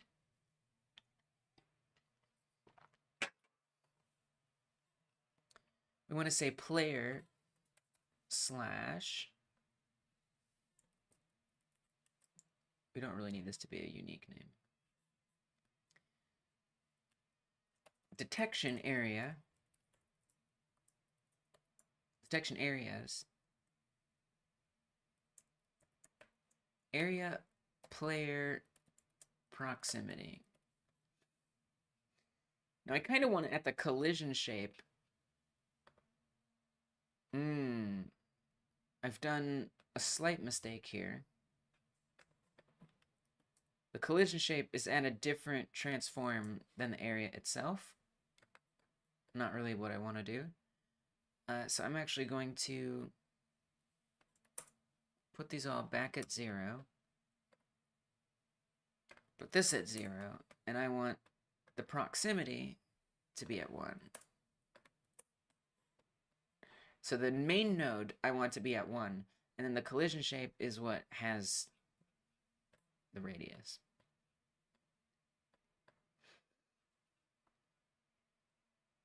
Okay. Expected end of statement. Whoa. Close that. Okay. So now that we have the player defined here, I'm going to say we want to move toward player. But this is the, we want to say from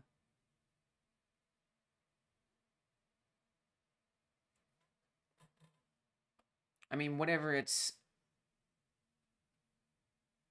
Well, I mean, I would say copter spawn position Z.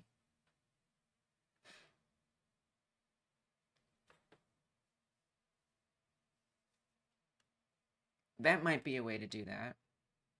Let's try that. I don't know if that'll work. Copter spawn position Z. I don't know if that'll work. Player, and then the speed. I don't know, 1. What's that gonna do? Invalid type in utility function move toward cannot convert argument 2 from object to float. Okay.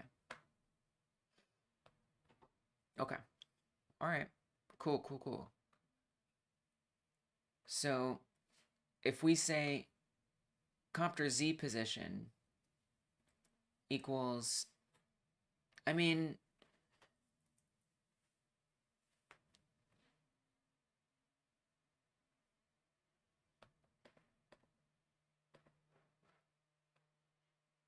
let me ask the chat GPT. Let me ask the chat GPTs.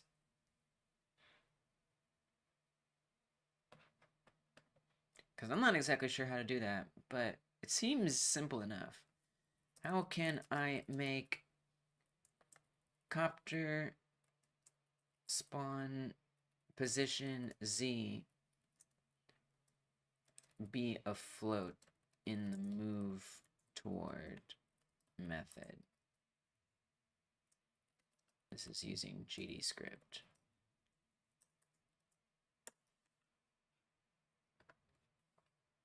Help me, ChatGPT. Oh, I kind of thought it might be something like that. Just rapid and float. Will that work?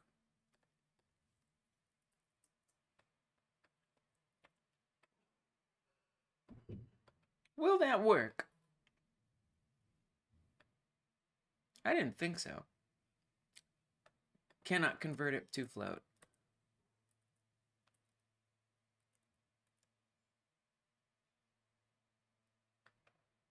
This will convert it, it says. Actually, it says it can't convert it.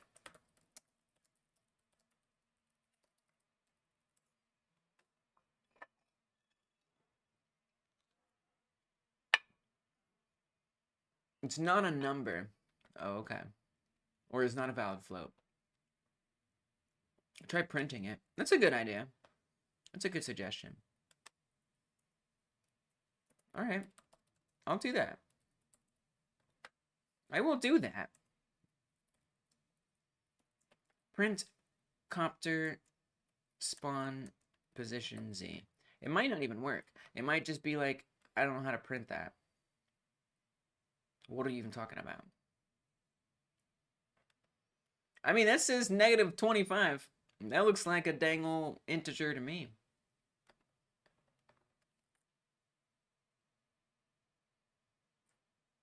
Seems pretty convertible.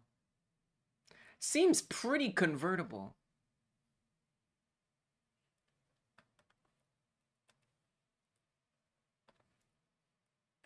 I did that, and it printed as an integer. What do you think about that? If it printed as an integer, it's possible that it's already an integer, or that it's being rounded to the nearest integer. In that case, you can simply pass it as an integer to the move toward method. No, I can't. Okay, so this is, we're going around in circles now. This isn't getting anywhere.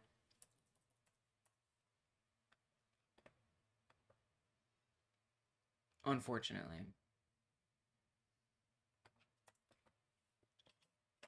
Because that's going to say,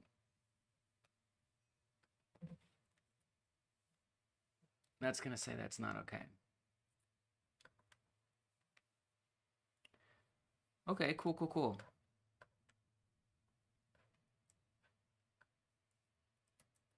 How can I use the move toward method with a vector 3?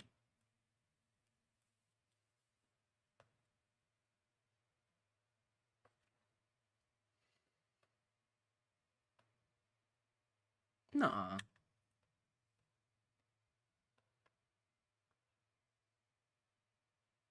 Oh, that could be... So I do, I do feel a little silly. I didn't catch this sooner. I will say, I feel a little silly I didn't catch this sooner. But I just have player in here. I didn't make player be anything that means anything. It doesn't mean anything. So what if I say copter spawn position...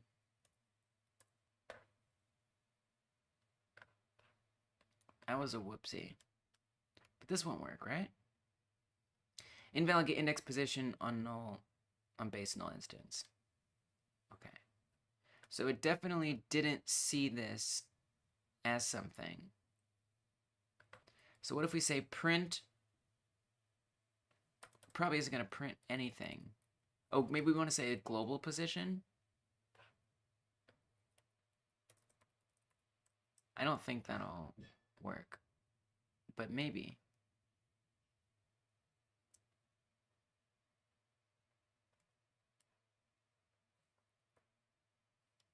But probably not. Possibly not.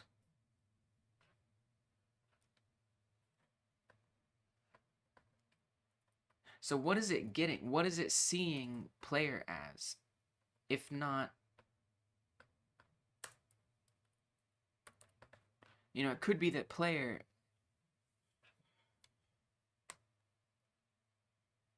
Object null. Okay. I think I may have this pointing to the wrong place here. And it could be that it's not seeing it. So I think I need to reformat how this is fetching that. So let me look for a different way to reference this. What if we do get node and we do it this way? This might work a little better. Rather than the ... situation. Paste this in. Player equals get node. We want to say player.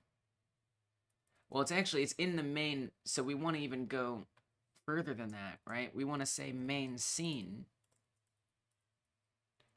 We say root for that? Root takes us to the messenger.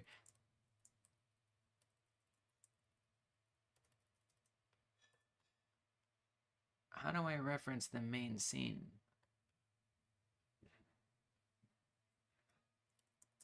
Because it's not like auto-completing, which concerns me a little bit there. That's not going to find it. Detection areas. Area player proximity. I feel pretty confident that that's not going to work. But let's see. Let's prove it out. Oh. Oh, it's object null.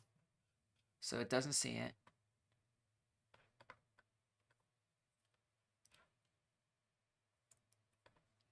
No idea. I don't even know how to ask this.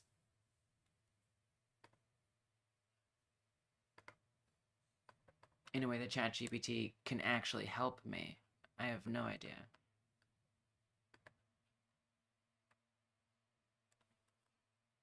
So let me just search the project files, because I have a feeling somewhere in here. Whoops. We have used code like this.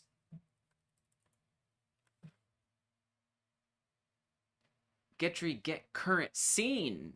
Oh yeah, we did do that recently. So we can just say get current scene, get node, player detection areas. Let's see what that does. Nice, there we go. Now we have that in there. Okay, we needed to say get tree, get current scene, get node. Out of curiosity, we do need get tree. I'm just curious. I just want to know. Oh yeah, definitely. That failed immediately.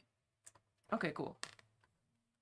So get tree gets the whole dang thing for us. And among the whole dang thing, find the current scene. Within the whole current scene, find this node. Within this node, or the node that I'm looking for, not within, because that's more what the dot would do, right? So within get tree, find the current scene. Within get node, specifically, this is the node to get. Okay, so now that that's sorted out, if I comment this back in, now we find out if it actually will allow us to move toward vector 3. I'm not sure. That's a negative. So there it's trying to convert it to a float, which it can't do. Can't do it. So could I come in here and make this .z? I'm thinking not, because that's still going to be an integer, and it's looking for a float. Well, it didn't give me an error, but it definitely isn't moving. It's not moving. So my thinking is that it isn't doing anything.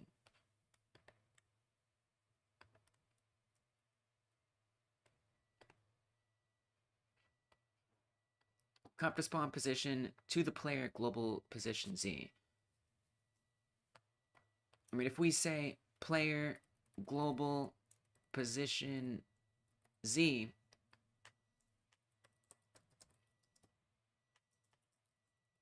trying to move copter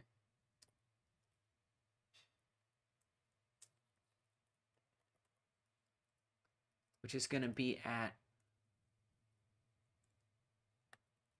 copter spawn position Z,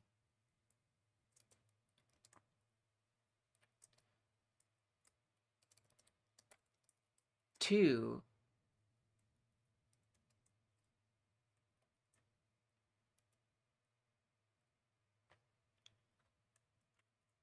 player at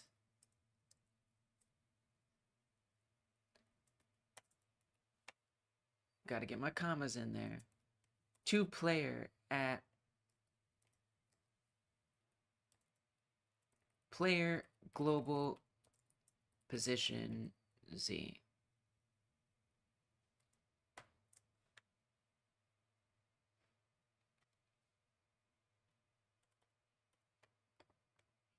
I'm just curious to know what it's trying to move between.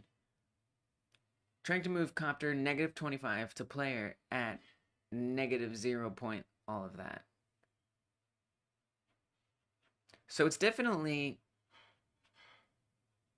seeing those values. It's just not actually moving between them.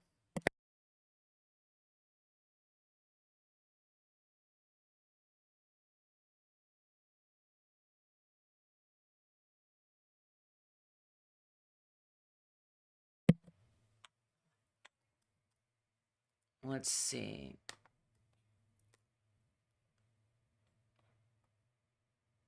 I'm wondering if, I mean, it's weird. It's like receiving these values. It's not giving me an error, but technically they're not floats. I guess because, oh, I feel silly. Because what are we moving toward? I feel silly. I mean, look, I don't really feel silly, but this is the level I have to learn at. And I think, you know, this is kind of what Dragon Blade gets at when they talk about narcissism, right? So that's something that, you know, Dragon Blade might rudely say, you know, that this doesn't make sense, right? And it doesn't. But like, I'm new in so many ways. I barely know what I'm doing. This is how I learn, you know? You can't come here watching this, expecting me to do everything in a way that makes sense. So I may have set this up, and this may be fine, but I'm not going to realize, wait, why is it, I don't know why it isn't working. I'm not going to realize why it isn't working until I get as much as I can without it giving me errors. And then it's like, wait, logically, we're not telling anything to move toward. What's moving toward? There's nothing. I have not defined anything to be moving toward. We're just saying, move toward. I mean, I'm surprised that that's not a problem. That it allows me to just move nothing. I guess the script is moving.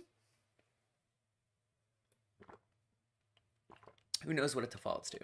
But, you know, it's funny. It's funny because, like, of course this wouldn't work, right? You could look at this and logically say, of course that doesn't work. But for me, the noob that I am, I have to do my best and realize what might be wrong. And often, folks in the chat will be like, hey, that's not going to work. You got to do it that way. And that's great. But this is also great. This is like where some of my best learning happens, is when, you know, I have to like realize what the logic problem to solve is. So I guess I'd want to say, because we're not really defining the copter at all here. Here we define the copter in the spawn function. And we say that the copter is this thing that spawns.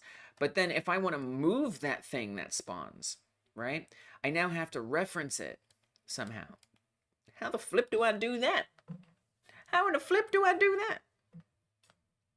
I mean, it's going to be instantiated. I guess one way I could do it is I could hit play and look at remote, or not remote, somewhere. I guess remote. Here. So they're adding in here.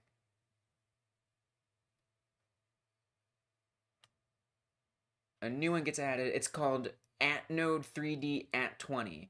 @node 3D @23. @node 3D @25. Now the first one comes in at copter 001. So that's like the first one that gets instantiated. That's the first one that appears. So that one isn't awaiting. That one is happening right away. We get one that drops in somewhere immediately. And that one's called copter _ 001. I mean, I think what I need to do is I need to go into the scene. That's where I need to put this. We don't want to put this on this script. We want to put this on the actual copter itself. That's where this belongs. That's where it belongs. So we're going to actually want to move some of this stuff. And then as far as the copter spawn position goes, I feel like we don't even need to identify that really. So let me get rid of all this. We don't want no physics process on here. Absolutely none of that. Get it out of here. We probably don't need copter Z position, right? None of that's being used. Now what I need to do is come to the copter scene and give it a script. So we do have a script here already. And this script just plays the animation. So this is where I'm going to want to set up the move toward. So on here, We can do the move toward, and it might even just move itself. It might just know to move itself. So we want to say, can I just say global? Probably not, but can I just say global position Z? Will it just know that I mean itself? Player, we got to do player. So I do have to set that up. Come back here. Grab the player. We might be able to just use that same code reference. And maybe that'll just work. Maybe that will just work.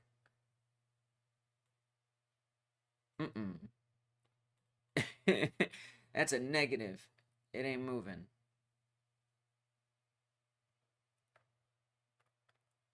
All right. So I would say we could even do a similar thing here. Paste in that print. And this time I want to say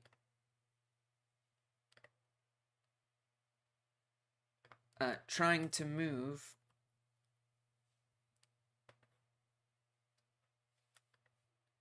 copter, instead of copter spawn position X, try global position Z and see if that outputs something that makes any sense.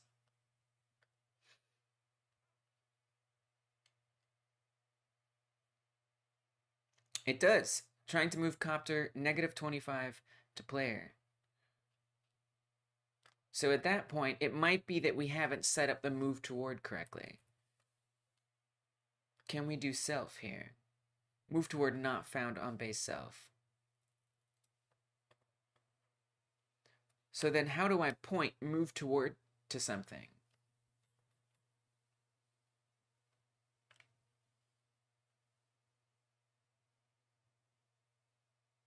I guess in that case, I don't really understand how to use move toward. Like, how do I tell what is moving? Like, how do I tell it what should be moving? Is, I guess, where I'm running into an issue here.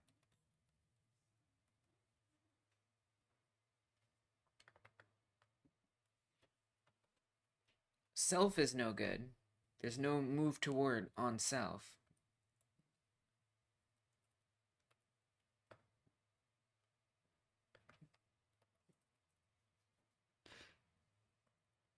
So I might have to do a little research on that. Hopefully the internet is okay with that. GDScript move toward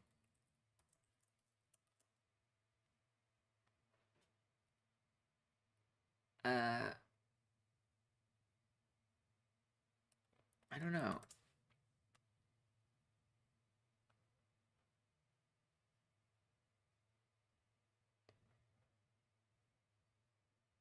I'm still a little confused about it.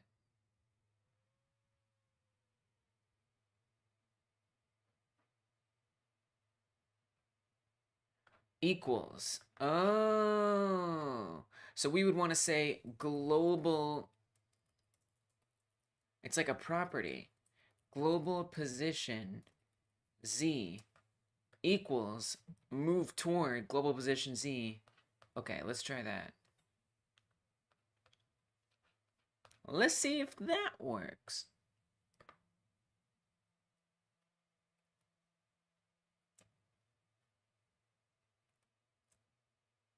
Oh, yeah! Sweet. That was interesting. So it's only moving on the Z-axis. Now, I kind of want to see it happen good. Definitely good. I'd not only want to see it happen on the Z-axis, I'd like to see it happen on the X-axis as well. Global position X to player, global position X as well. So that way, it goes diagonal, right? Whoa. Oh, whoa. So that's not moving diagonally. It's doing it one and then the other? What? Is it because the distances are different? And so the timing has to be different? I'm a little confused. I'm a little confused about that.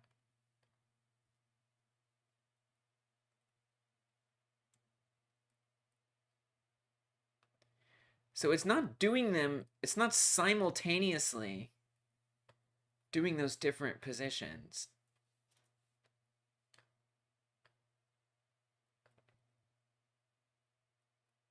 Oh, there it is. My guess would be, depending on how much it needs to move.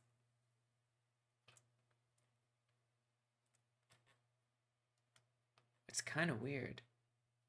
It's a little weird. Why do these deltas have to be different? I mean, even then, it's still kind of doing one at a time.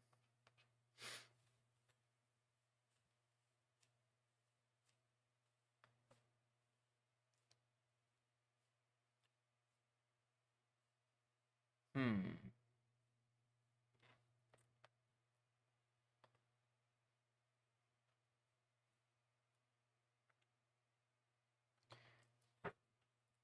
GDScript move toward vector 3 simultaneous.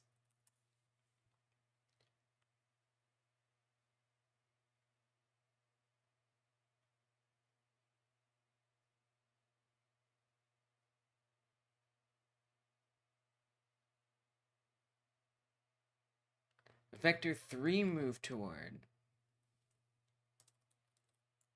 All right, I don't know how this website's going to affect my internet.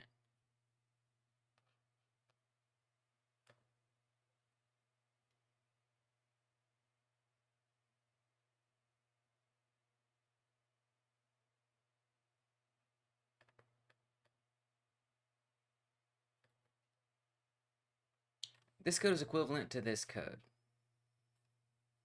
Jesus Christ, these ads. Oh my gosh. Oh my gosh. Oh my gosh. What the flip? Jeez. Oh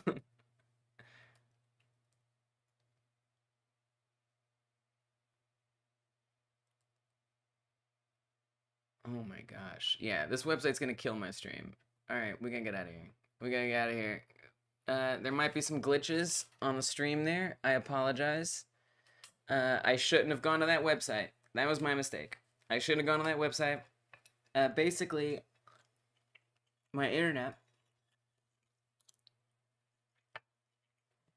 The best internet that I have in my area right now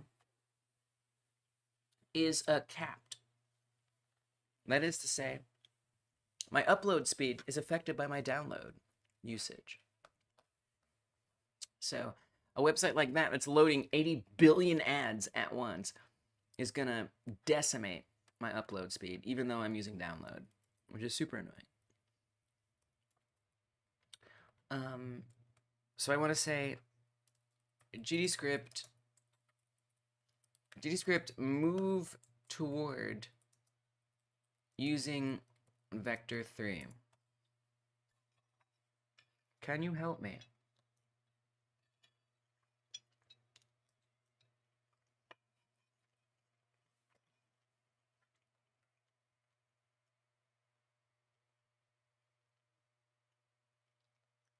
So it'll just do it?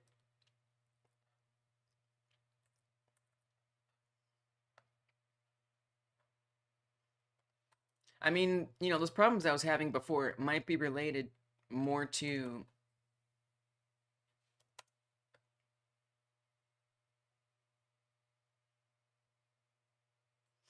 Yeah, but see, then it's seeing it as, it's looking for a float, but it's a vector 3. So that definitely doesn't work. Old position dot move toward. Oh, that's a different way of using it. Oh. Global position set to... So we put the from before. So I could just say global position dot move toward player global position. Like that. Uh-huh. Gotcha. Thank you, ChatGPT. Thank you, ChatGPT. Okay, but it is not working. To be fair, it is not working. Why?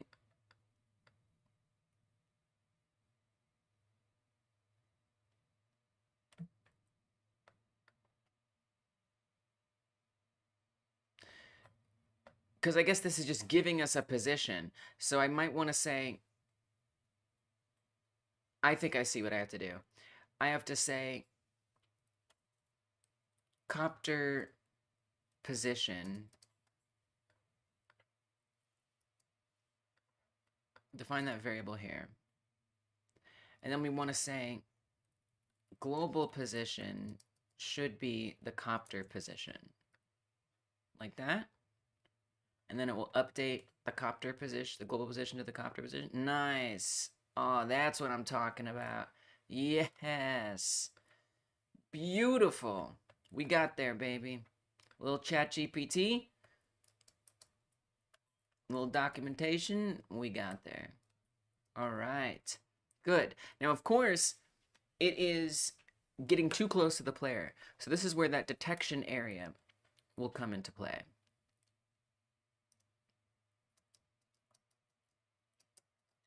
It's wonderful. I kind of don't really want it to go on the y-axis. I'm not really sure how jumping will work.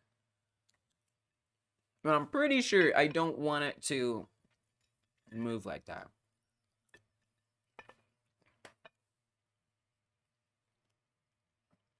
I mean, I guess I do. What if I put this speed, the move towards speed, lower? Because I kind of want it to interpolate a bit. But I feel like move toward is supposed to be like an alternative to that. But it's kind of ridiculous. If it's going to move perfectly in time with the player, I feel like that's absurd. How would it know what I'm going to do? You know, we'd want it to feel like it's responding to the player movement.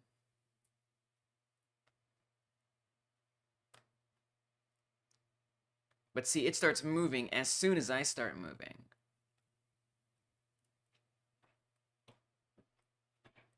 And I feel like that's where an interpolation would be helpful. More so than a move toward. Then it's like, okay, so then do I want to interpolate? I guess I could do it here, right? We could have the move toward happening, and then we could say, don't just set global position to the copter position, but interpolate global position to the copter position. Right?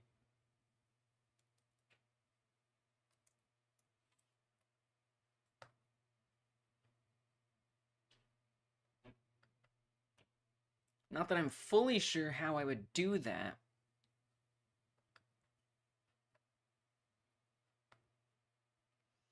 Because if I want to, like, tween a property,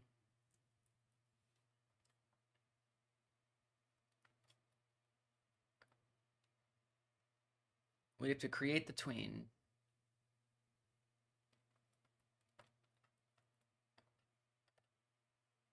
I want this on the copter script.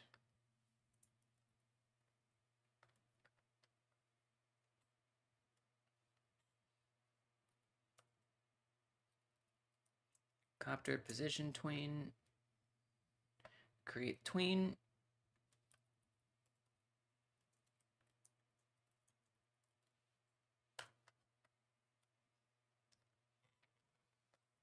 For the tween property, we set the object to move, then the property, the final value, and the duration.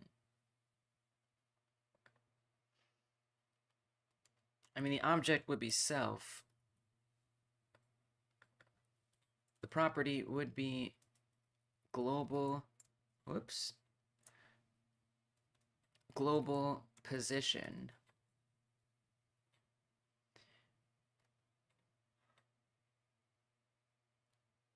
And we want it to be going to copter position. And then speed, you know, whatever.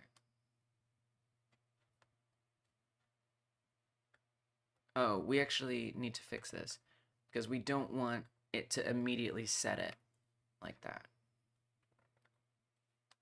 What would that do? I feel like this isn't exactly what I want. It is moving very slowly, mind us. What if I make that a 1?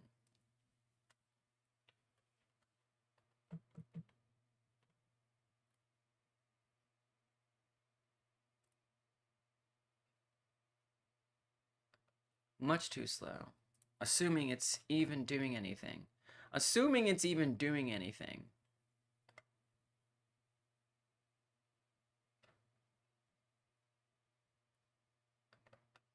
I don't think this is what I want.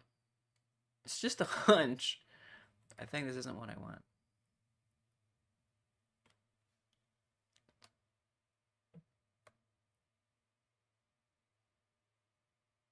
Yeah, it's still moving right away along with it. How did I do the camera interpolation?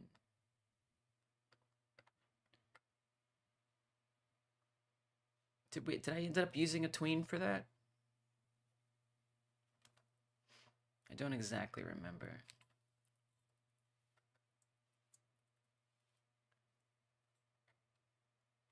Oh, I guess I'm doing it like as an offset.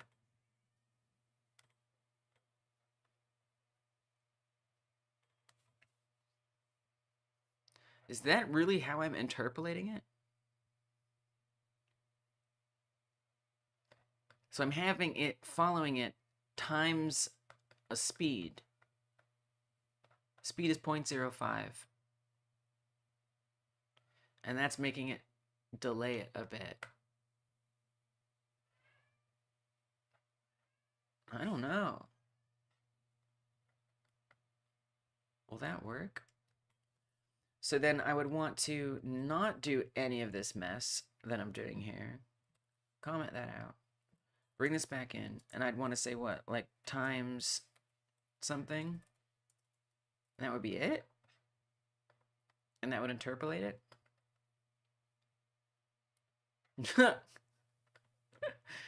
Absolutely not.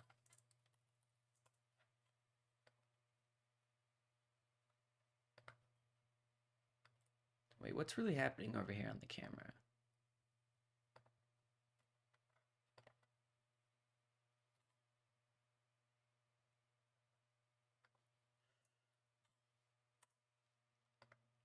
Self position plus equals cam direction times lerp speed.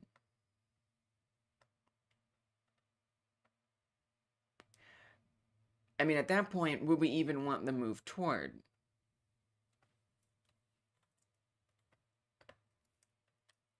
I have no idea. I'm really just copying other logic and seeing if it works together. I basically have no idea what I'm doing.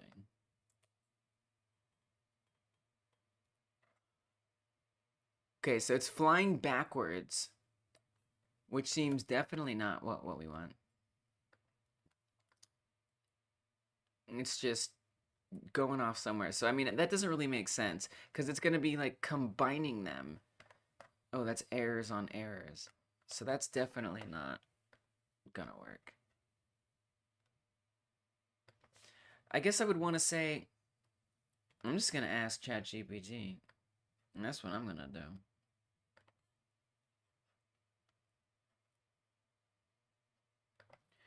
How could I interpolate the movement or the global position to the copter position so the movement doesn't happen right away? Do you understand what I'm saying, ChatGPT? ChatGPT, do you understand what I'm saying? Do you, like, understand what I'm getting at here with that? Is that something... Are you following me? Oh, we're doing Python? Yeah, it's pretty similar, but... Give me the answer in GD script. I would prefer a little GD script. Same thing.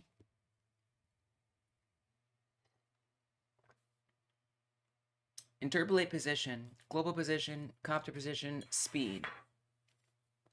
Return global position, move toward copter position speed. Whoa. Here, interpolate position is a function that takes in the global position, copter position, and speed as input parameters. It returns the interpolated position of the copter based on the global position and the speed of movement. You can call this function by passing the global position, copter position, and speed values as arguments.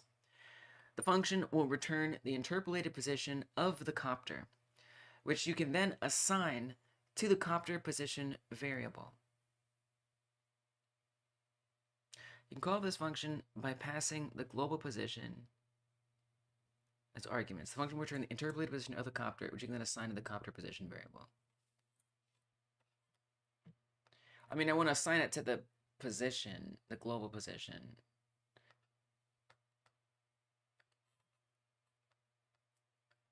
But okay.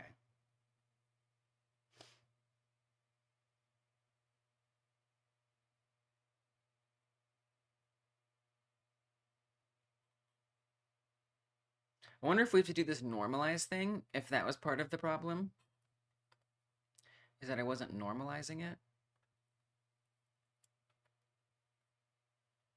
But we also have all of this. I'm not really sure how this works. This is how the camera... And I will say the camera interpolation is broken. It's a little broken.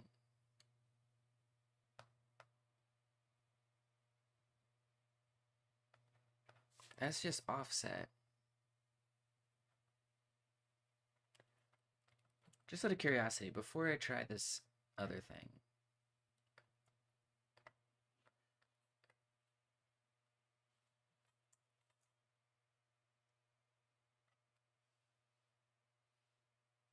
If I say copter direction, and this will be copter position minus global position, then we want to say global position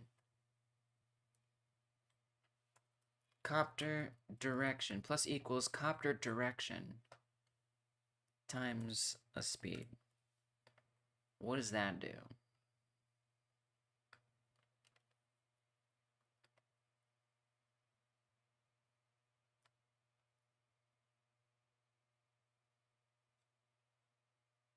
Not a lot.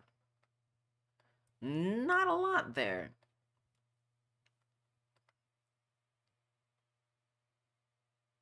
Can't say it seems to be moving at all.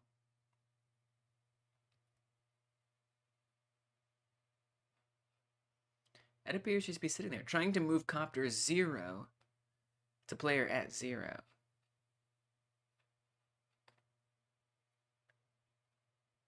So I don't think it's quite understanding the starting position because of this normalizing thing.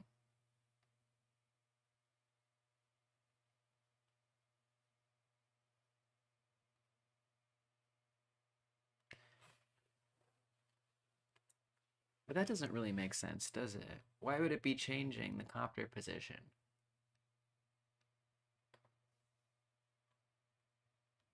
Yeah, I don't really understand what I've done here. Alright, I thought I'd try it. So you're telling me that I should create an entire function. An entire function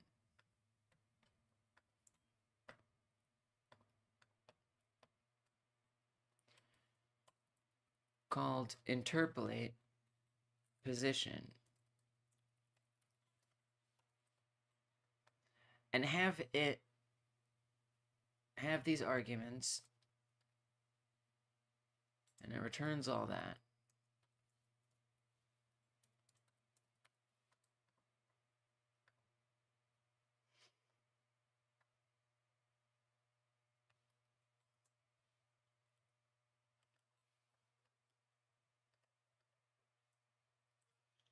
And then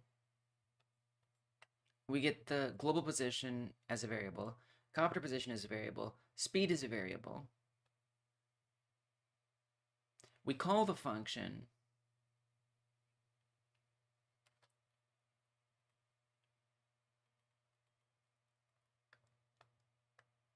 By setting the copter position as the function.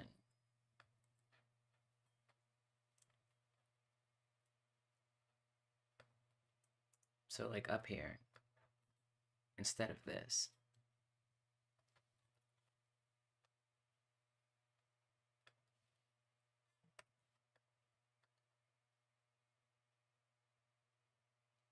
Copter position not declared in the current scope.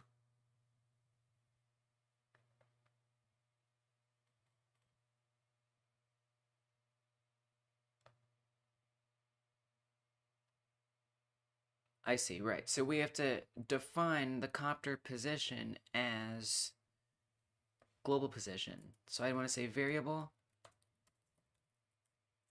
I mean, it's a little confusing because of the name pos and position.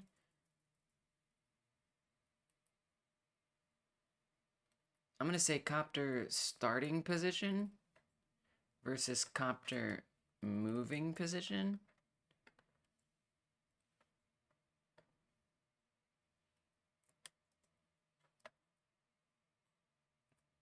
We want this to be copter starting position, right? I believe.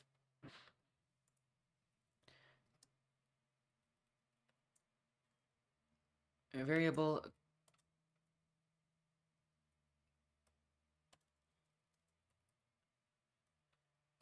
but it's a little confusing because the copter position is just supposed to be the global position. I think it's misunderstanding what I want here.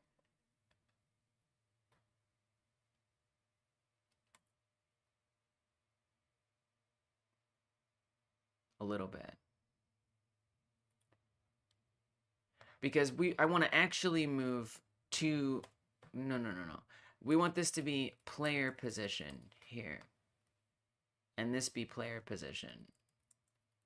It just didn't really have all the information that it needed. So player position is set to player.global position.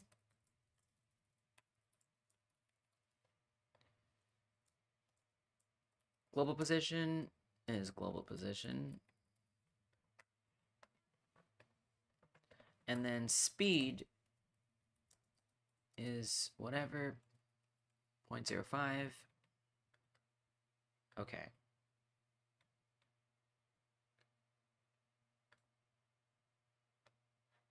And then you're telling me this isn't gonna work. This isn't gonna work. Non-existent function move toward.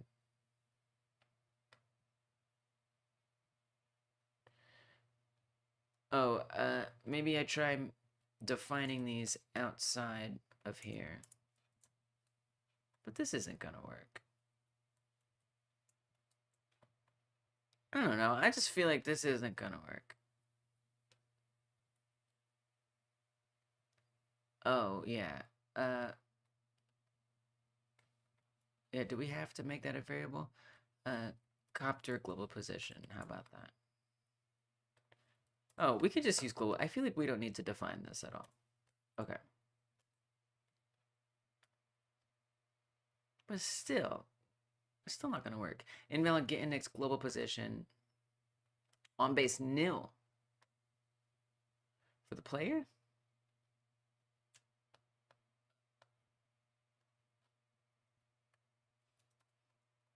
Could we define this here and that be acceptable? Is that allowed? Define a variable in the ready function. I mean, we could define it elsewhere. We could define it elsewhere and then update it there. I mean, I feel like there's a lot of problems here.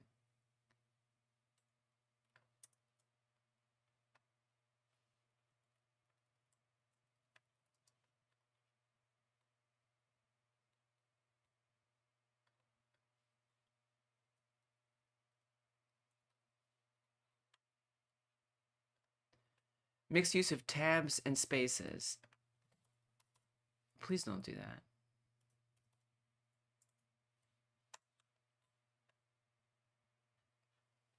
This isn't gonna work. None of this is gonna work. It's running, but it's seeing the copter position as zero. Yeah, this is not what I don't like this. I don't want to do this anymore. I want to undo all of this. This feels unhelpful. I mean, you know, it like works, and I could just be like okay with it.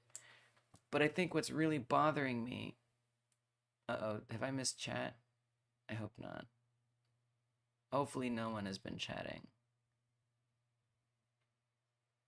I just realized I wasn't updating chat. I think it's just been quiet. Thank goodness. Thank goodness. Sometimes I miss a crap load. I think we're safe. Yeah, I just need to undo all of this. All of this. So this should at least move it towards. It's just going to be more responsive than I want.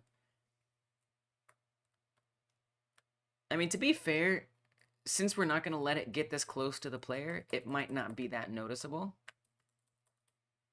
But it still feels a little too responsive. I'd also like the rotation to point at it, right? I kind of like it to be looking at the player as well. So there's a lot of little things here that don't thrill me. But that's okay. So let's at least get the area aspect. So that is to say, it doesn't get too close to the player. So with the area here, it says area entered, we can connect this directly. I'm just going to say connect this to, well, I mean, that's going to be tough. Probably. Since it's like an instance, I'll probably need to do it in a different way.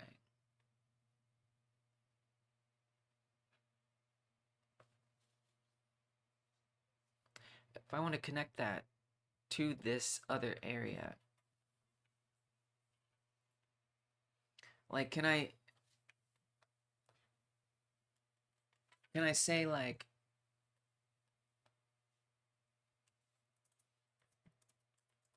I mean, this isn't gonna work. If I say player,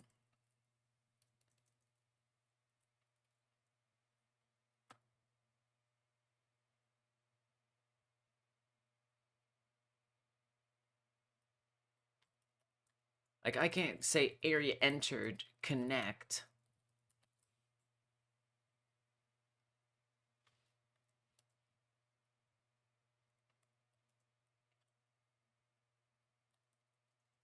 Copter stop. Like, that's not gonna work, is it? Identify copter stop not declared. That's not gonna work. Don't tell me that's gonna work. I just don't even believe you. Function copter stop.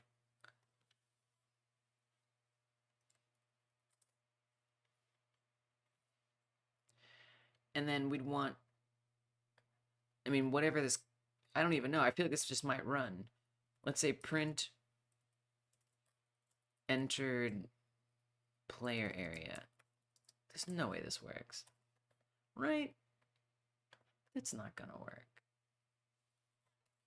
That's not gonna work.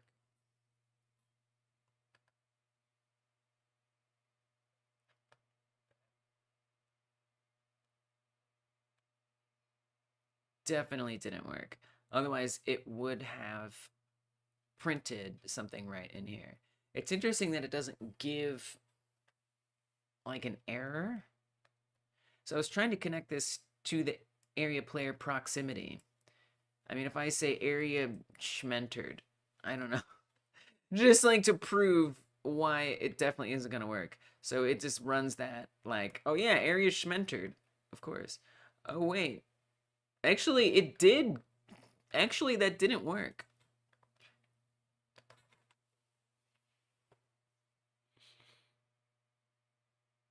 That's kind of interesting.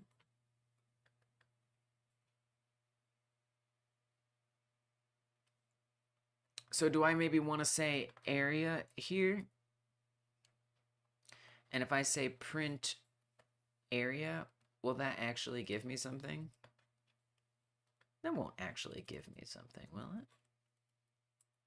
But this function is only going to run under that condition of it entering, and we already confirmed that the function isn't running.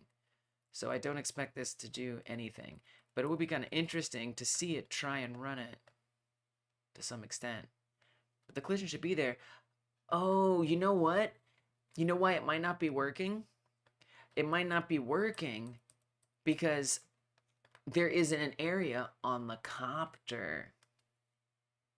That may be why it isn't working. I mean, that would certainly at least be why it isn't working.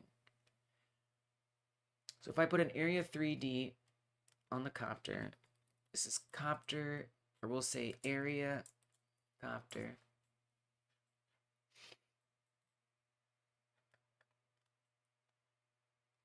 And I'm going to add a collision in here. And this collision, I would like to be a certain shape. Maybe I'll even... Oh, wow. Can I just, like, make a collision from this? That'll do the whole shape?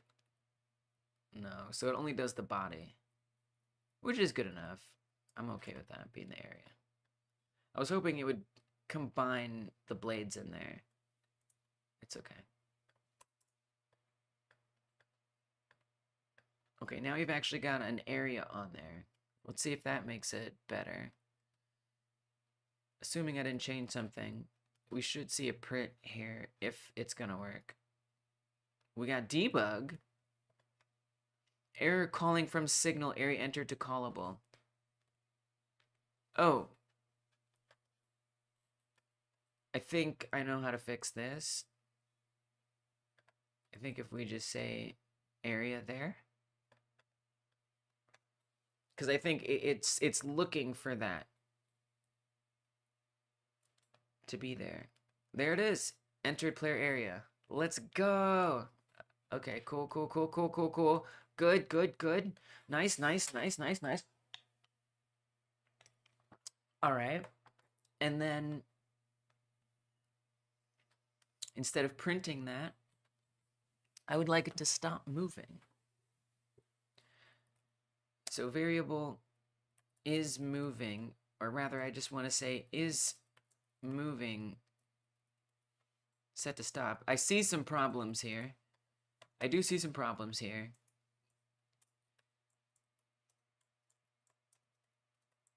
For sure.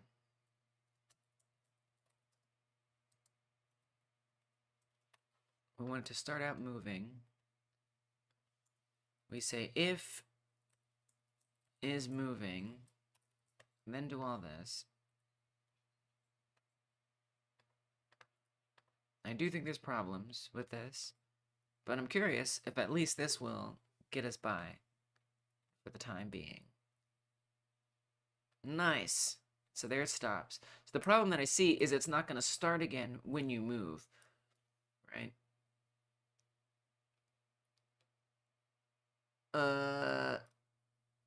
Why are they stopping so soon? Why are they stopping so soon? It must be because we're entering, so it's not on an individual basis. So I think we have to make this a class function. Class name copter.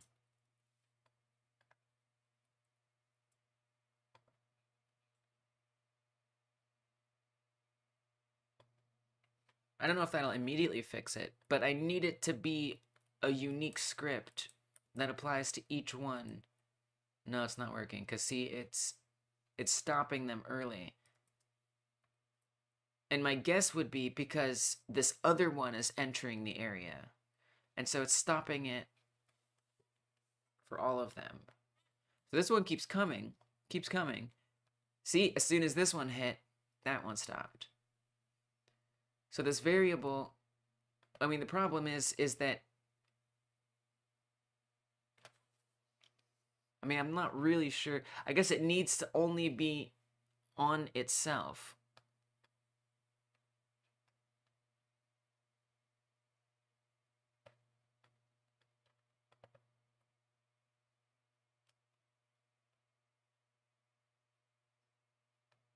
I'm not really sure how to do that. How to check to make sure it behaves independently of others. Well, I guess I gotta ask ChatGPT.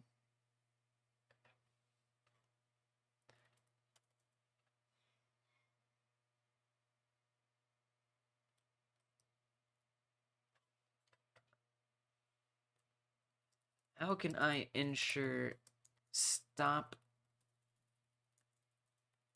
copter only works on a single instance of the script and not across all instances of this script? Does that make enough sense, ChatGPT? Do you kind of understand what I'm saying?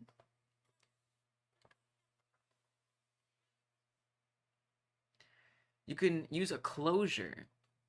What you talking about?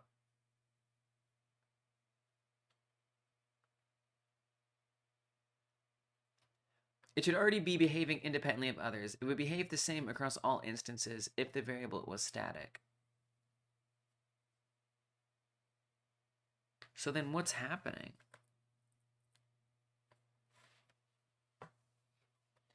Because it's definitely related.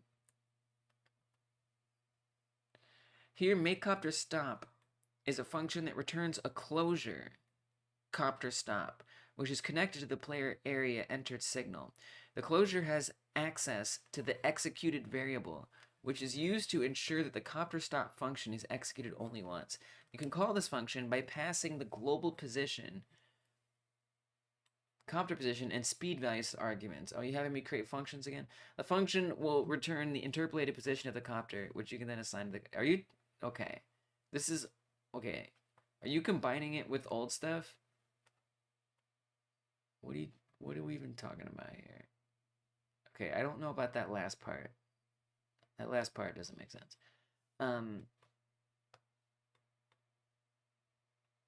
Make copter stop. What is this closure thing? Variable executed false. Function copter stop. Is this nesting a function in another function? Return copter stop. The issue is you're executing a function that is executed every time the player area detects another area. Oh.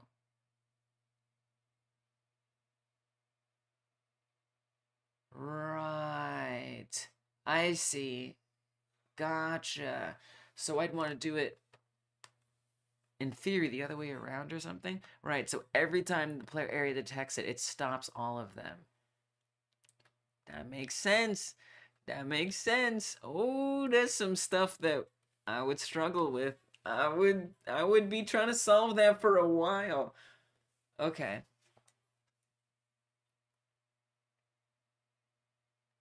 So we want to see that what has entered this is itself. Basically, we want to check. So we want to say if area is set to self, then set is moving to false.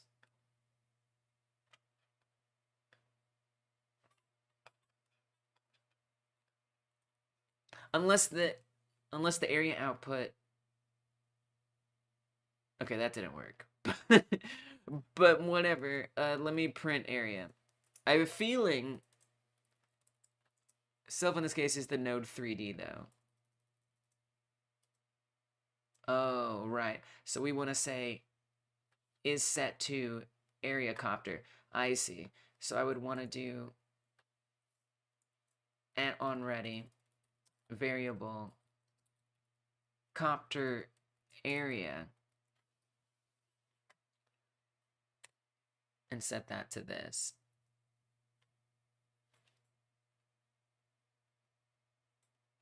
And then we say if it's set to copter. Gotcha. Thank you. Thank you so much. You're helping me so much. Copter area. You really just nudged me in the right direction there. You really nudged me in the right direction there. Like, damn. There it goes. Okay, it's stopping.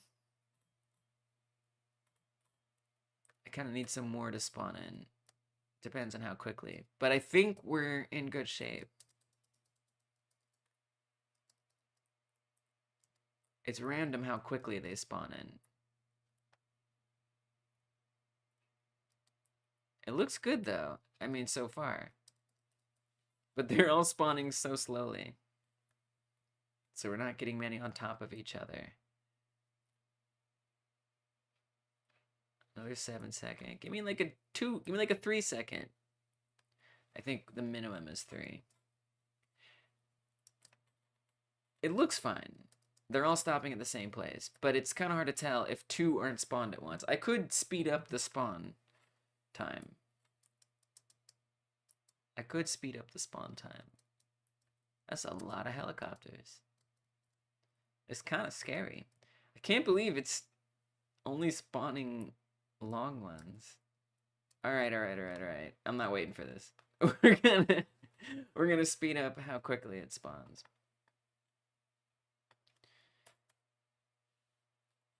Set the max interval to 5. They look delicious. Let's eat them up. They look delicious. Eat them up. Okay, there we go. Yes, and so it's waiting for each individual one to stop. Let's go. You know, that is the goal, is to eat them. They're ready for it. They're lined up and ready for being eaten. And then, of course, the heights are different because I'm jumping around. And that's why they're stopping at different heights. That's currently not randomized. Although it could be. Awesome. Wow. My 2 cents, you just saved me maybe an hour of problem solving. Am I gonna learn now? Now that you did that for me, will I remember? Maybe. There's a chance, yeah. So the problem that I did was I was saying that anytime the player sees something enter it, stop it. I wasn't checking to see if am I the one that was seen. Which means, in theory, this is being called on every copter. Every copter is like, oh, another copter got close. Wasn't me, but another one did. Thanks, my 2 cents. I appreciate it. I don't know if I marked that on the sheets. The sheets can drop a few sometimes. A few bytes for us.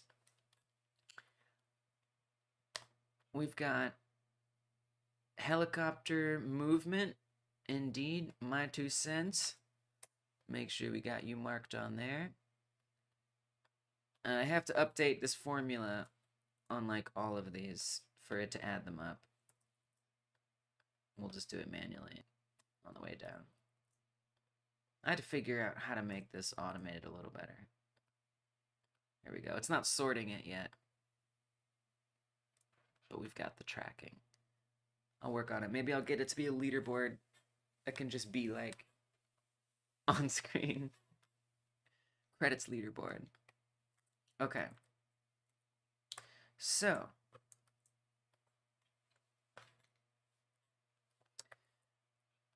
we've got helicopters that spawn in. Now I kind of want them to come from far away. I don't want them to be spawning in the middle out of nowhere. I want them to be coming from the distance. At least. I actually want them to be spawning from multiple different places. But let's at least get them spawning all the way from the back. So that will be... I actually have this furthest spawn object already in there. It's sitting at -150. So on the NPC spawn script, I mean, this is copter spawn position, but really this isn't copter spawn position. Oh, no, sorry. Well, yeah, this. Yeah, this isn't copter spawn position. This would be top spawn position. Anything coming from the top. But also it has this, like, flying component, which makes me think we should have its position. I mean, okay. Can't I just set this? I feel like I could just set this to 0, 0, 0 and say that the copter itself sets its own global position when it starts. That way I can use the NPC spawn for anything. I feel like that makes more sense. Assuming that works. So I could say variable copter spawn position. But then the problem is that's going to update. Well, we do have the position down here. Variable copter position. We're just creating it there. So what if we don't create it there? What if we create it up here?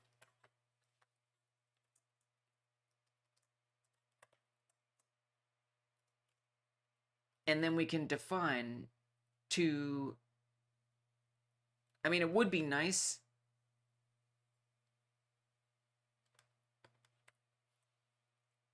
to not have to set this for every object. So this is like borderline a magic number. But then I could just say it starts here. And it doesn't really matter where it spawns in at, because it's going to move itself way back. Okay, that's not how that worked. I think maybe in the ready, I'd want to say this. So we could just do that. It's a vector 3. And then here, change copter position to that. Would that work? Not for the first one. No, absolutely not. So the instantiate position overrides whatever this is, apparently. And then this gets overridden as well by the time it comes to update it and check it here. So we do need to have the spawner set the position, which I'm a little disappointed by. Remember, global position is what actually controls the position. Oh.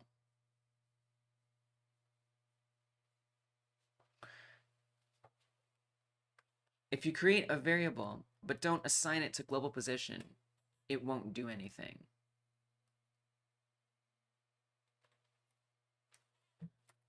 So you're saying this should be global position, copter spawn position? Oh, it didn't like that.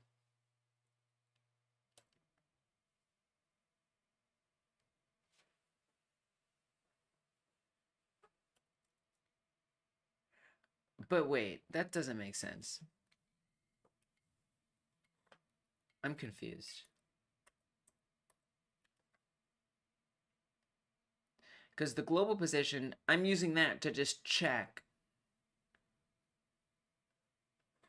where it is.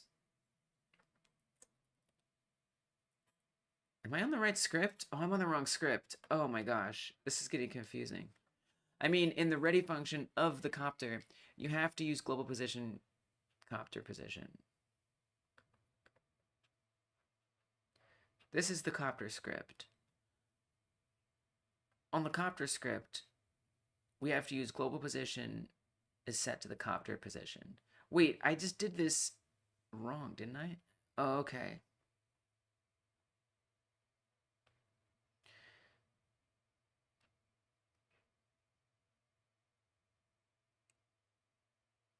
And so here I do say global possession if it's moving. So first we define copter position as the global position moving toward the player global position. So that's what copter position is whatever the global position is moving toward the player global position. Do I need this in here, by the way? Global position equals copter position? I guess we do. Yeah. Yes, because that's going to keep it updated, and that's kind of what you're saying, right? That's going to keep it updated, so it keeps moving forward. And so then what I'm trying to figure out is how can I have it spawn all the way in the back without necessarily setting that position on the NPC spawner? Because suppose I want to spawn something else, a tank, right? And so I still want that to spawn in the same Z position, but instead of being in the air, I want it to be on the ground, right? So what I'd like is to be able to define that spawn position, let's say on the y-axis, on the copter or the tank itself, instead of having to put it on the NPC spawner. So the initial copter position you created doesn't do anything. Oh, you mean this one? Because in the process function, you assign it to the global position. Right. Okay. It's better to move the spawn position logic inside each NPC script. Yeah, right? So the reason why I was moving that up there was because before I was creating this variable in the process. But what I was trying as an idea was to have this variable be set in the ready function. And I was wondering if that would override it from the spawner. And so that's why I was creating it up here. I didn't really realize I could create it in the ready, but I guess that's probably fine. But see then, so then if I try to create it in the ready, then it's not available here. So that's why I created it up here, was so I could try setting the copter position in the ready, and then still have it be allowed here without creating it here.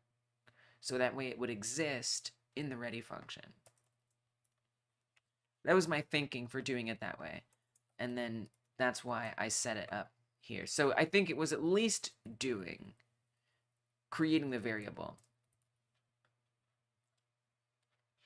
Just remember that what actually controls the position is the global position. So in the ready function, you're missing global position equals copter position.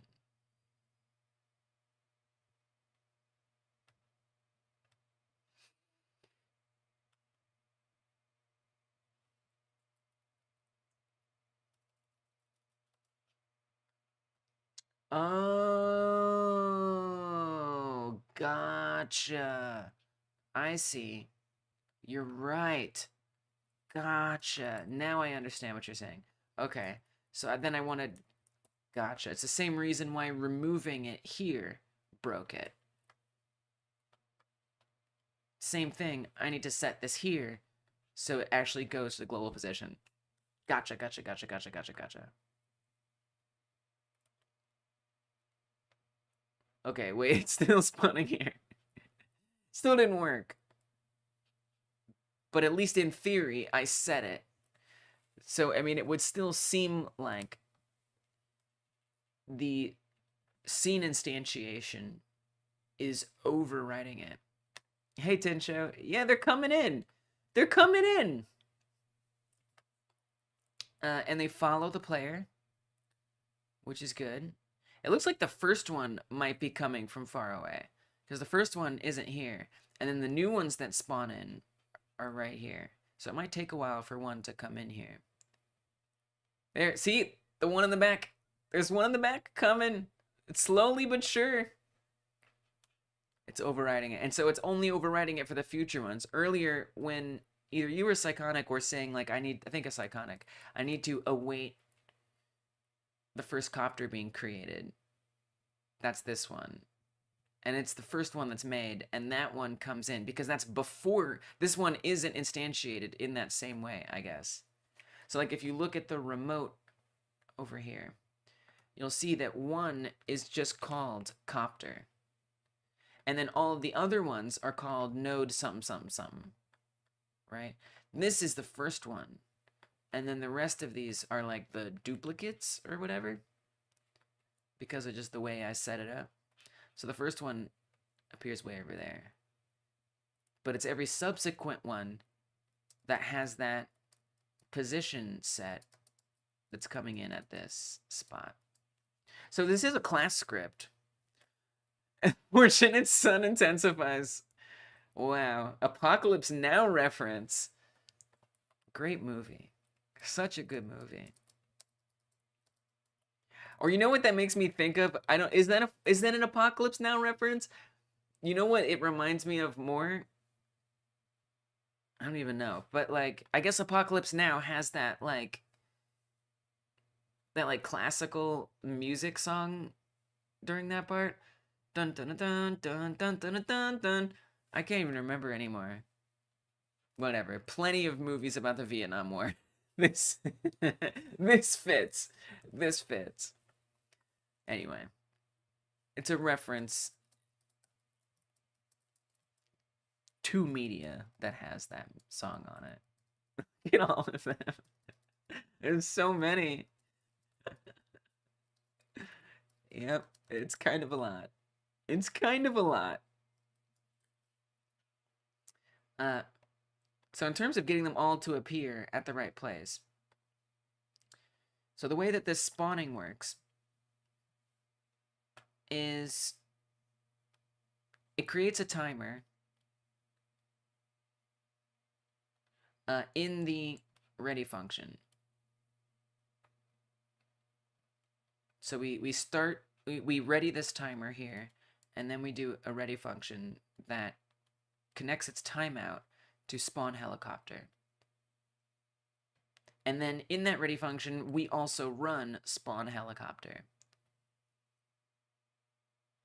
So I'm guessing it's like this one that makes it appear in the back. And then in here we have copter spawn position, which I'd rather not be about just a copter, but anything that spawns at the top edge. And that's setting at -25, and that's why it's so close. All the copies are. So we have a copter variable being created, which I really want this to be like an NPC thing, a spawn thing.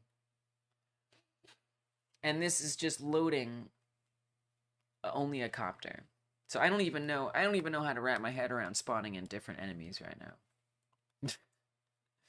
Like, I guess I could have it pull it in from a folder, and we could just have a folder of different enemies, and then it can just pick one. It can just pick one.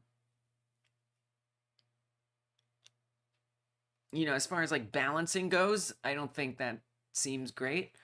I'd almost want it to pick it a little more discriminately, in theory. So this is actually quite a big task, is to figure out how the spawning works, but, you know, I'm not really interested in fully fleshing all that out right now. So it instantiates a new version of the copter scene. And then it's randomizing its X position, so where it appears on this axis.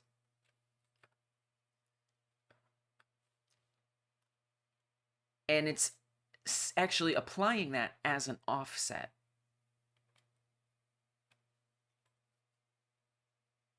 Finally, it creates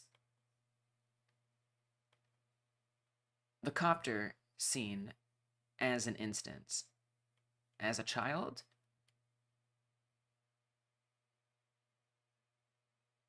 And then it sets the position. Do you apply any lerp to the chopper position? Kind of. So it's actually moving toward.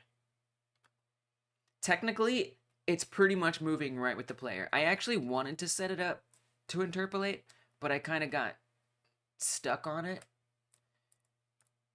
But it is actually following along with the player. You can't really tell because it stops before we get too close. But if I tell it not to stop, so if I say, let's just not have it stop. It's basically moving towards very slowly. It's approaching the player very, very carefully. But if I do it this way, you'll notice as it gets closer, it becomes a little more obvious that it's reacting immediately, but it takes a little time for it to catch up. So it's like slower, but technically it reacts right away. But you don't really notice it if it stops before it actually gets to the player. It's not obvious. So it's less an interpolation and more it's just too slow to fully keep up. And then it stays far away, far enough away. It works, right? It kind of works. Other things I want is I want it to point, right? So it actually faces the character. If it's working like intended. Yeah, I would say it probably is for now, as far as I can tell. We'll see. We'll see how that changes over time. My intention may change, but at the moment, that's the intention. Indeed.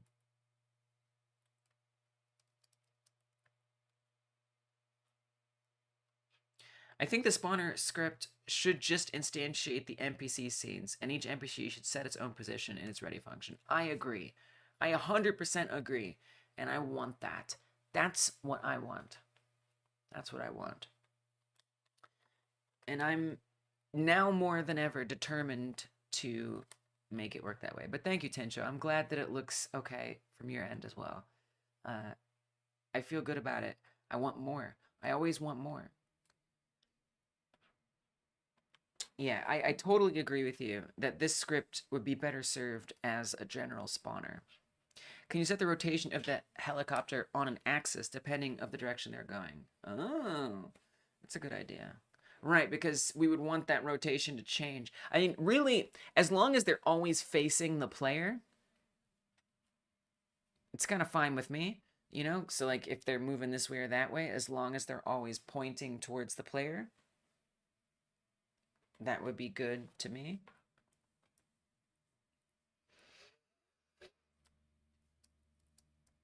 You know, it would be kind of cool if they, like, went the other way and they, like, looked a different way, but they're helicopters. You know, they can do that. For, like, a tank, right, or something else, a person maybe, it might make more sense that they actually turn their facing position. But a copter should be able to stay focused on a target while it moves any which way. So I would think what I'd want is to set its rotation. I don't really know how to do that. That feels like some vector math that I don't know. Because I'd want the rotation to be pointing at a position, right? So I'd somehow need to make those talk with each other. And I technically don't know how to do that, but I'm sure we could figure it out. I think it will look cool. Like, depending on the global position changing, you apply a factor towards global rotation. Right. So that way, if it's simpler than it sounds. It's a built-in function. Oh yeah? I hear you, Tensho, I think. But also, you know, that would kind of depend on them having, like, AI. Because right now, the only thing that they're going to do is follow the player. So, like, maybe if they were going to make decisions. So, for example, right now, they're obviously clipping on each other, right? Which is something I would want to avoid. So let's suppose they decide to move away from each other. Maybe then they could like tilt their direction a little bit. You can use a look at function in Godot to make the heli look at the monster position. Is that a thing? There's a look at function? Well, that does sound easy. I think my messages are being deleted. I tried to tell her before about the look at, and she's not seeing them. Oh, I didn't. Indeed. This YouTube is probably being really dumb and thinks that you're saying a bad word somehow. Or something. It could be like an internet connection thing on your end, or it's that YouTube is incorrectly cutting out your message. An alternative could be the Discord, although my phone doesn't work anymore. So we are going to be risking some kilobits drop, but that would probably be the best way. So if you go to the Discord and head to the live text channel, that would be a good place to put it. It's probably gonna irritate me.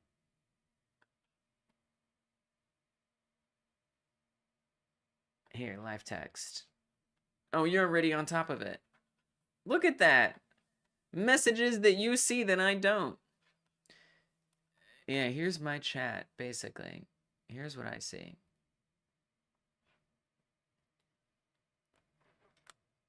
And you've got Copter. Oh, it probably thinks it's a link. If I were to guess. See how we're lagging? You see those glitches? That's because I opened up Discord. Sorry about the glitches. That's what happens. But see, I see you said if you want to look at it here. After Tencho said, can you set the rotation? Can you set the rotation? Look, it's just gone. It's just gone. It's so weird. Don't quite understand it. But there we go. YouTube is being... I think it's working. I feel like it's probably censoring it for some stupid reason. You can use copter.look at player global position. All right, let's do it. Hopefully... Oh, yeah, Discord is causing issues. Can I just open this in a new tab, perhaps? And then keep this closed? Yeah, Discord be using a lot of download. Sorry for the glitches. It's just because I have that open. I had an alternate solution the other day, but that alternate solution has become unavailable. So we'll just have to do it like this. This will have to work. Copter.look at player.global position. Tincho, you definitely helped with this too. Which means I should drop your name in here for the credits. That's the way I do it. We got Tincho. Helicopter movement. There we go. Add it in. Okay. So yeah, let me know if the messages aren't coming through. Try to send a generic one. I mean, I don't know how you'll know. I guess I could leave... Well, it won't be on top. So it won't always be there.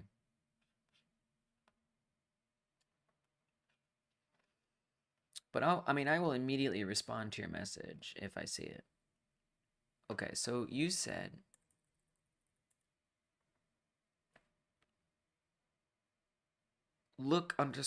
copter.look_at player global position. This is on the copter here. Nope, this is the spawner. This is the copter. Really, this doesn't matter if it's moving or not. We kind of want this all the time. I just like how YouTube doesn't tell you to delete your message. Yeah, that is not cool. Right, that's really bad. You deserve to know. You deserve to know. That's so rude. Yeah, that's super messed up. I deeply apologize. Especially with the URL locking out. is really important. You know, it'd be interesting to know if you could type the same thing without like the dots, which would be kind of stupid, but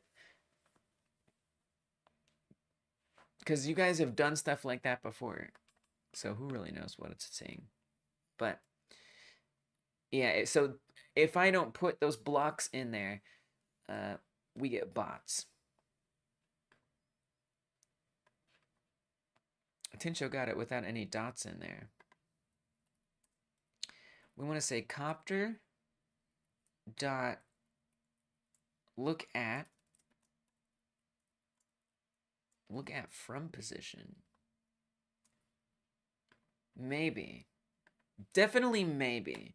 We've seen it happen in a way that doesn't make a lot of sense before. So I would not be ready to fully accept that. Look at player.global position. It's possible, but we've done dot stuff before. It's a function, not a property.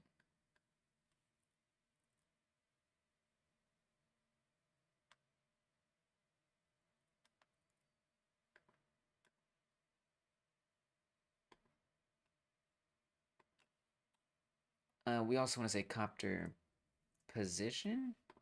Is copter position...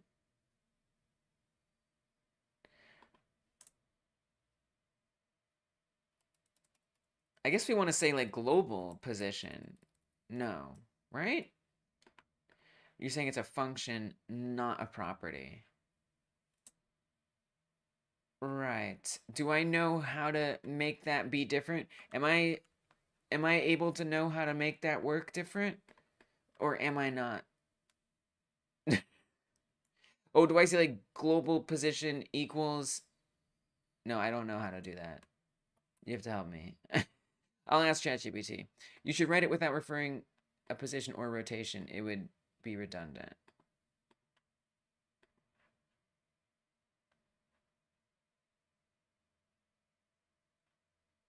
Oh, you're saying just say, she'll like, just have itself look at player global position. I see. Gotcha, gotcha. Thank you. That is, I'm very new to Godot. I'm very new to Godot. These are and coding and programming in general. Oh, there we go. It's looking backwards. It's looking backwards. What the hell? Now, why would it do that? It's working. It's just working backwards. It's like snubbing me. I'm so offended. Come at me, you cowards. Put a minus before the variable.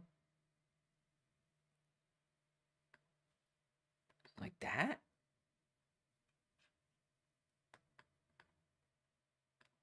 Why would it do that? Tincho, you got some Godot skills.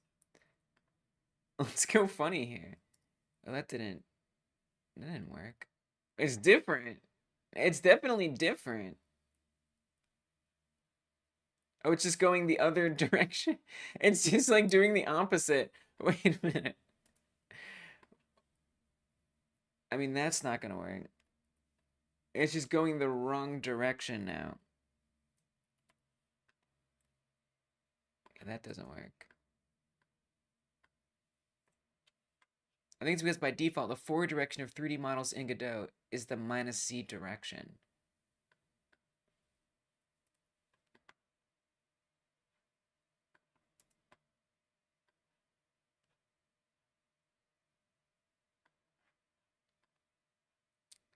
Correct the model.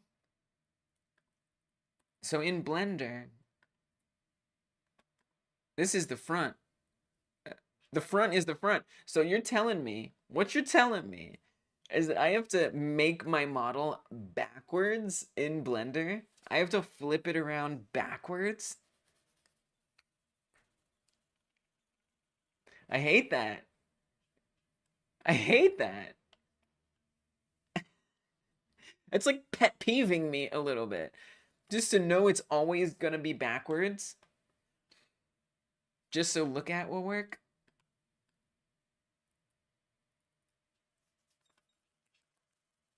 Or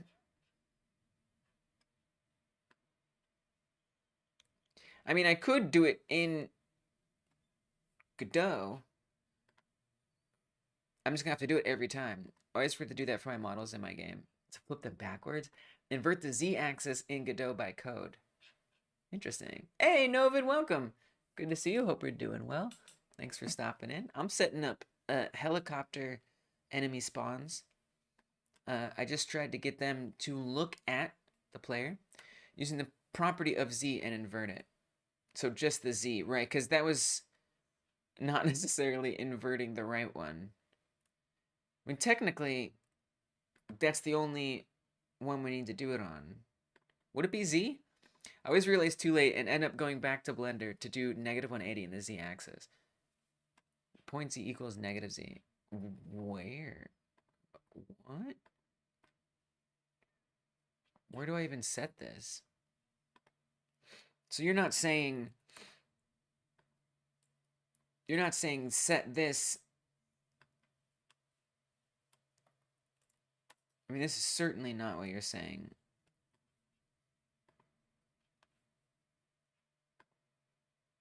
Yeah, because that doesn't work. Where would I even set that? I just don't even know. I just don't even know what that means.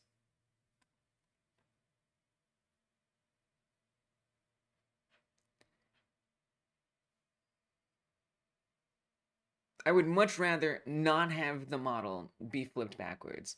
It just bothers me. That's just wrong. It's awkward because it would be overhauling the rotation while the look at is changing it. Never mind, okay. If you want to fix it by code, you need to do another look at global transform basis Z right after the first one.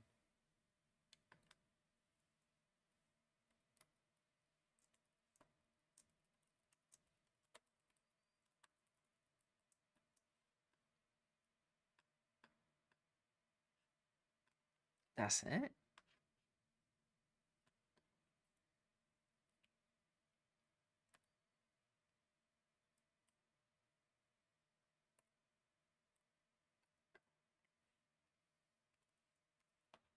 That doesn't do anything.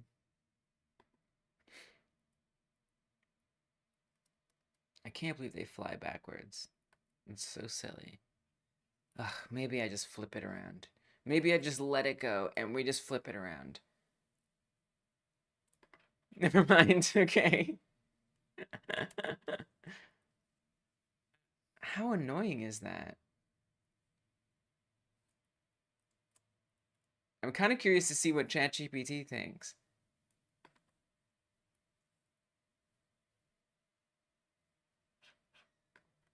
We have an alternative before we ask the robot.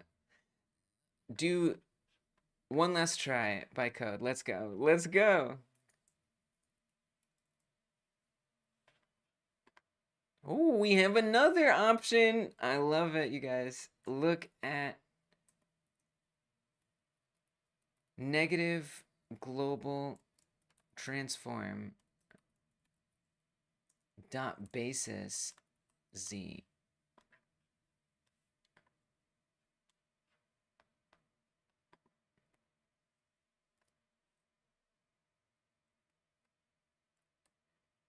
It just like stops following entirely.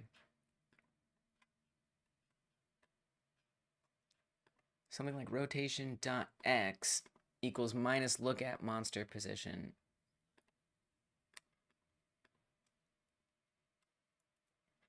Override the rotation of the chopper directly by a negative value.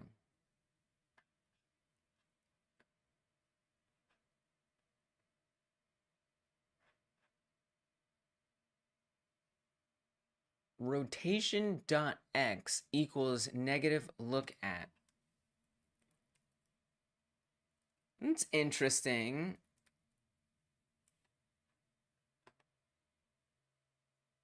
Can I get a return value of call to look at because it returns void? Oh, is that because of the negative? So maybe we want to say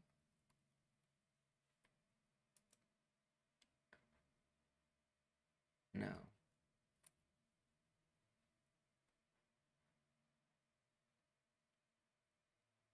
Can I get return value of call to look at? Because it returns void. What you talking about?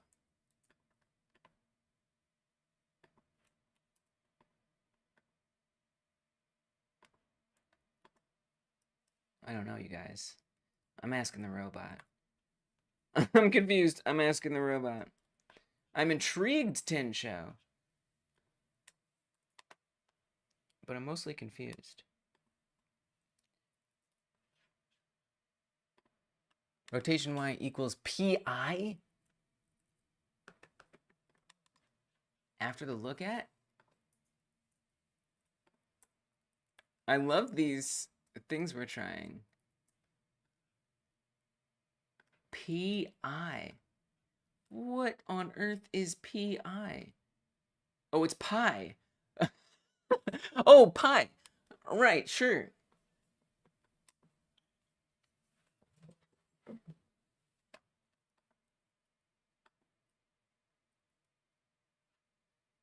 Cancels it out again. Stop trolling. The rotation X is a float value, and the look at is not giving value Godot can convert to a float. It's so rude. It feels so rude that they're just all just turning their tails at me. Just leave me alone, guys. The helicopter's not you guys.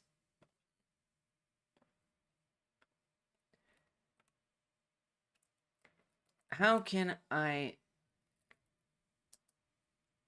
make the look at rotation face the other direction in GDScript? Dude, there's no way it understands what I'm asking.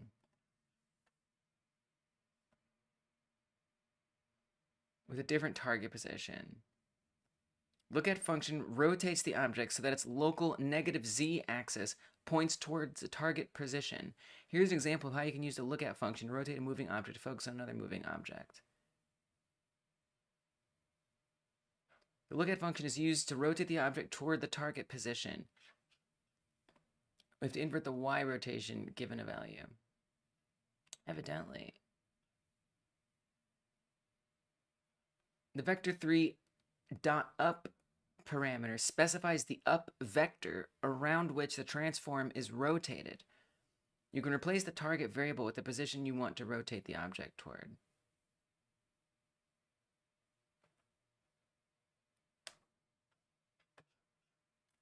Given a lookout value, we only have to decompose the 3 rotation values and only invert the y value. Right. Vector3 dot up.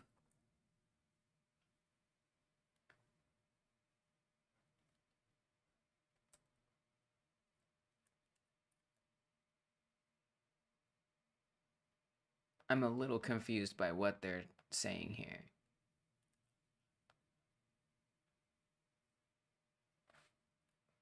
Can you rewrite the look at function as I should use it? Or did it already do that?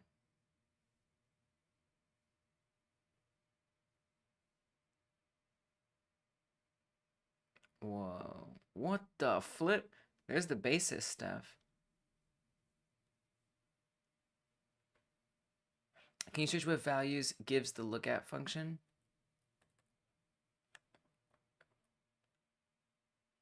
Look at target vector 3 up vector 3. What? Wait, it has a whole thing in it. It's got a whole thing. It's got a whole up thing.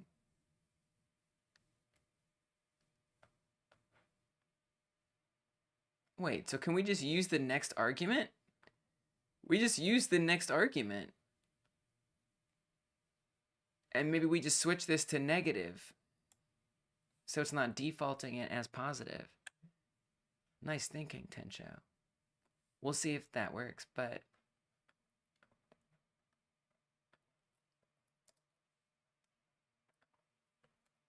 like this?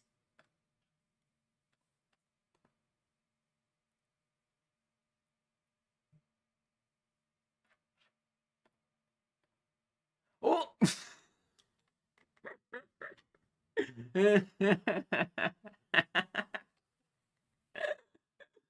Those are some amazing helicopters. That is magical. It's even more offensive now. Don't show me your undersides. These helicopters are nasty.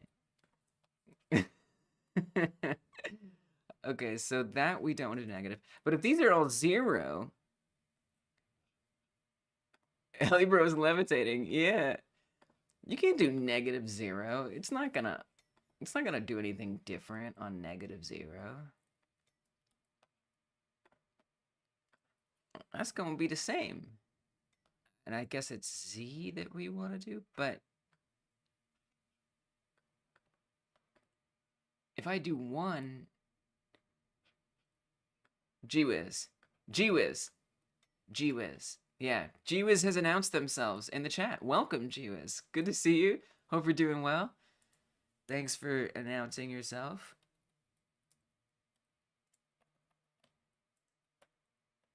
This is a mistake, right?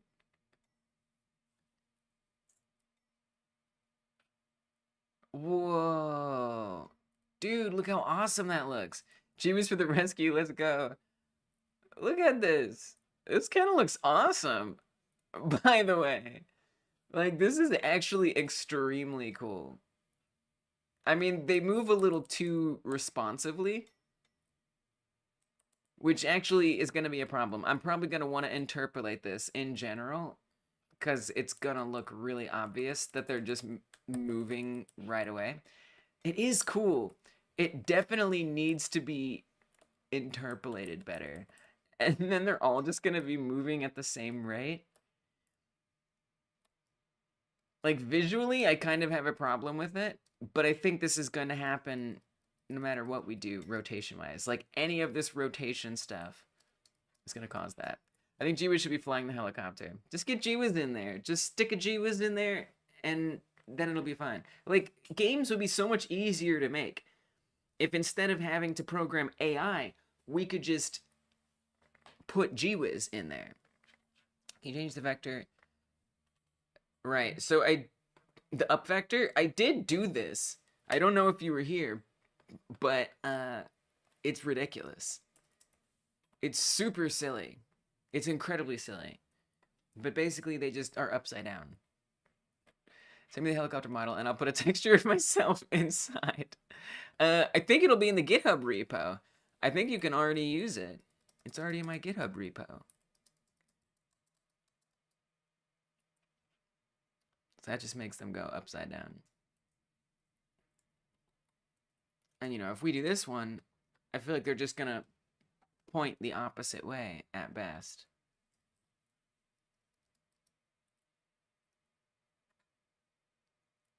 Oh my gosh. So, pretty much, this is the way you actually, eventually are going to achieve it.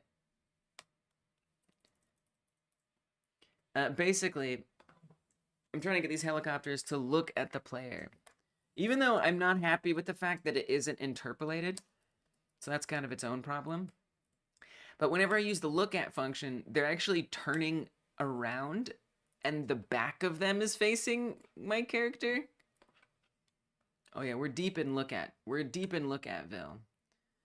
And so if I get rid of the look at, this is how the model is in Blender, right? The model is facing forward. We actually see the helicopter looking at us. And if I don't set a look at, it's facing forward. Right, right. And so maybe I'm the problem. And I'm willing to admit that. I don't want to flip it. Why should I have to flip it? That's chaos. You're telling me that I have to have a backwards model? A backwards model? Like, that shouldn't have to happen. I don't know. It just feels wrong. It feels wrong. But maybe I need to get over that, and I just need to flip it. I could do that. I could flip the model in Godot. That's true. But so my problem with that is, if I need to like reload it, like let's say I recreate this scene here. So this is a copter scene. If I create a new scene using the same model, I have to flip it again. But maybe I just get over that, you know? I considered that, but it still bothers me. But now that you bring it up again, you know, maybe it's fine. But it would be really nice if I could just do it in code. Let's have that be the last resort. That'll be the last resort. It sounds like a me problem. Yeah. I think it might be. I think it might be. Well, and so a part of it comes from having the player character in here. We're actually gonna have to get used to it. I'm only interested in the code solution out of curiosity. Yeah. I mean, at this point, you can rotate the model in Godot and it should work. It'll definitely work. But see, I've just had problems before with modifying the model in Godot and then communicating between Blender and Godot, and sometimes I have to like redo it. Sometimes it undoes it, you know? And like, that doesn't always happen. It depends on like the circumstances. But I want to avoid that circumstance ever even being necessary. Because if I do it in code, I never even have to worry about, oh, I got to flip it around again because I had to change the model. You know, I added a new model in there. Do you know what I'm saying? It's like if I add, let's say, a totally fresh helicopter, right? Another artist comes on the team and they make a brand new helicopter and they send me a fresh blend file, right? If I try to replace it one-to-one, it's going to be backwards. And I'll have to go in there and flip it again, which is just so annoying. Did you just donate $2 to the stream?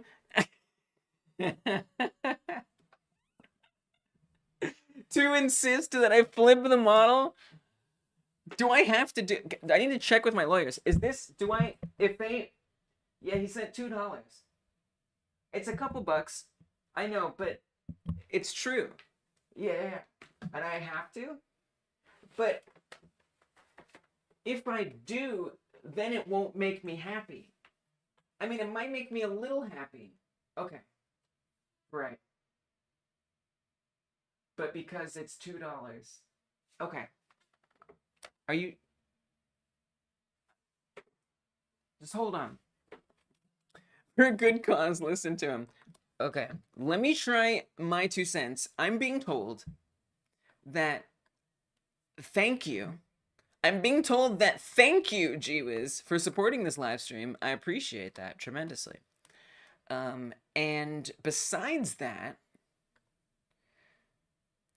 Let me at least try my 2 cents idea. Because I appreciate that my 2 cents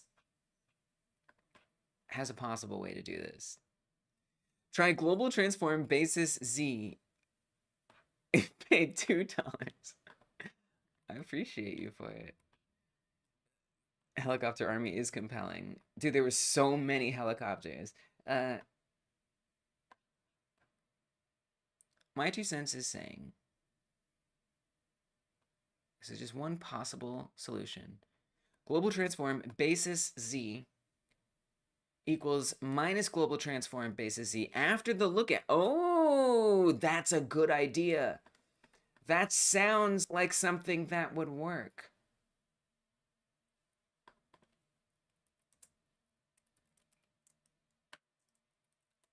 Global transform basis Z. And we're saying, instead of that, make it global transform basis Z, but it's negative this time. Is that gonna work? Is that gonna work?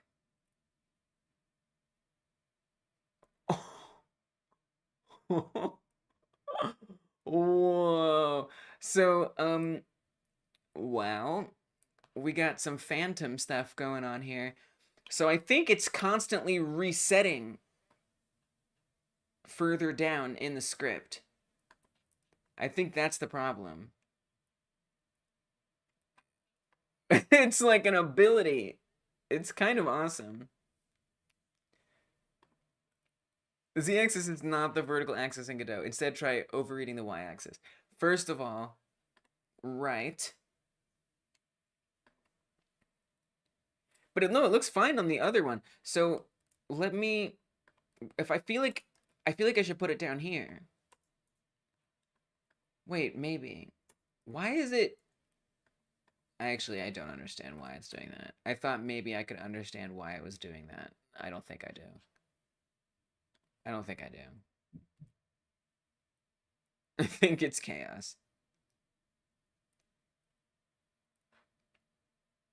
Oh!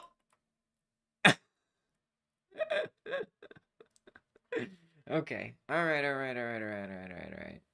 It was worth a shot. We do it the G-Wiz way.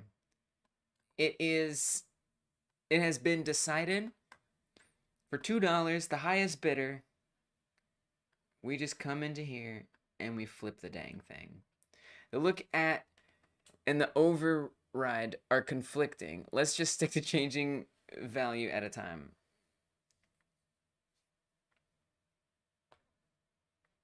Yeah.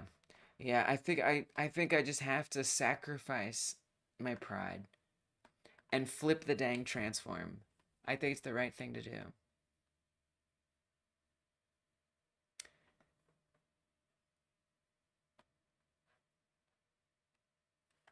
Not the z-axis, the y-axis. I guess we'll just say negative 180.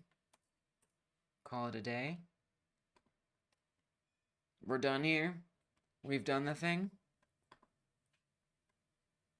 Hey, Pierogigon. What the flip? Wait, it's... Nah, that don't make no sense. Pierogigon is here. Pierogigon is a real member. We've had people who aren't real members have the membership tag, but Pierogi really has it for real. So therefore, Pierogi gets the song. Welcome, Pierogigon. How you doing? Hope you're having a good day. Welcome, Pierogi. Happy having a good day. I'm doing stuff, you're doing stuff, we're hanging out. Pierogigon's a member and gets a song. Yeah. All right. Welcome, Pierogigon. Hope you're doing good. Just finished up playing the new game that released with friends. The new game that released with friends. How did dev go today? It's going well so far. We have to do it through Blender. Unreal members sounds like a game dev thing. Unreal members? Oh, you're right. It does. For some reason, if you're a mod, it gives you the membership thing. But you're really a member. Or do it in Godot, but only for the mesh nodes. Children of the copter root node. Gotcha. Enshrouded is the new game. Enshrouded. It sounds cool.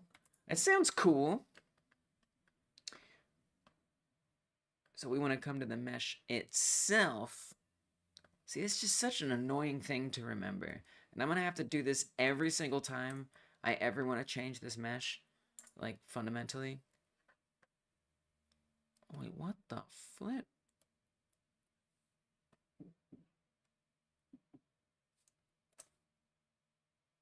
And then I gotta change the collision. Oh, I did position.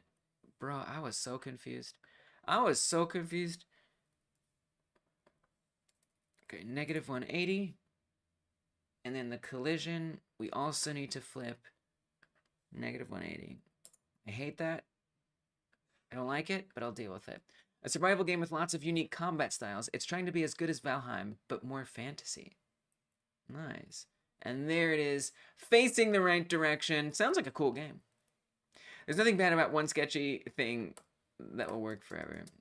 You know, you're not wrong. So now it is constantly following. It's not as good as Valheim, but it approximates it, so it's a good game. Now I know about Enshrouded. You have informed me of the existence of Enshrouded. Survival fantasy. I like the sound of that. They're facing the right way. We've done it. We couldn't have done it without G-Wiz. We couldn't have. Who knows how long I would have been here banging my head on a desk. Why did this one get so close? I kind of don't care, but also, what?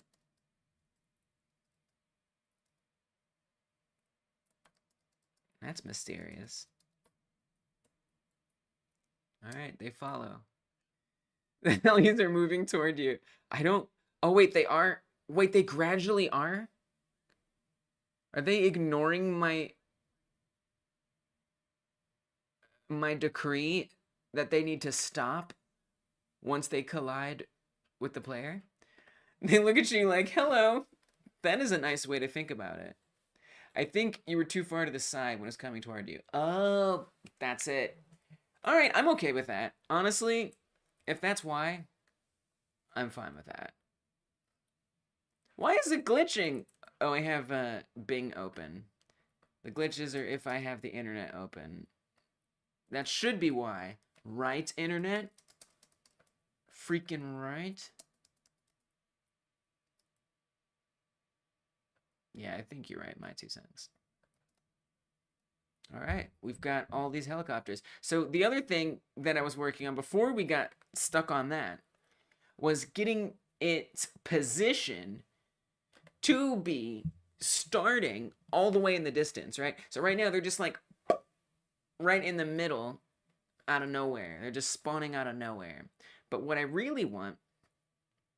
Are we still glitching? Dang, I don't know why it's glitching. At this point, that's just AT&T giving me bad internet. So I apologize, but hopefully it balances out momentarily. That should be at 6,000, give or take 1,000. Perhaps... See, it just dropped. I don't know. I shouldn't have anything internet-wise running. In theory.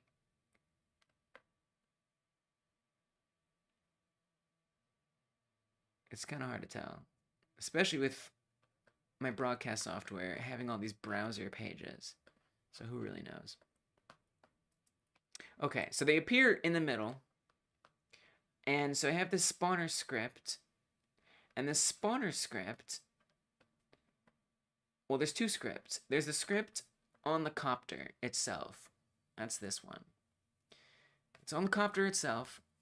I'm gonna need the internet to chill the F out. I'm gonna need the internet to chill the F out. We're not running anything that should be connected to the internet. Or is someone crypto mining me? Am I getting crypto mined? Just tell me if I'm getting crypto mined. Because you're glitching my stream, and I don't appreciate it. We don't have much bandwidth to work with here. Alright, we don't need glitchies. But we do have to deal with it right now. It could just be the cellular tower goofing up. Okay. I do have my Switch, so I can always go play a game if we're going through a little internet storm. We can always pivot for a second. But I'd rather not.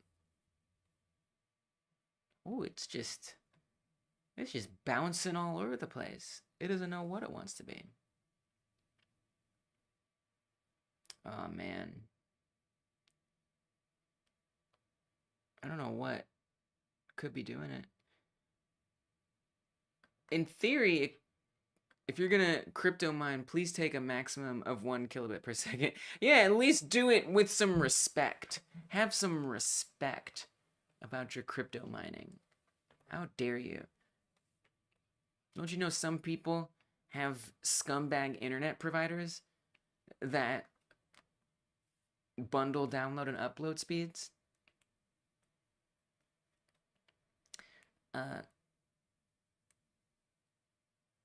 The other possibility could be my bot. Stream bot. But then we wouldn't have this updating when people donate. But that's okay. What if I close that? What if I just close the bot? What would happen? It's kind of balancing itself out. Oh, but it's still kind of dropping. I'm going to close the bot. We're going to put the bot away. See if that helps. You made the chopper work. Let's go. What is that? What is ARS 100? Thank you for 100 ARS. What the what? Let's go. Let's go. I'm gonna have to add you to this list manually since I just closed the bot. But that's okay. That's fine. No problem there. Thank you for the contribution, Tencho. I appreciate that. Thank you. That means a lot. I don't know what 100 ARS is. I don't know what that means. What is...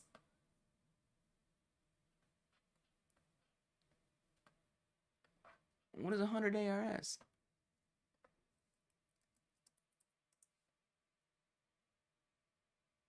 Argentina. Peso.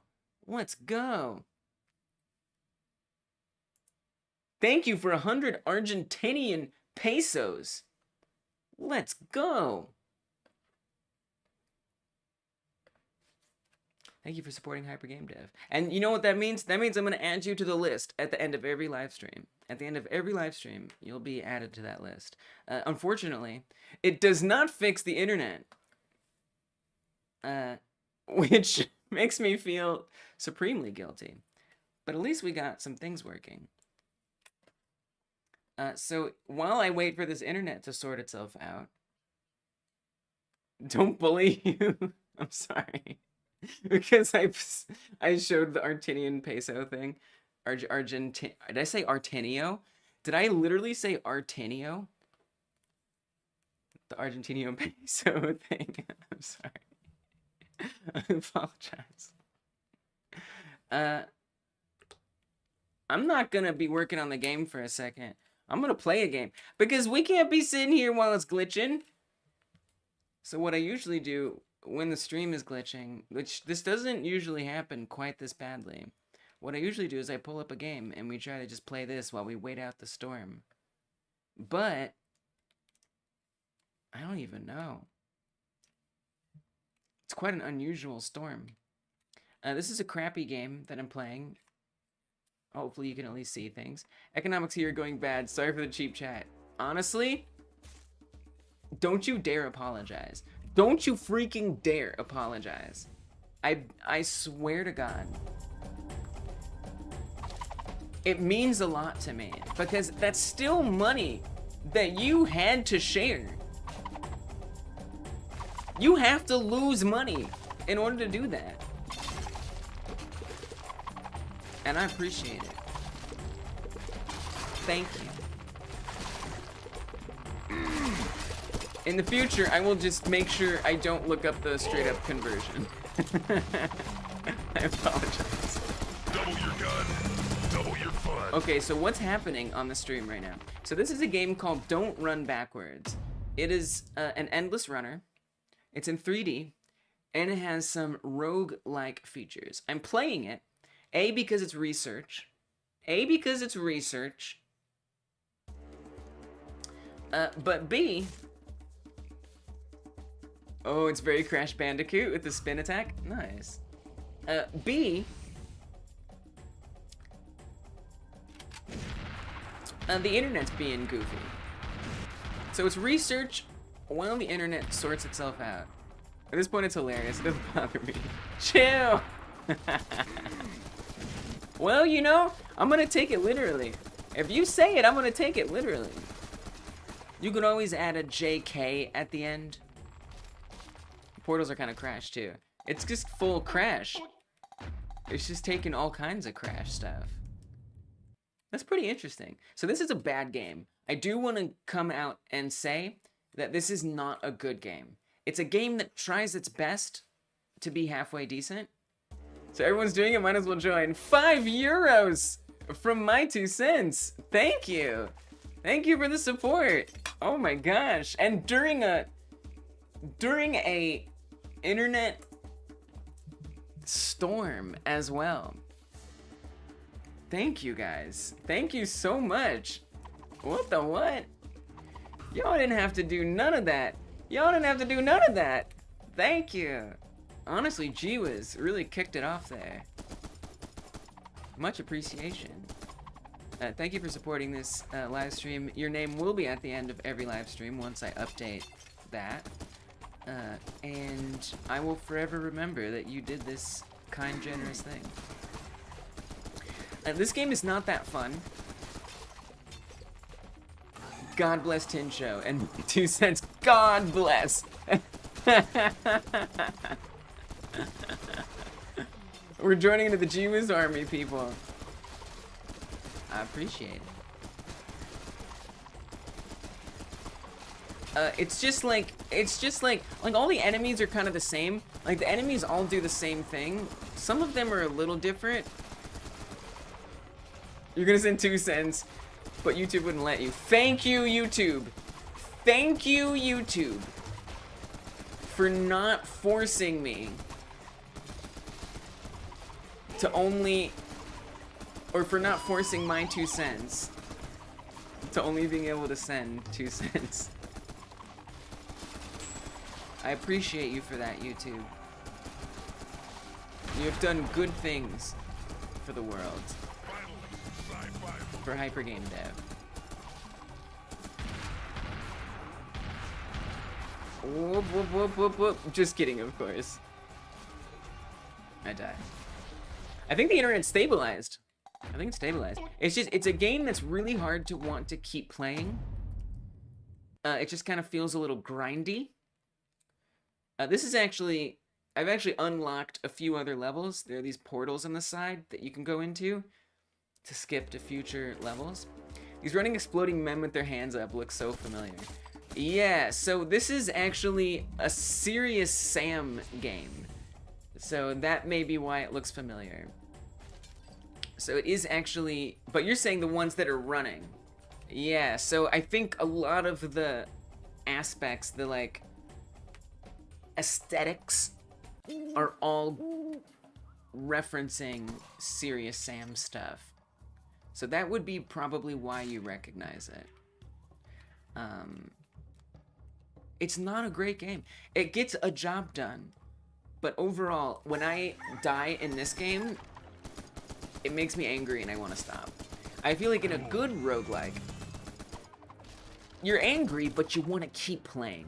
You want to keep at it and get better. So this is one that I'm like working on studying just to like understand what not to do. But it has a lot in common with what I'm working on. I think the internet has balanced out. At this point, I'll just play till I die.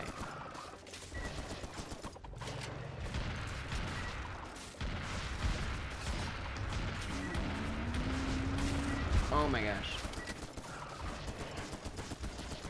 And it's like some of the chaos is a little unmanageable. And so all of the, you know, environment pieces are randomly generated. And so it's really hard to like anticipate what you're gonna run into or not.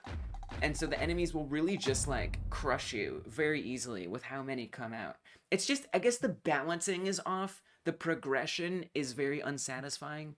Those are some pretty big criticisms I would have of the game. All right, let me get back to Godot. Thank you guys for the contributions. I really appreciate it. And let's see what we do next. So next, I would like to have the helicopters come from the distance. Now, I could just set them to come from the distance. I could just say, come from the distance. But the way that it's set up right now is there are 2 scripts. There's a script on the helicopters, and they all share the same script. From off-screen to block you isn't great. Yeah. Yeah. Oh, I see what you're saying. In the other game. Yeah. Yeah, it's not great. They don't give you... I mean, you can move yourself further down, but there's so many enemies that spawn in that you're kind of forced to get pushed all the way back. So it's just, it's not fun. And you'll notice people don't play it. Nobody plays this game anymore. It's a very rare game because it just didn't really capture the imaginations of the masses. So there's 2 scripts. There's a script that's on the helicopter, and then there's a script that spawns the helicopters. Now I want those spawners, or that spawner, to be able to spawn multiple different types of NPCs. Dev should balance spawn rates and camera speed. I agree. I agree with that. And so that's something that I want to keep in mind, right? Like, okay, we got to make sure the spawn rates are well balanced. The camera speed is well balanced. I mean, at the end of the day, it's like, did they even play their game? I mean, of course they did.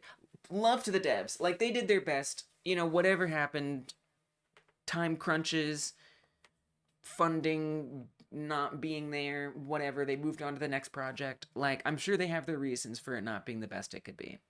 The devs did their best. I respect them for that. But since it's a finished product and it's not going to get any updates, it's worth studying to think about what to avoid.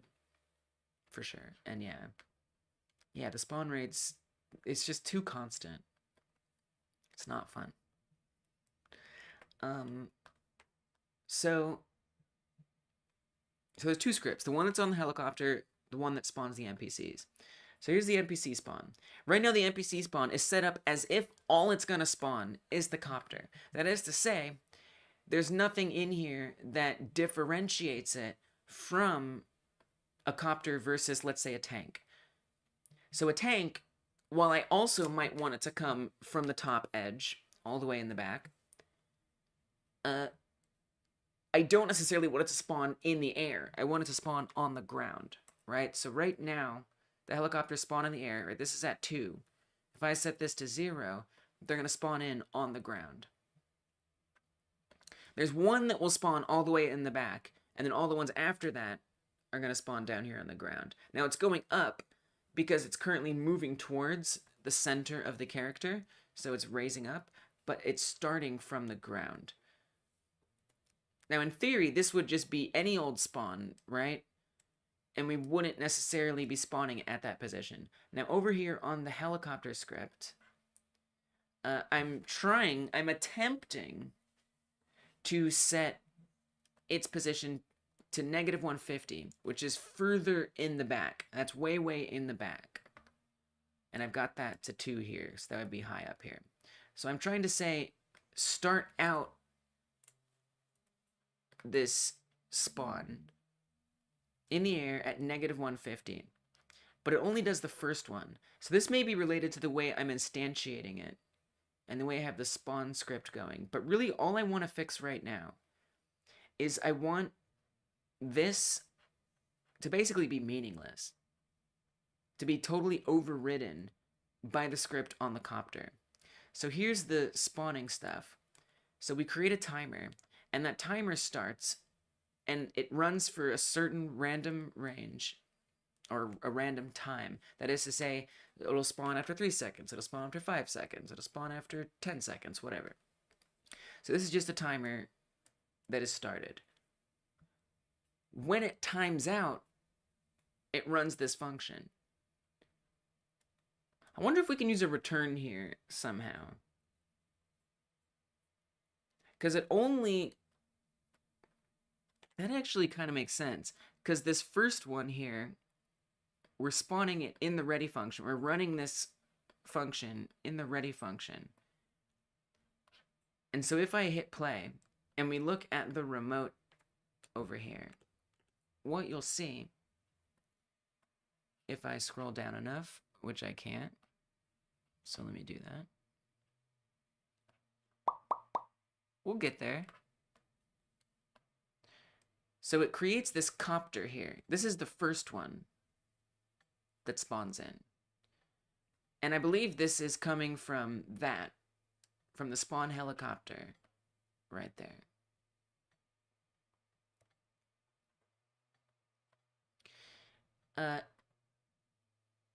And then all of these, you can see, have these, like, very generic names. And those, I would think, are coming from this instantiate of the scene. Right? And these are all in this position. Whereas this first one, that I believe is coming from here, is in the correct position, which is determined on the copter script itself. There's probably something wrong with copter spawn position, because it looks to me like you are properly instantiating and setting position. So I'm hypothesizing that the position you are setting it to is wrong. Something wrong with copter spawn position. I think logically, you should only start the timer in the ready function, not call the spawn helicopter function. There was a reason why I did it this way, and I already forgot what that reason is.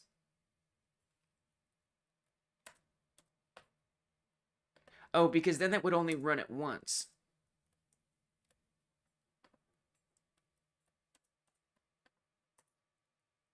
Right? So would I need it in like another function and then have it like return or something? I mean, if I do it like this, I think it's only going to spawn one time, right? So I need some other way to get it to spawn multiple times. Oh no, it's spawning multiple times.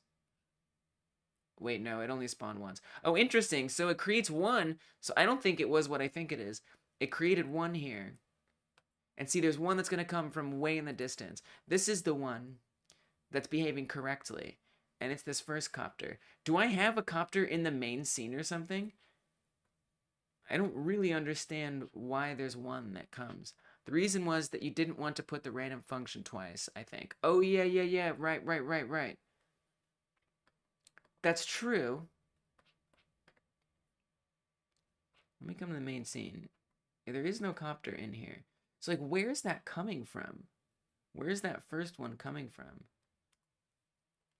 I mean, if I comment that out, my suggestion involves putting the random function twice, both in the ready and the spawn helicopter function. I'd be willing to do it. The copter still comes. So what makes the copter appear? When I spawn multiple times, I use a timer and use the timeout signal. So the timer loops, and each time it completes, it spawns. Right, so these are all one-shot timers. They're all one-shot, and it's not a looping timer. I don't really know why I don't remember why I set it up that way, but I'm sure I had my reason. I'm sure I had my reason.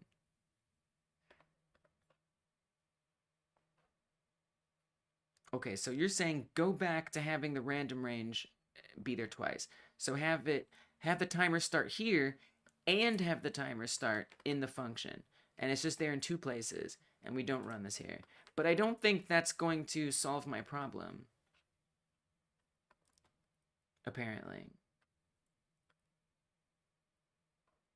They're still going to spawn nearby, and we still get one that's really far away. I'm just, like, mostly very confused. Is my brain too tired to figure this out? I can't even remember why I did the things I did earlier. Where's my head at? And so the timer's on a one-shot. Oh, you know why it's on a one-shot? I think because if I make it loop, it might not update the random time. You know what I'm saying? Like, I want it to spawn it at a random time every time the timer runs. And I think, and I could be wrong, but I think if I do it as a loop, it won't update that timer. It's not going to solve the problem, but now Allcopter is behaving the same.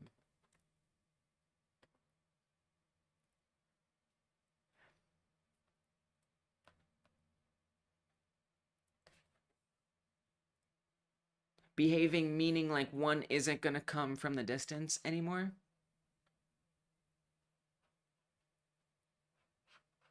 The problem comes from setting the position inside the spawn helicopter instead of the ready function of the copter. Oh, you're right. Wow, one isn't coming from far away anymore. Gotcha. So the first one will show up close. Interesting. Setting the position inside the spawn helicopter.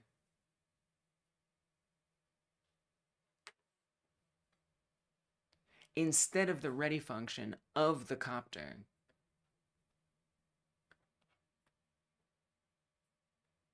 So you're saying just get rid of the entire position. Oh. If I just get rid of that line, is what you're saying. Is that what you're saying? I just have that one line that I don't need? Is that all that's been causing my problem? Oh my gosh. I feel so silly. But let's see. Are they going to be coming from the distance? There they are. Oh my gosh. I can't believe that was it. Oh my gosh. I can't believe that was the only thing. That was all it was. So now we got them coming. They are all coming from the same X position, I think. Write a function that updates the time. Write a function that spawns. Then in timeout, put the update function before the spawn function. Programmer gag. They are all still coming from the same spot, which is kind of weird. It's almost like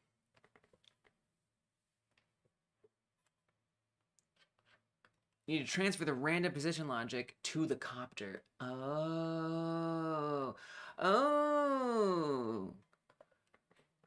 The line that was deleted is this copter, this most obvious thing. Copter set position.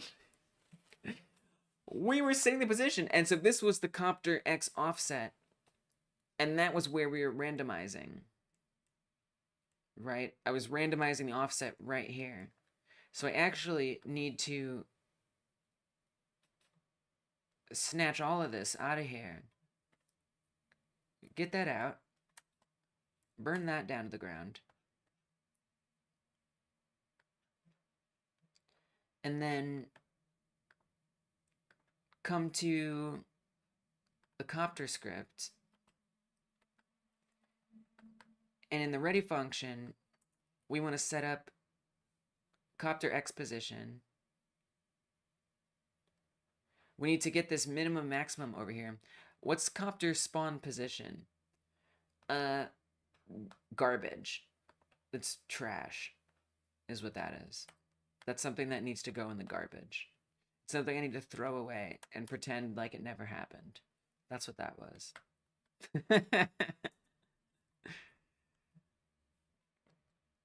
So minimum and maximum positions on the x-axis.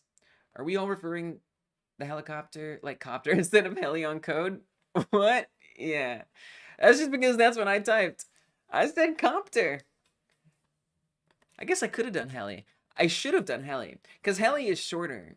And that's kind of why I did copter instead of helicopter. But now I just like copter. You're not convinced it's garbage? Interesting. You were setting the position, so maybe that's why they were too close. But also, I think I'm behind on understanding how it works. I think so, too. I think that that is true. So I'm trying to get as much set from the individual spawns themselves as possible. I mean, I think it would be kind of nice if we could universalize this instead of having to change this. But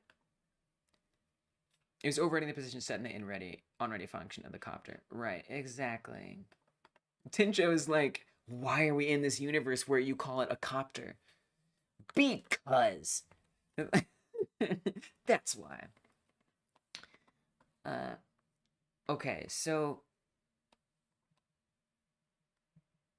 I don't particularly want to create a variable in the ready function, but I guess we can. Copter X position, random float range, copter X position minimum, copter X position maximum. So this will give us a random value between these two for its position. We're defining that as, we're defining the offset. You're going to start calling hand instead of gun in handgun then. That's a good point. Rogi's catching up. Nice, nice. Copter X offset.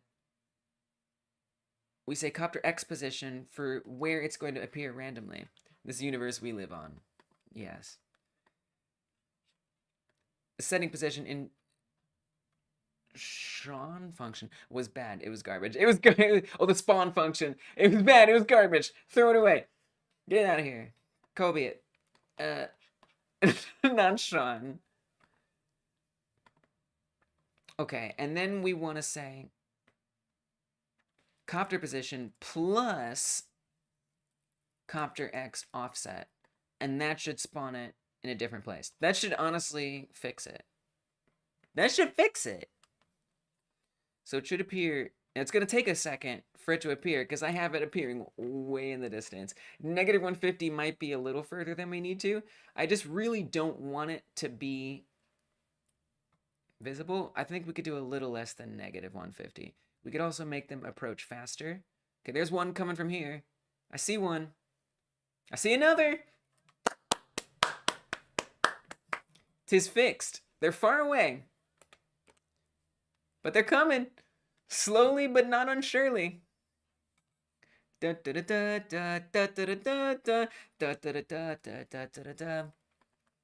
coming. Nice. That is absolutely the way I want it to be. That is exactly the way I want it to be. I did add distance fog. You're darn right I did. Exactly. That's why I'm having them come from so far away, so they make sure to come from behind that fog. Exactly. Now we have some issues, right? Like, I'm gonna want some kind of pathfinding on here, so they're not all bunching up in the same place. That's a whole other thing. That's a whole other thing. I mean, it would even be nice if they had like a formation, you know, and some of them stayed further away than others.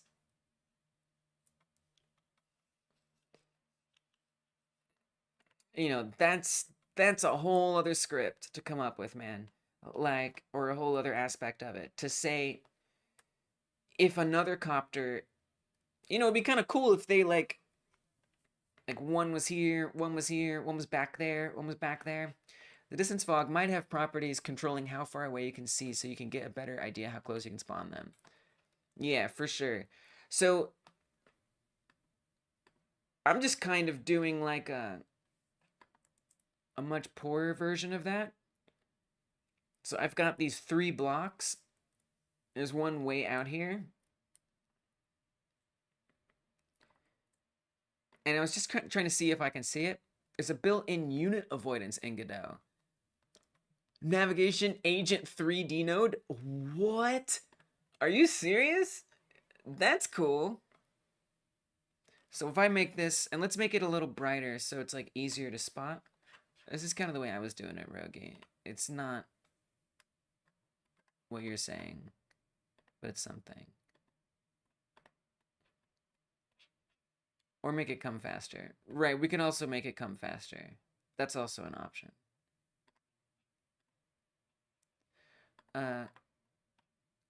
If I set this to like 1.2 on its raw, it should be quite bright. I don't know if it'll be bright enough to cut through the fog. Ideally, it isn't. And let me actually hide these other ones. These are all just some test things that are in here. Freebird intensifies. Oh, you could kind of see it for a second. I don't know much about distance fog, but I know there's a world environment node or something that specifically is made for that. Yeah. So we have that. So that's already added in here. It is set up in the environment. But I already like determined a long time ago how far back it goes. So that's kind of these settings here.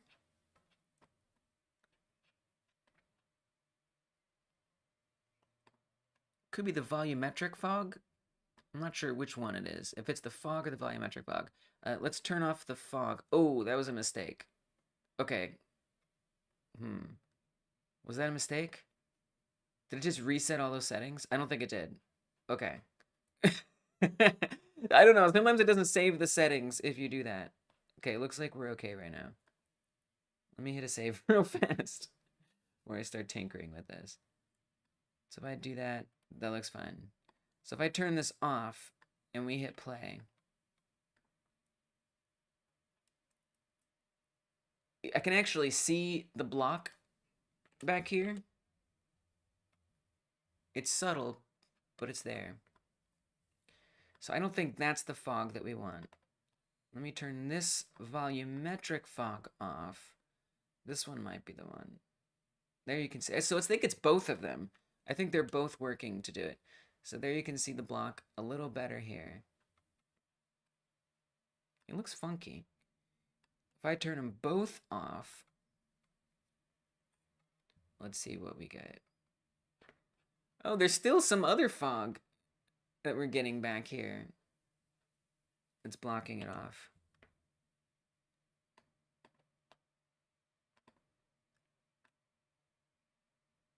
I'm not exactly sure. Sky material?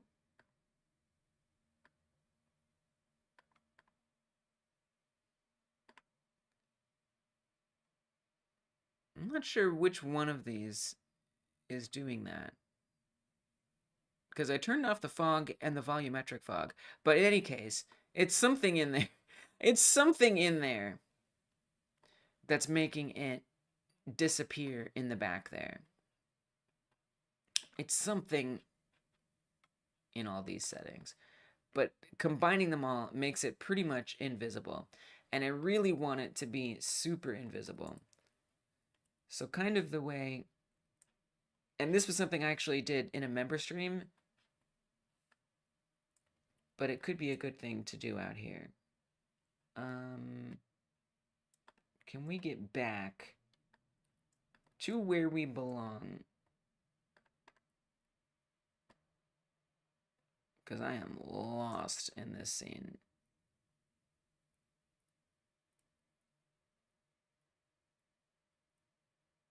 Is that block really this far out? Where is that block? There it is. So that's at -150. If I bring this in at -100, so I'm going to move its position to -100 instead of -150. And now you can clearly see it up here. So this is kind of the way I was trying to determine its position, was just like look at it at different distances, because there's so many different things going into that fog that I don't really want to like try to adjust them all. If I made it, I would want it to have 2 radii, one for 0% fog and one for the gradient into 100% fog. That's interesting. This is kind of strange. Yeah. I mean, I really was just playing with the settings, you know, until things in the distance were invisible. And when they were, I called it a day. -130 isn't bad. We could have it start at -130. It's barely visible back there. So I'm gonna say, let's up it to that.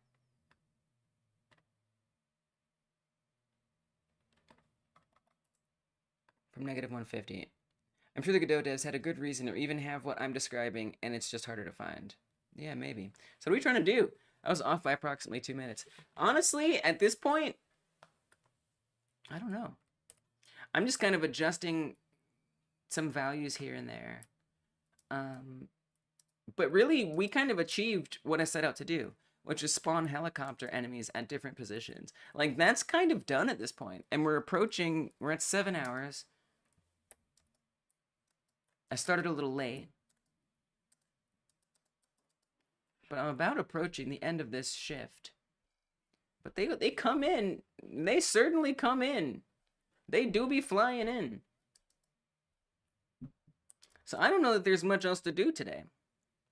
I mean, there's always something, because there's a lot of imperfections here. I mean, I like what this navigation agent 3D node, like what? Like, what is that even gonna be? Like, somehow it'll know to avoid other units? Like, that's amazing. But like overall, I mean, this is pretty much what I wanted today. And so at this point, it's just fine-tuning and then deciding what I want to do next. I mean, obviously, I want them to shoot. I want them to be attacking the player. So there's kind of a lot to think about here that is certainly not set up yet. How will alien attack? So the alien will have a way to grab and smack things. So it'll be like clicking, like a crosshair. So you will choose where you want the arm to fling forward, and it'll smack them. It has built-in unit avoidance, so it will know to avoid other units with no code needed. It's pretty cool. Okay, I'm sold. Let's try it. What? What?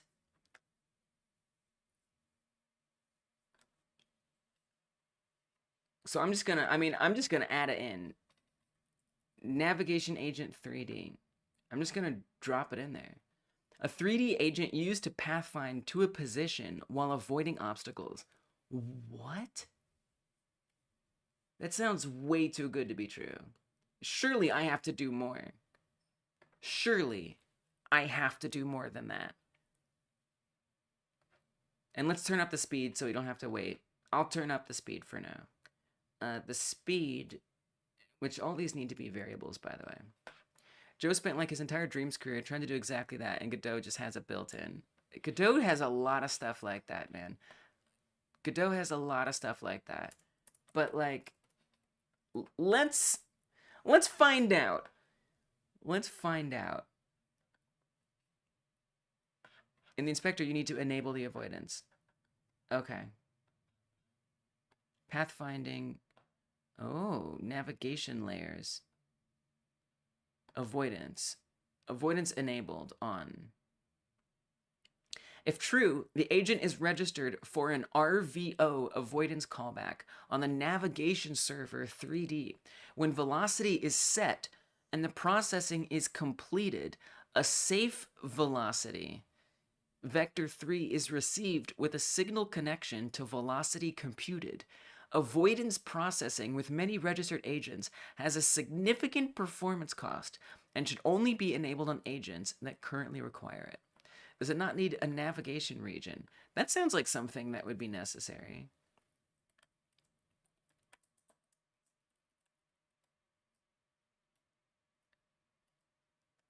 Copter spawn Z position. -150.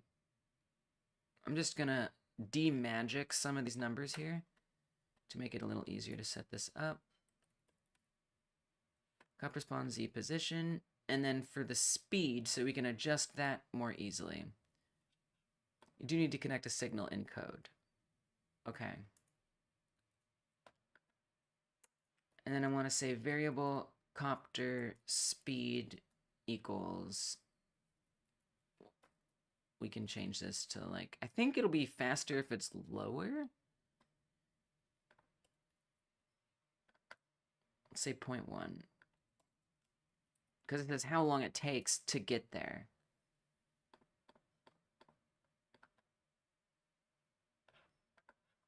Also, probably need a navigation region, but I'm curious if it'll work without it.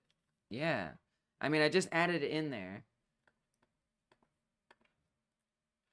That's all I did, was add it in there. Here one comes. It's a little faster. It's a little faster. I think we could speed it up even more for the sake of testing. We're not really going to know if it's working until they get closer. Signal is navigation agent velocity computed connect custom function. Yeah, so they are right on top of each other for sure.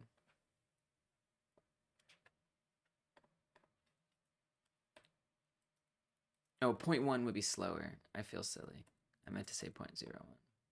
That should make them faster. I like how I made them slower. The custom function needs to have one parameter, which is the velocity. So what is it? Oh, maybe that made it slower. So what does that mean? Right, that's what I was going to say. We're using move towards and a position. Oh, okay, higher is faster. Jesus criminy. So we did make it faster, though. My goodness. That certainly is faster.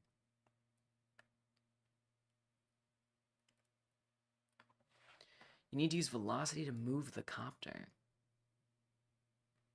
How the hell am I gonna do that? How the hell am I gonna do that? So currently, the way that it's moving is this right here. So can we just add velocity in addition to this? So say that this happens, and then on top of that, it can use velocity to move left and right. Because currently this only moves it. Well, actually, it doesn't only move it on one axis. Cheating mode copters, yes. They're God mode. You need to tweak the movement code slightly to use velocities. Okay. All right. Well, I don't know how to do that. But I wonder if a chat GPT could help me. I'll keep the internet up here. Hopefully the internet behaves. It was being a little goofy earlier. How do I make this move with velocity instead in GD script? Good luck, ChatGPT. Move and slide. Oh.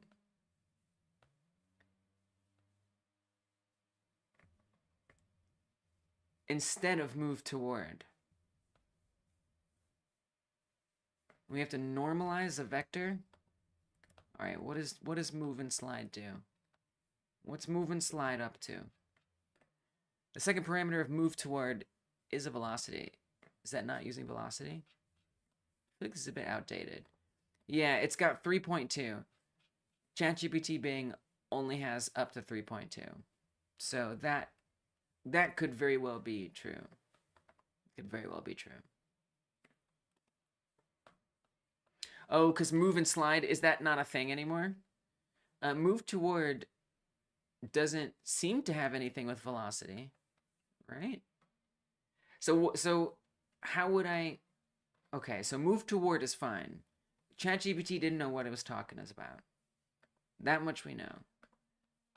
That's just the speed. So we need to say, instead of position, change position to velocity. You don't pass an argument to it, and velocity is a built-in variable. You don't reassign it. Velocity is a vector that also contains the direction. I gotta be honest, I have absolutely no idea how to even begin to approach this. Here's how I would begin to approach it. The only thing that I know that has velocity so far is the player. Velocity is built in only for physics bodies, though. Information overload. That's okay. The terrain has velocity, and the player has velocity. But those are still...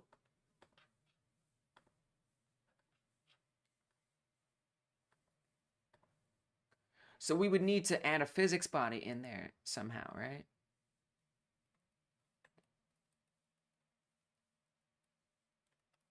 Like as a parent of the mesh instance. So here we have velocity x. This is like the player code, the default player code, right? And it's got velocity x. And when we move, when we do the input, it changes the velocity and it moves us and everything's good. You can declare it as a custom variable. It's no biggie. No need for a physics body. Okay. Don't know how to do any of this. Don't have a clue. So velocity is a vector 3. So what's the difference between velocity and position? I'm so confused. So like,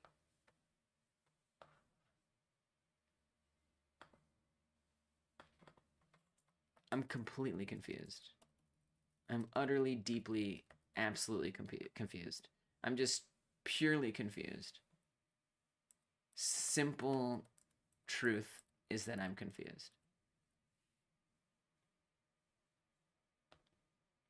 Don't even know where to start. I will need direction. Or I can figure it out. If direction x, velocity x. So are we defining velocity here somewhere? Oh, we have to say... So with velocity, we have to like... Why does it work here? Why does it just work here? Velocity tells it how much to move each frame towards something. Position tells exactly where to go for each frame. Okay. Use and modify during calls to move and slide. So velocity is like speed. Right. I just don't have a clue. I don't have a clue how to make this work. like velocity is built in physics, bodies. That's why you don't need to declare it. Oh, so it's not present in here. But then my 2 cents was saying that we can declare it as a custom variable. What?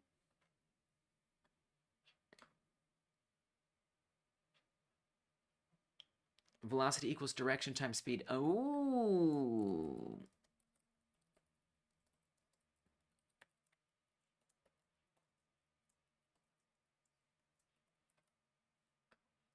That'll work.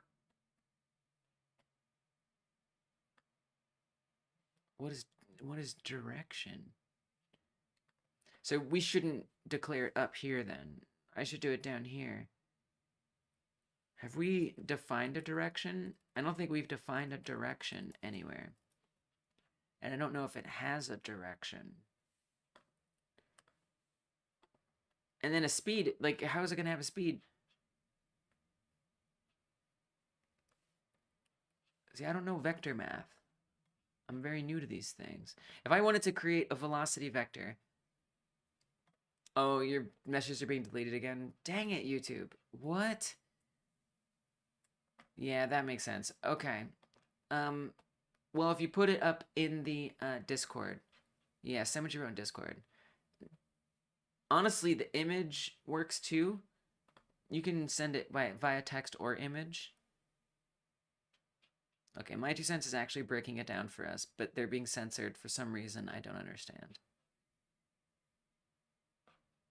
I bet if I were to temporarily make you a mod, it would let you post all that stuff. YouTube needs something like Twitch has with like a VIP system. So we can just add people as VIPs instead of making them like an entire mod to give them certain privileges. If you wanted to create a velocity, you would get the vector between the copter and the alien, normalize that vector, then multiply that vector by your desired speed. I think that's pretty much what we're aiming for. Sounds correct.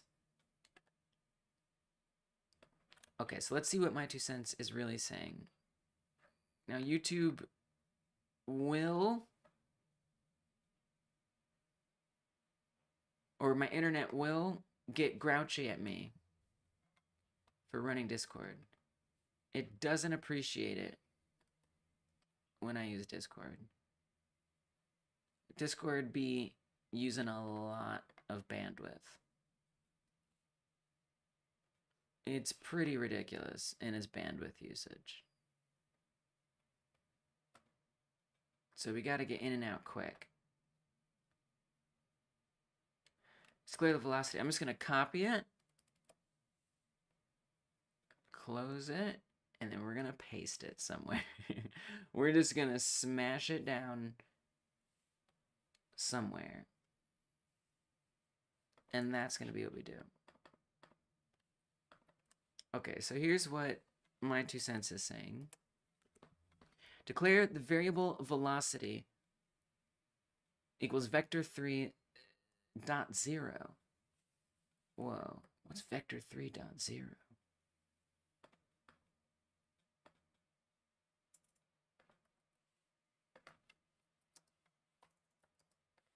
I don't even know what that means.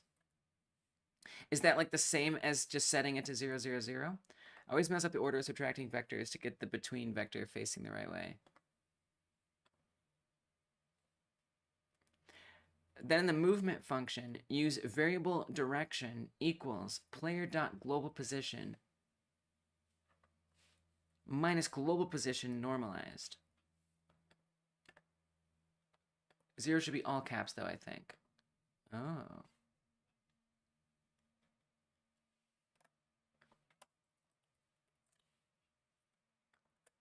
Yeah, my 2 cents is a champion of some of this logic stuff that we do out here. variable direction, player global position in the movement function. So down here, somewhere in here, if is moving,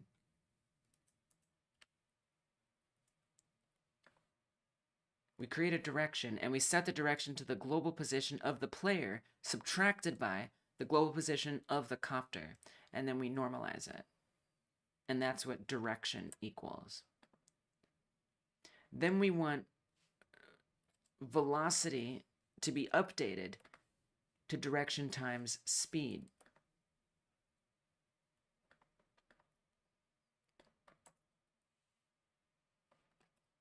I believe we have copter speed.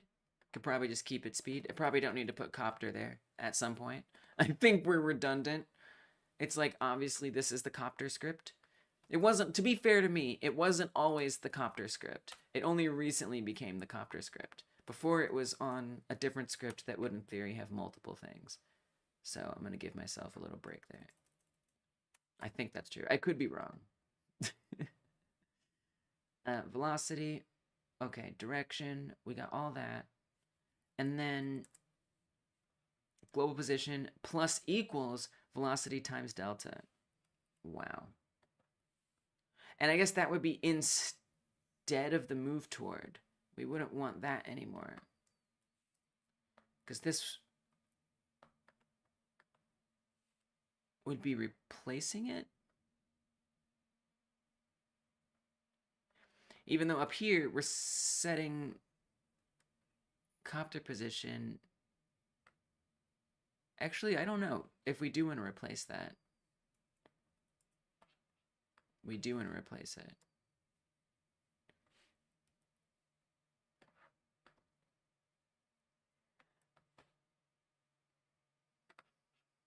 And this will just work.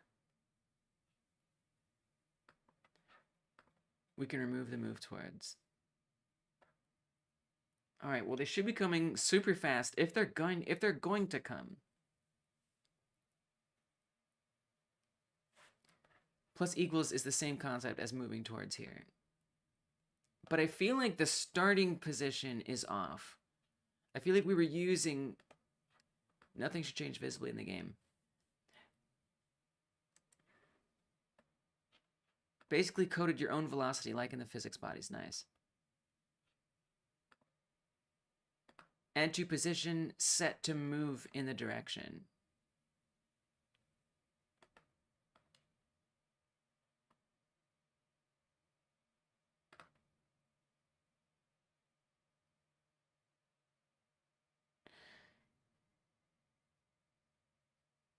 Yeah, so I guess we already set the starting position here. So it should start there.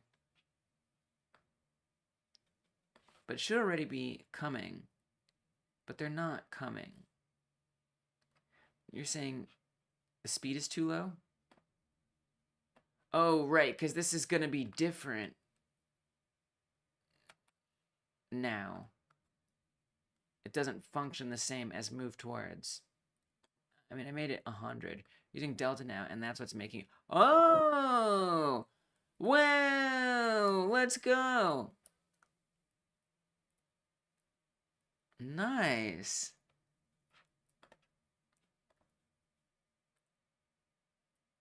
Alright, so we've got a velocity-based movement.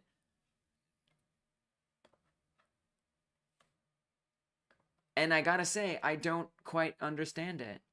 I kinda do. We're defining the direction as the player global position minus global position, and we're normalizing that. I get that. We're creating a direction vector. Understood. And then we're defining velocity as that direction times the speed. Got it. And then we're setting the global position. This, I think, is where I get a little confused. To plus equals velocity times delta. It's like so hard for me to see what it's doing. Because then I have to remember, okay, velocity is direction times speed. Which is the player position and the global position normalized.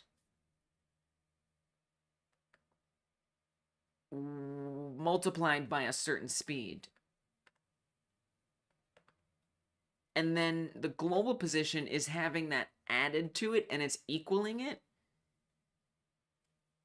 Vector math confuses me. I gotta be real. It confuses the hell out of me.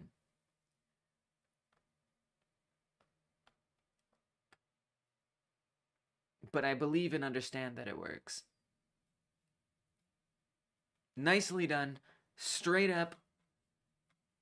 Could not reproduce this. What I could do is copy and paste it. I could do that.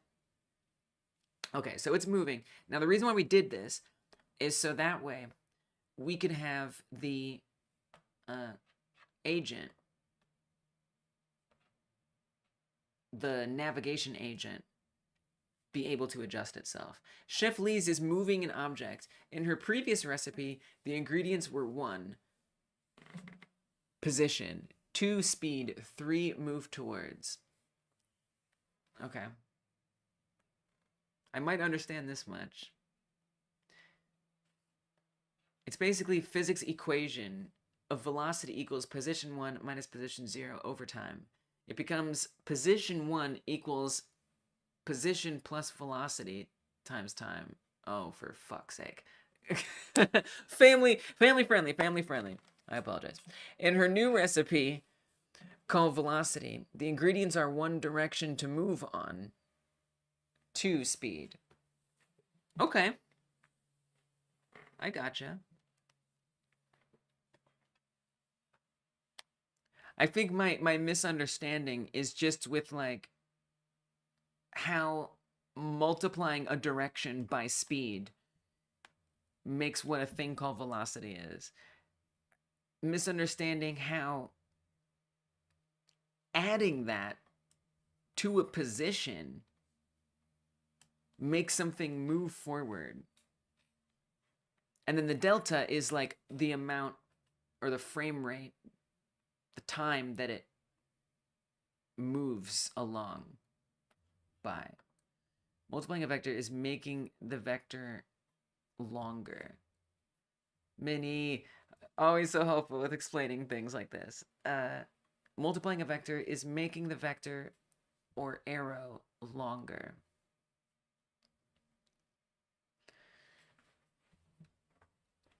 But isn't it getting shorter?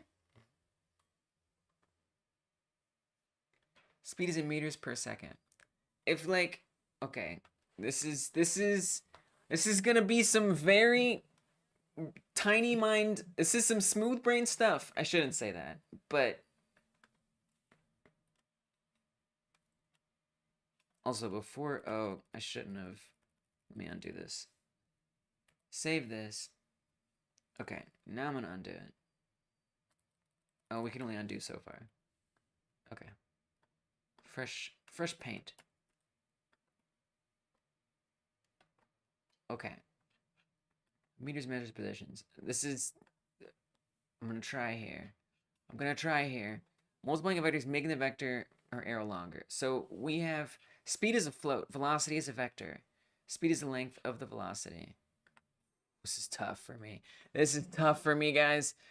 So if you have direction, which is an arrow that is of length, I feel like I need to study vector math. I just need to like study vector math. Pull up a YouTube video and watch it later. And then you multiply some speed value to it to make it longer. The result is that you can move faster or slower depending on your variable. So like it's getting... Oh man, I feel like I'm gonna have to...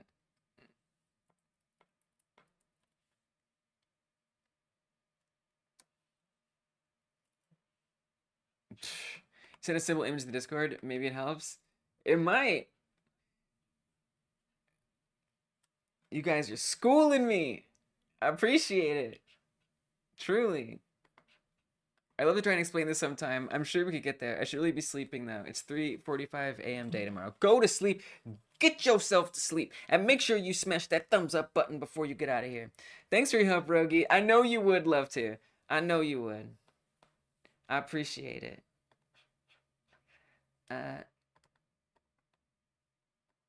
Oh, this is a nice drawing. Okay.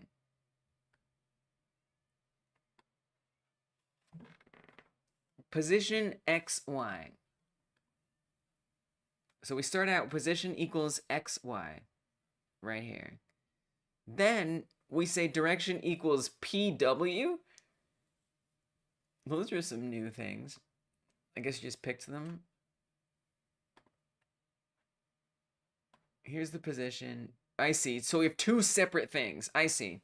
We have something that is direction, something that is position. Direction is a vector. Position is a point. When we multiply them, is that what's happening? Multiplying? We're adding them. When we add the position to the direction, it moves it along here, is what you're saying. That's actually very interesting.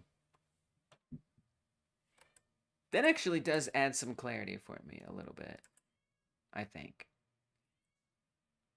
So we're starting with the position we're already at.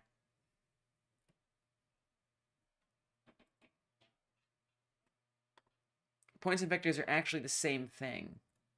When you add two vectors, you can think of it as putting the start of the first vector at the end of the second vector.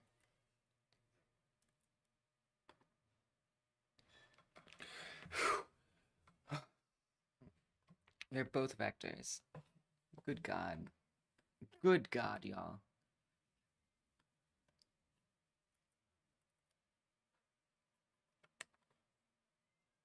They're both vectors, but this vector is different because it's an arrow. So they're both like points. Nah, I'm confused.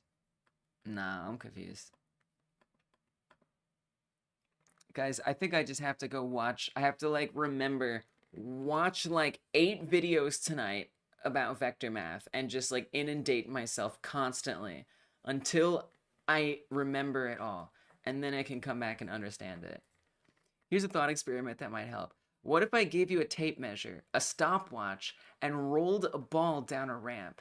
And I want you to tell me, how fast did it go exactly? And what did that say about what is velocity?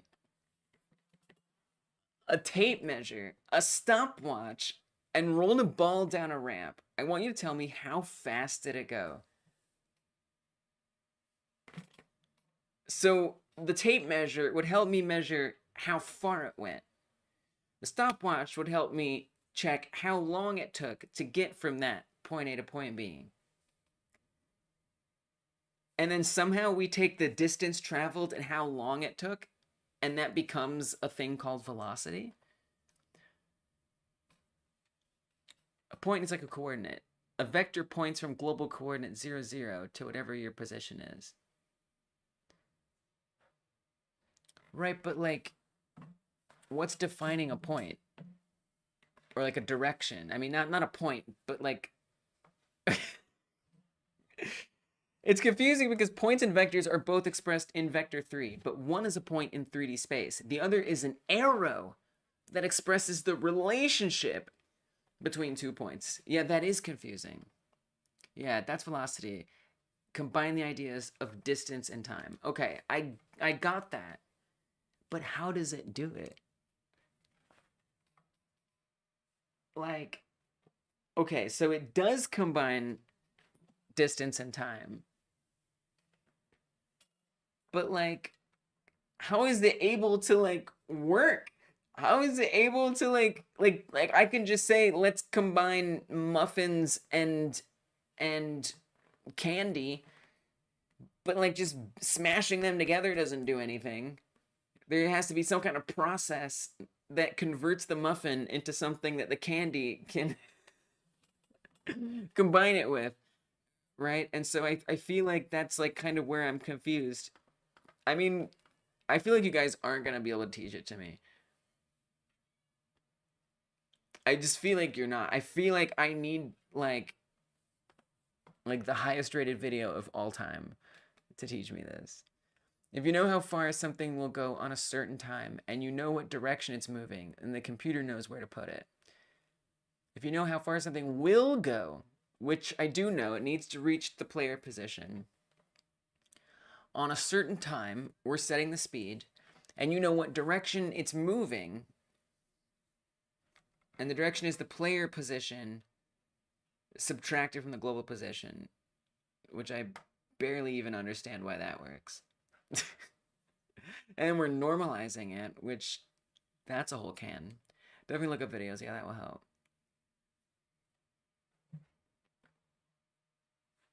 It means a lot that you guys want to explain it to me. I know there's like that right explanation that I'm looking for. I can't look up videos on here or the stream is gonna glitch out. So I have to do this after the stream. I have to.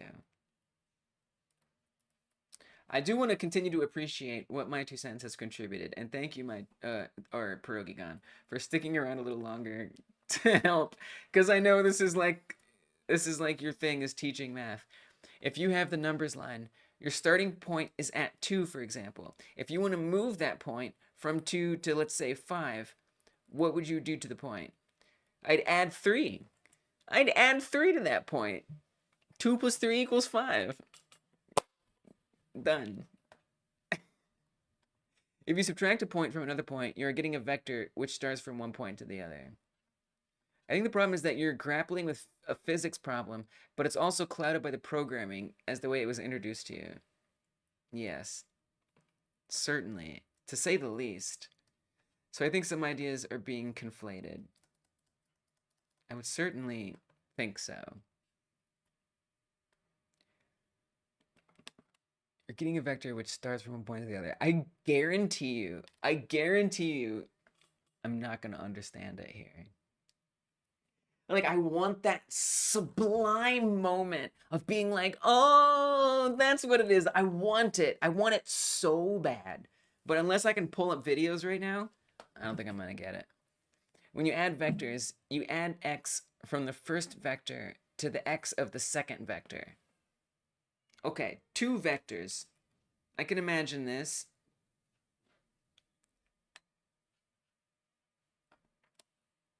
And y from the first vector to y the second vector. From there, it's the exact same thing as 2 plus 3 equals 5. So basically, you added the vector 1, which equals 3 here to your point. To our point. So this is the 1D example, right, on the number line.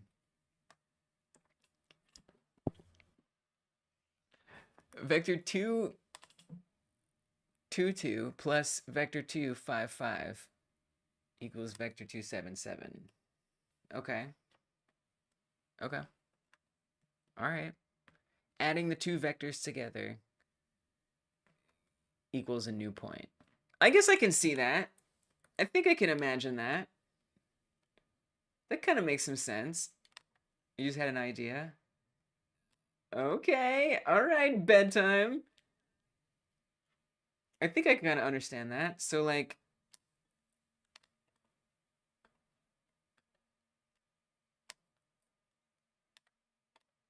there's a point here.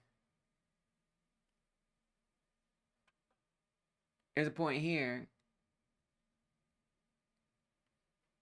By adding the 2 together, it moves it? I don't think that's what you're saying. Or vector 2, 1, 5 plus vector 2, 1, 2 equals 2, 7. We talk on Sunday, but I'll say it now so you can think about it. Give the points coordinates, then it'll make sense.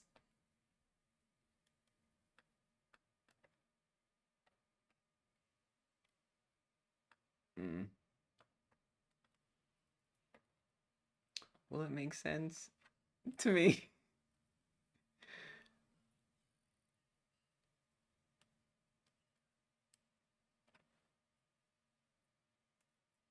And make it like a 2D coordinate graph? Oh man, you got me making graphs. Exposing my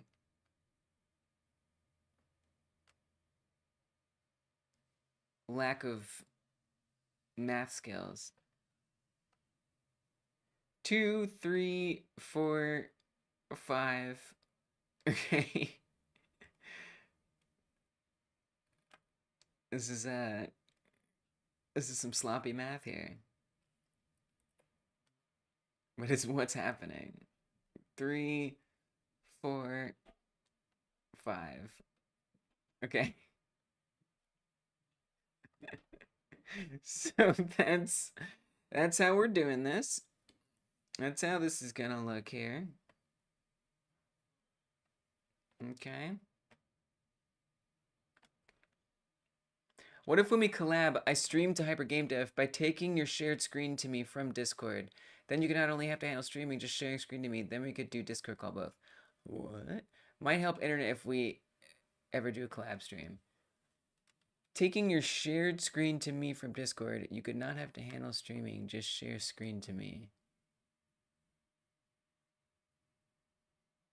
So also my phone stopped working, so I can't connect with the phone anymore. I need a new phone. I'm gonna have to buy a phone. By the way. I hear you, I don't quite understand, Rogi. We can talk about it on Sunday.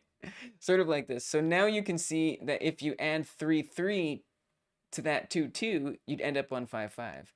If you now draw an arrow from 0, 0 to 2, 2, that is a vector 2, 2. That's why pointed vectors are the same thing. Right. I mean, I get that. That you move over 1, 2, 3, you move up 1, 2, 3, and then that goes here. I feel like that much doesn't confuse me. So the arrow, I mean, the arrow is just representative, right? But then somehow it has to know that. We can talk on Sunday. It's a bit confusing. And by a bit, I mean a lot. And it's also something you might not want to do. Okay. Sounds good. But, like, okay, so I get that, like, points move on a graph. But, like...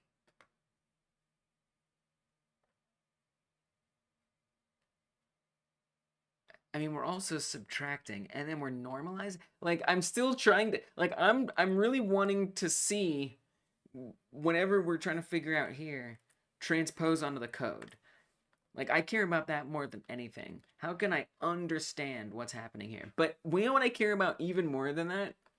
Figuring out if doing this solved the navigation problem. I mean, it definitely isn't right off the bat. But I'm still curious on how we can do that in the next 10 minutes. To get the direction from one vector to another vector, you have to subtract one vector from the other.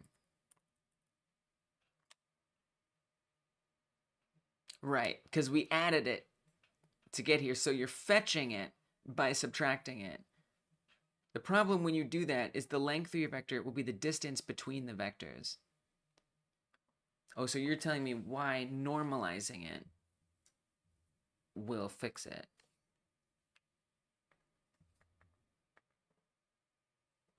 So we do the subtraction to fetch this arrow here.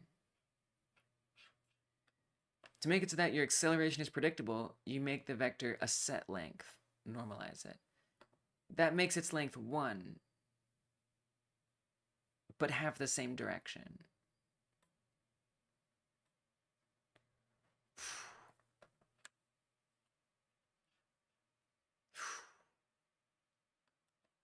This doesn't solve it directly, but it sets it up so we can use velocity of the nav agent to avoid other units. Not sure 10 minutes will be enough, though. Fair, fair, fair. Oh gosh, there's so many spawning in, the game is slowing down. I wonder if that's just because of the nav agents. Look at that frame rate. Oh, and my stream is lagging too. It's killing my computer. If I were to just, out of curiosity, thank you, Minnie, for trying to explain Psychonic, Rogi. I feel so confident that my brain is not capable of understanding it this way. And I wish that it was. It's not fully embarrassing, but I accept how revealing it is of my mathematical capacity. Visualizations will help a lot. Yeah, right. Right. And then unfortunately, the difference between watching videos later and having you guys helping me here is that I won't be able to connect it back to the code. So that just kind of has to be what it is. But unfortunately, my internet doesn't have the capacity for us to watch videos while I'm streaming. So that's just the way it is. But I'm kind of just curious how many of these can build up before it starts dropping frames. It's tricky business. It's just all tricky business. I guess before we had let it run for like a long time. I don't know if I have the capacity to sit here and let it run that long. But in terms of getting it to work with the nav agent, it sets it up so we can use velocity of the nav agent to avoid other units. The velocity of the nav agent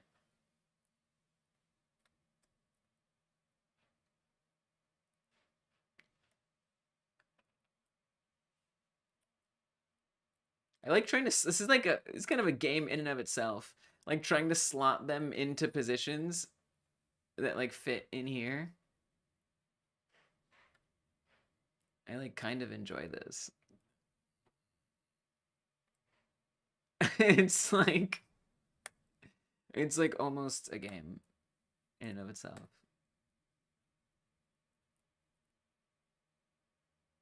I'm sure if I had a vector arrow pointing, that would make this even better.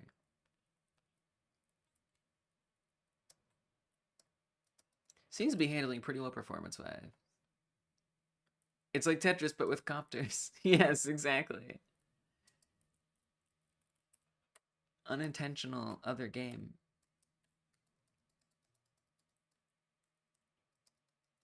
It's borderline inspiring. Someday. The reason vector A minus vector B gives you the direction toward vector B is the same reason the direction in one dimension from 0 to -1 is -1.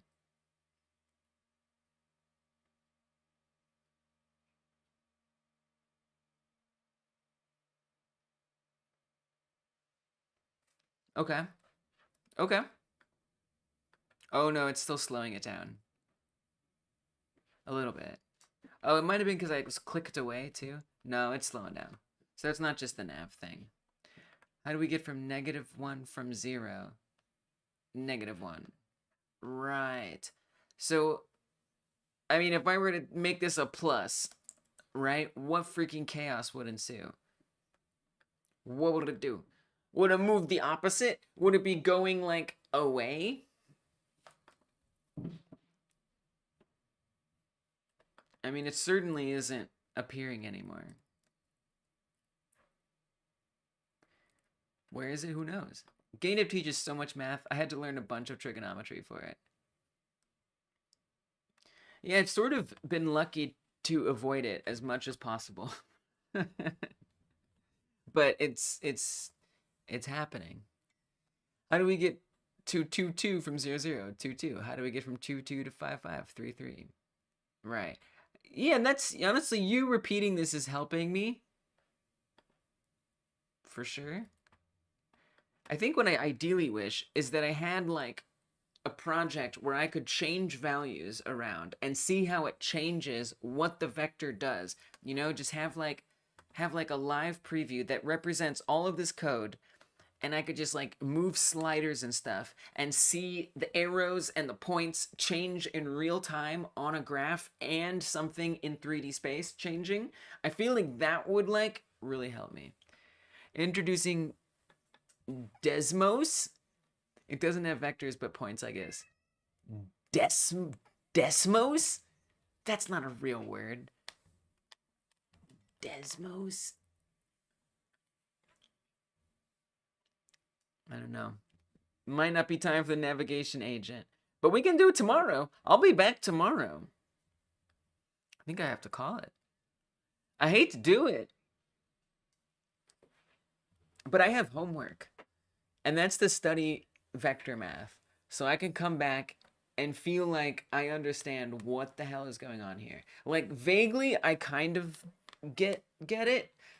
Like I could memorize that this is what you do to achieve these ends, and I'm starting to understand that we're like looking for the difference between 2 points, and that's giving us stuff.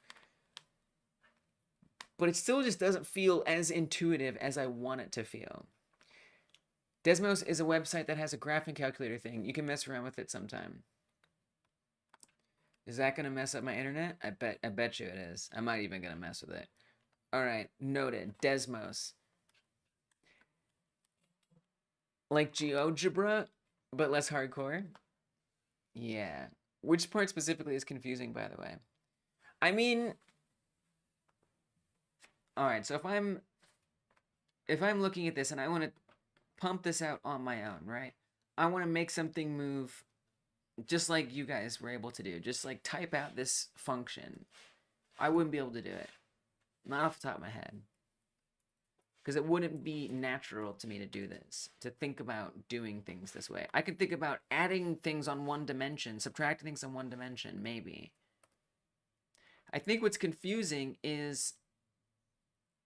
So, I mean, I have to first of all memorize that velocity is direction times speed.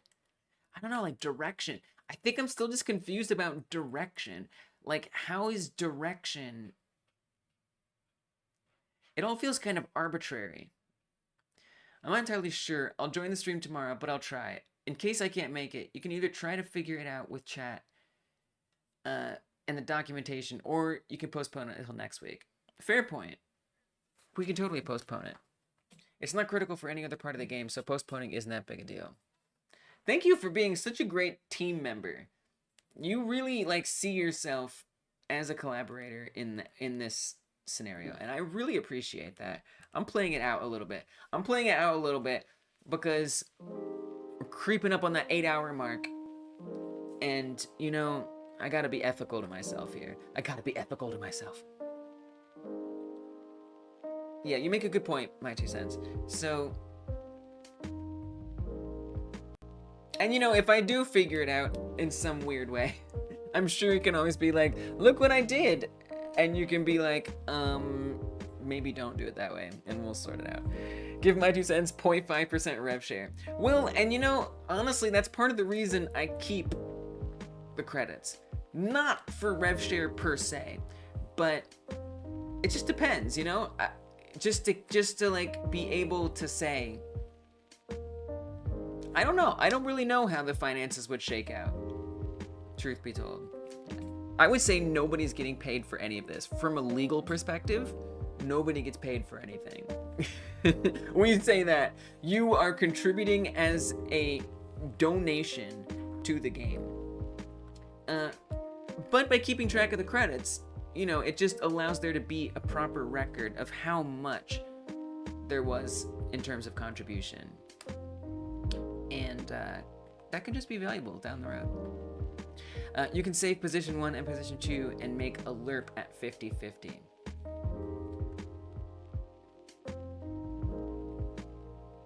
I don't even know where to start with that. It sounds like it would work, but so the reason why we have to switch to velocity also is because we're trying to help with this navigation agent that we may or may not get set up soon. So that's kind of what that's for. That's kind of what we already had. Unless you're talking about something else. Or unless you're talking about earlier with the movement, and so it happens on a delay. I'll take my 2 cents. It's enough for me. Fair point. Fair point. Of course it's fair, because it's your point. That's enough for you. I'm just autistic, and sometimes I repeat phrases like fair point. Even if it's not the right phrase for the situation. That's me.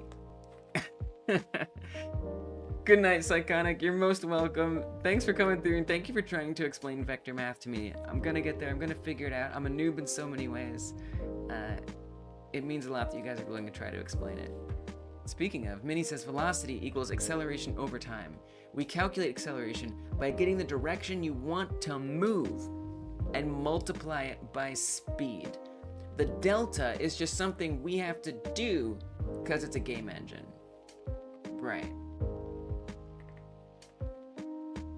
This is what I feel like, so since you guys have explained so much, once I go off stream and learn everything I can about vector math, I will revisit the things that you're saying, and I've now got commentary on this code and how it relates to the vector math. And then once I learn the vector math, maybe I could piece them together if I'm lucky.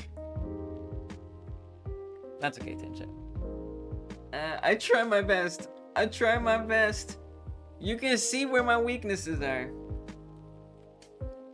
But look what we did today. We did this today. This would not have been such a satisfying result if it wasn't for you guys helping. We've got these helicopters that buzz in rather quickly, but they spawn in at random times, at random positions. They come near the player, and then they stop. They only come from the top edge, but it's a start. They don't attack or do anything else, but they're here. And that's kind of cool. That wasn't there before. So I'm proud of that, and I'm proud of all of you guys for being so helpful and being willing to be patient with me, despite me not understanding some semi-basic math. Are you trying to get velocity from something? Yeah, so we were setting up, basically originally, these helicopters were moving based on their positions, so their original position and a new position, and then they were just moving at a certain speed.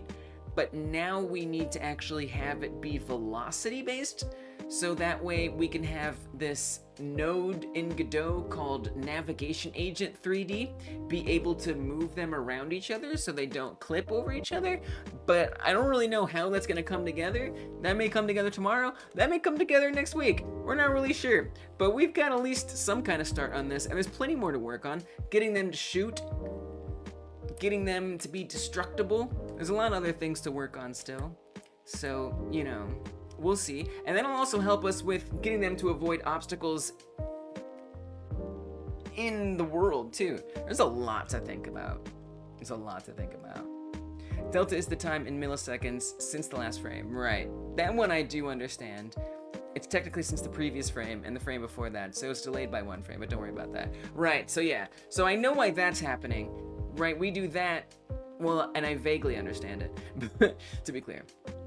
But the delta is like a way to keep the game running along with the machine's frame rate, right? So it's like a unit of time that's relative to frame rate. So I do at least understand that much to a degree. We're starting to slow down a little bit. That's too many helicopters. We're gonna have to put a cap on that. The result of multiplying it by it is that our speed will be consistent even if frame rate varies. Yeah. Person with 2 FPS will have, yeah. That much I understand. Thank you for breaking it down though, because maybe someone else didn't understand it, and now you help with that. So their speed will be higher. Yeah. No, that's a very important thing in game stuff. Yeah, I think what confuses me is just these words just kind of like, they're just sort of hollow to me. Like it feels like we're just labeling it something. I don't know, and then I guess I'm also confused like how this navigation agent is gonna like be able to determine that this is velocity. I don't know. It's getting there. It's getting there, but ultimately it's not all the way clicked yet. Thank you guys for trying to explain it to me. I like how the last like hour of the stream or so, it's just like me not understanding vector math. It happens. Thank you for hanging out with me. I appreciate it, everybody. I want to give love to the paid patrons who support this channel. You can head over to patreon.com/hypergamedev and sign up for free, and you will get a newsletter in your inbox every Friday that talks about this last week in Hyper Game Dev. I will talk about this experience. I will definitely be talking about this experience in the newsletter, and it comes with a live stream that you'll only get in your email inbox if you sign up for free, so go check that out if you're interested. Here are the YouTube donation people. Those with the gears next to their names are actually members. Thank you for being members over here on YouTube. You can get your first month free if you have YouTube Premium. Those other folks down there donated, and you know what? These folks up here donated today. I'm gonna get their names up there as well. So thank you guys for supporting the stream in the ways that you do. It means a lot. The names will appear. They scroll over time. I also do a live stream every Monday, but it's only for members and paid patrons, so you can sign up on either Patreon or YouTube and get access to that. So thank you if you're willing to check it out. You can take the velocity like a direction multiplied by a speed factor. If velocity equals 1, you multiply the velocity by forward.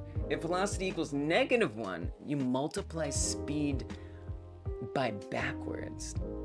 If velocity equals 1, you multiply the velocity by forward. Dude, these start slowing things down, man. We're gonna have to put a cap on these choppers. If velocity equals 1, you multiply the velocity by forward. If velocity equals -1, you multiply the speed by backwards. It's interesting. Minnie says, I think it will click when you get some good visualizations. Let's hope. We will find out, won't we? Thank you guys again for all your support. It means the world. If you're watching this after the live stream, thank you for making it this far. Oh my gosh, you're still here? Thank you. I appreciate it. You can tap or click in the bottom left here to see the last live devlog that we did on this game. You can tap or click in the bottom right to see the next live devlog that will be happening for this game. Take care, and I'll see you in the next one. Bye, y'all.